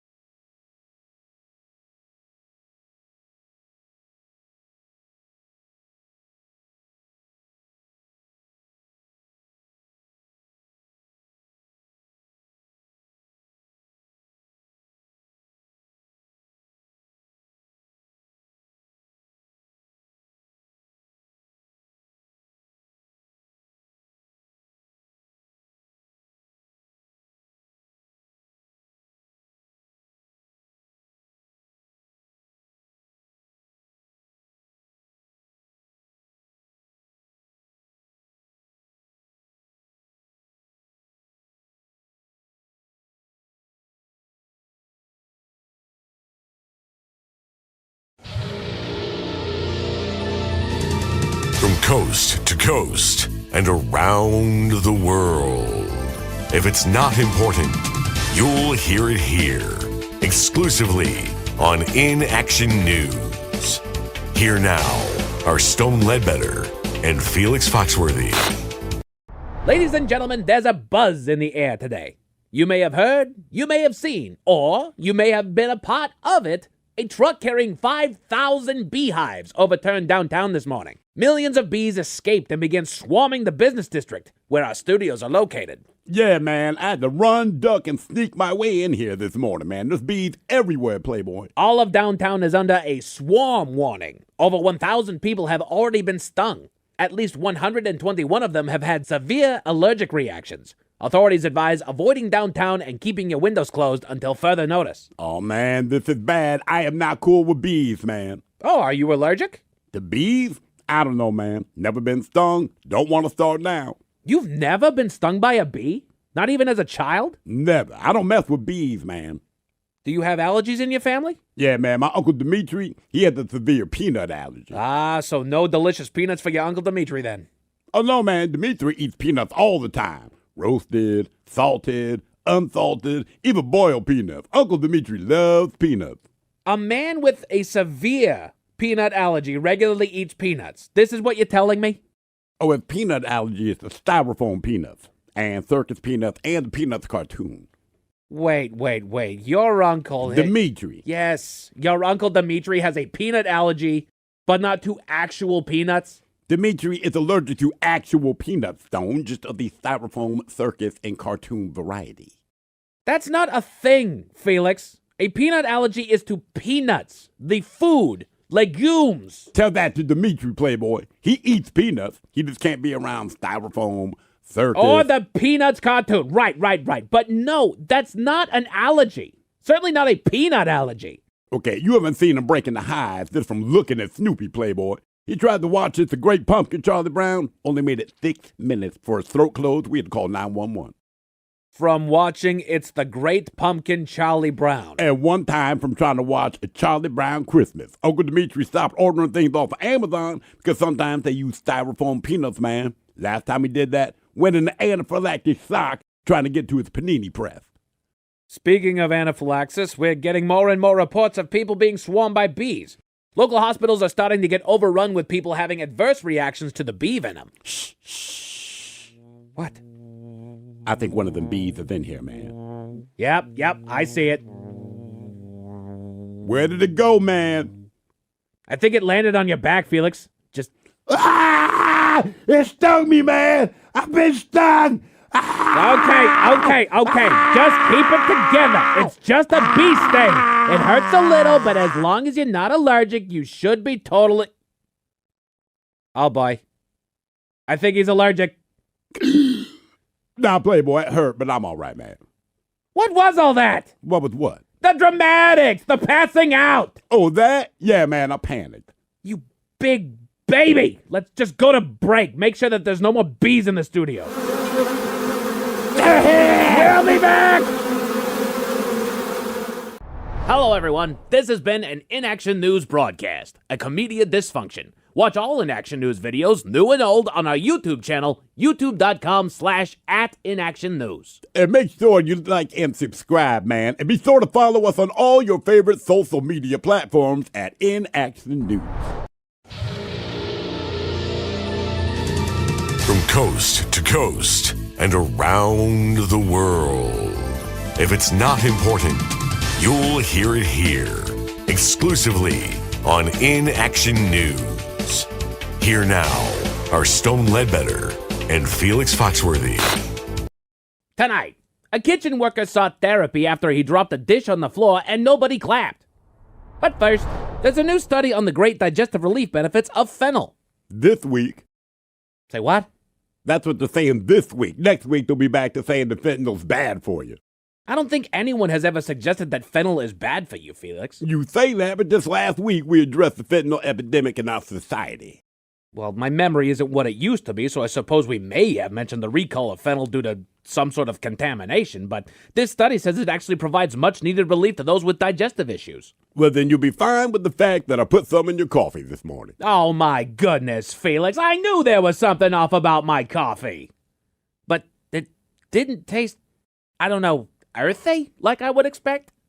Why would it be earthy? It's a vegetable, Felix. And how did you even get it into my coffee? It looks completely normal. I just dissolved the pill into your cup. Pill? Where did you get a fennel pill? Out behind the convenience store down the street. Happy's convenience store? The one with the one-eyed cashier who calls everyone darling? Yeah, one-eyed Tammy. Felix, Happy's convenience store is a front for the illicit drug trade. I did not go into Happy's, Stone. I bought the pill from behind Happy's. Behind? Felix, did you put fentanyl in my coffee? Oh, not a fan of it now. Oh, cheese and rice. I need a doctor. What is even about to happen to me? Okay, that I do not know. I've never done fentanyl, Playboy. Seems dangerous, but I hear it does wonders for the gastric distress. I am going to kill you. If I make it through this, I'm going to kill you. Oh, he was talking about fennel. Yeah, my bad, Playboy. How much do I owe you for those pills, Bonnie? First round is on the house. I thought it was fennel, too. I've been taking them for 3 weeks now. You've been taking fentanyl pills for 3 weeks. Yeah, but I thought it was fennel. Okay. See you next hour.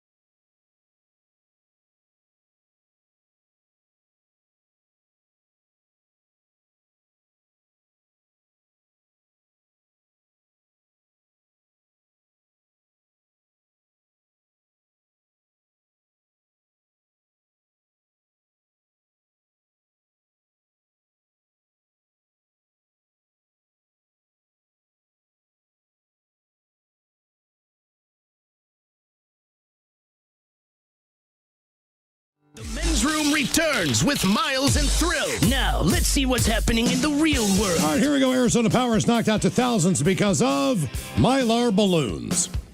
Meanwhile, a wedding ceremony has crashed. Like a Wile E. Coyote cartoon. Woman whose online casino game $43,000 because of a glitch. To Florida was not good what was found in 2 suitcases in a ditch. And a cat burglar is rescued after being trapped in a wall. It is time for your headlines. Now, it's time to hit the headlines. Here's my car. All right, our top story, we go to Florida, where a murder is being investigated. Murder. Officers responded to a call of suspicious suitcase that was found that was partly open and had vultures circling above it. Uh-oh. They investigated and noted a putrid smell coming from the suitcase, eventually opening it up to find human remains inside. Yeah. What's more is a second bag was found with a similar content. An investigation was launched, and as they attempted to figure out who was in the bags and who put them there. Well, luckily they didn't have to go too far to figure out the latter of the 2 questions, as along with the body parts inside of the suitcase, they also found personal belongings. And an Amazon package complete with an address posted on it. Oh, God. They arrived at the home of the package and conducted a search where they found bloodstains inside, which proved enough to arrest the 19-year-old resident. They're currently waiting on the medical examiner to confirm the identity of the victim that would tie the story together and answer a couple unresolved questions. So it's weird. It's in a position when I read the story to where it's like, oh, no, we know it's this guy. We just need the medical examiner to say, these remains belong to this person, because that ties the story together of who he had killed. And Jesus. Yeah. Good times. Why is your Amazon package in there? That makes no sense. Like, again, I don't condone murdering somebody and dismembering them to put them into suitcases. But if you do, don't put your Amazon package in there. That's all. With anything. Damn, man. In other news, down to Phoenix, where balloons can cause problems. Officials are asking everyone to please keep a close tether on their balloons, as a few ended up causing some chaos in the area. Someone either released or lost a couple Mylar balloons, you know, those metallic balloons that are made of polyester film. They floated up just in the wrong spot and hit a power line, knocking out power for about 2,700 people. Thank you, Tim. Over the weekend. Due to their metallic makeup, they made a great conductor to short out the power lines and cause the outage. They were able to get everything cleared up and fixed, but are asking people to think through what they do. Yeah. Well, I don't think they expected that to happen. But at the same point in time, you know, it happens. I bet those things don't decompose. No. Well, I mean, they're Mylar. They're going to be around for a hot minute, man. How many of them get sucked into doggone plane engines? Right? I mean, that's literally one of the reasons Cleveland's the mistake by the lake. It's because of balloons. Oh, yeah, I remember that. Yeah, they tried to set that record, and then all the wind shifted, and all the balloons went out to the lake, and it caused a real problem. A major issue. Yeah. Yeah, there were like hundreds of thousands of balloons, if not Correct. millions. And I'm pretty sure the record stands to this day because everybody else was like, oh, we can't do that. Don't that do was that. Stupid. Yeah. There's a bit of chaos in the world of the lottery in the UK. Tens of thousands of customers of William Hill, an online betting and casino platform. Bill Hill. Bill Hill. Bill Hill. Is that your brother? Maybe. Is there a Bill Hill that we know of? I don't think there's any bills. No bills. Okay. Anyway, but they took to social media to unleash their rage as all of them had won a large sum of money from the game, only to be told that they had to give it all back. Tens, if not hundreds of thousands of pounds were doled out in jackpots to customers all over the area, with an incident report stating that there were more than 35,000 jackpot hits compared to just 518 over the same period a week earlier. It had spiked. The game's developers revealed that the game suffered a glitch, causing it to land jackpots more frequently. Now, several users are disputing the issue in spite of others taking the 11% settlement that's being issued by the company to those affected. I'm kind of where you're at, Steve. It's like, the game's a gamble and I won the gamble. Right. They gamble as well. Correct. They lost. I mean, right. What the hell? And gambling doesn't go one way. Sorry, man. Right. And that's been my problem with these doggone things. It's like, I'm sorry that you lost too much, but how many people have you bankrupted because you took advantage of their addiction? Because you took advantage of the fact that they're willing to bet. Okay. You're betting too. It's just you're betting on the better odds. And this time you lost. Correct. So what? Right. I mean, sorry your game glitched. You owe that money. But that's just me. But my thing is, you could call anything a glitch if you don't want to, if it's electronic and you don't want to own up to whatever. Hey, man, it was a glitch. That 518 that they normally get. Maybe that should be down to 125. Right. Like, it's a glitch. Like, right. Come on. No, sorry. No. And if there was, then get better programmers or something. I don't know what to tell you. Exactly. I'm playing the game. That is no longer my problem. Told me I won. Right. I owe you 33 Could you imagine if you hit it at a casino and they said, no, the machine messed. It was a glitch. Yeah. Right. You'd be like, no, it did not. No, it did not. I hit this thing. Right. That means that you intentionally set it to where I don't win on purpose. Right. I mean, that's basically the admission you're making. If you're going to say this is a glitch, you should go out of business. Right. I'm sorry. You lose. Yeah. But just in case those stories with a bad taste in your mouth. Thankfully, there's good news. We go to New York where a lost cat is back home. Well, kind of. Local authorities got a call from a woman that was house sitting for her mother and realized that her cat had gone missing. She spent a time searching for the cat and ultimately concluded that she was stuck inside one of the basement walls. It's not known how she was able to get herself stuck inside, but fire crews arrived on the scene and immediately began the process of extracting the 5-year-old feline. They attempted to use thermal imaging, but the cat was too small to be picked up, so they isolated a small portion of the wall and were able to get her out without much issue. She's a little shaken from her adventure, but is otherwise fine. Sounds like a cat. Cats in the walls. Cats in the walls. Swear to God, man, there's a cat in this wall. Man, when the last house that we lived in, all of a sudden, one of our cats went on the missing. He is no longer with us, but this has nothing to do with that. But all of a sudden, he went along missing. We looked everywhere for this dude, and at some point, we're thinking maybe he snuck outside. So I go outside, and I'm shaking his treat jar. Yeah. Where'd you go? Where'd you go? And all of a sudden, I hear him meowing, and I look over, and you know those little vents that are at the base of your house at the foundation that kind of let air in underneath it? I saw him just pushed up against one of those. I'm thinking, how in the hell did you get in there? I had my little gaming station downstairs in the basement with my door wide open. He found a way in and around the furnace, and there was a ledge that he could jump up and get underneath the house, but then his stupid ass didn't know how to get back out of it. So Dude, it's like cats getting caught in a tree. Like, you got up there, get the hell down, dumbass. Told you my buddy's house, you got to lock the door out to the shop because the cat has figured out how to open the door. That's wild. It'll just come in. Right. Dumbass. That's fun. Men's Room Sports, you got NBA basketball on Peacock and CBS tonight. Kraken hockey is about to begin over on Kong, and the Mariners have Game 2 against the Yankees after an impressive win thanks to the efforts of Seattle's MVP, Cal Raleigh. Yeah. They look to take the series with a win tonight, and that game's about to begin over on Mariners TV as well as TBS and True TV. As far as your weather, expecting some periods of rain tonight with a low of 44 tomorrow. Sorry, gang. Guarantee you rain with a high of 49. But sun is on the way. That is it for headlines with that. Mike Hawkins out. Thank you, sir. From King of Queens, Family Guy, American Dad, and Sex and the City comedian Craig Gass on the program tomorrow. Yes, Lovely indeed. Jolene's up in just seconds. Yes, indeed. It is all true, but in the meantime, well, we be all about this bitch. So until tomorrow, please, do what you do best. And for Aletha's sake, stay beautiful. The Men's Room has been taped before a live studio audience. Wardrobe and makeup provided by Mantastic Limited. This has been a presentation of the Men's Room Radio Network. Oh, man! A Double Flush production.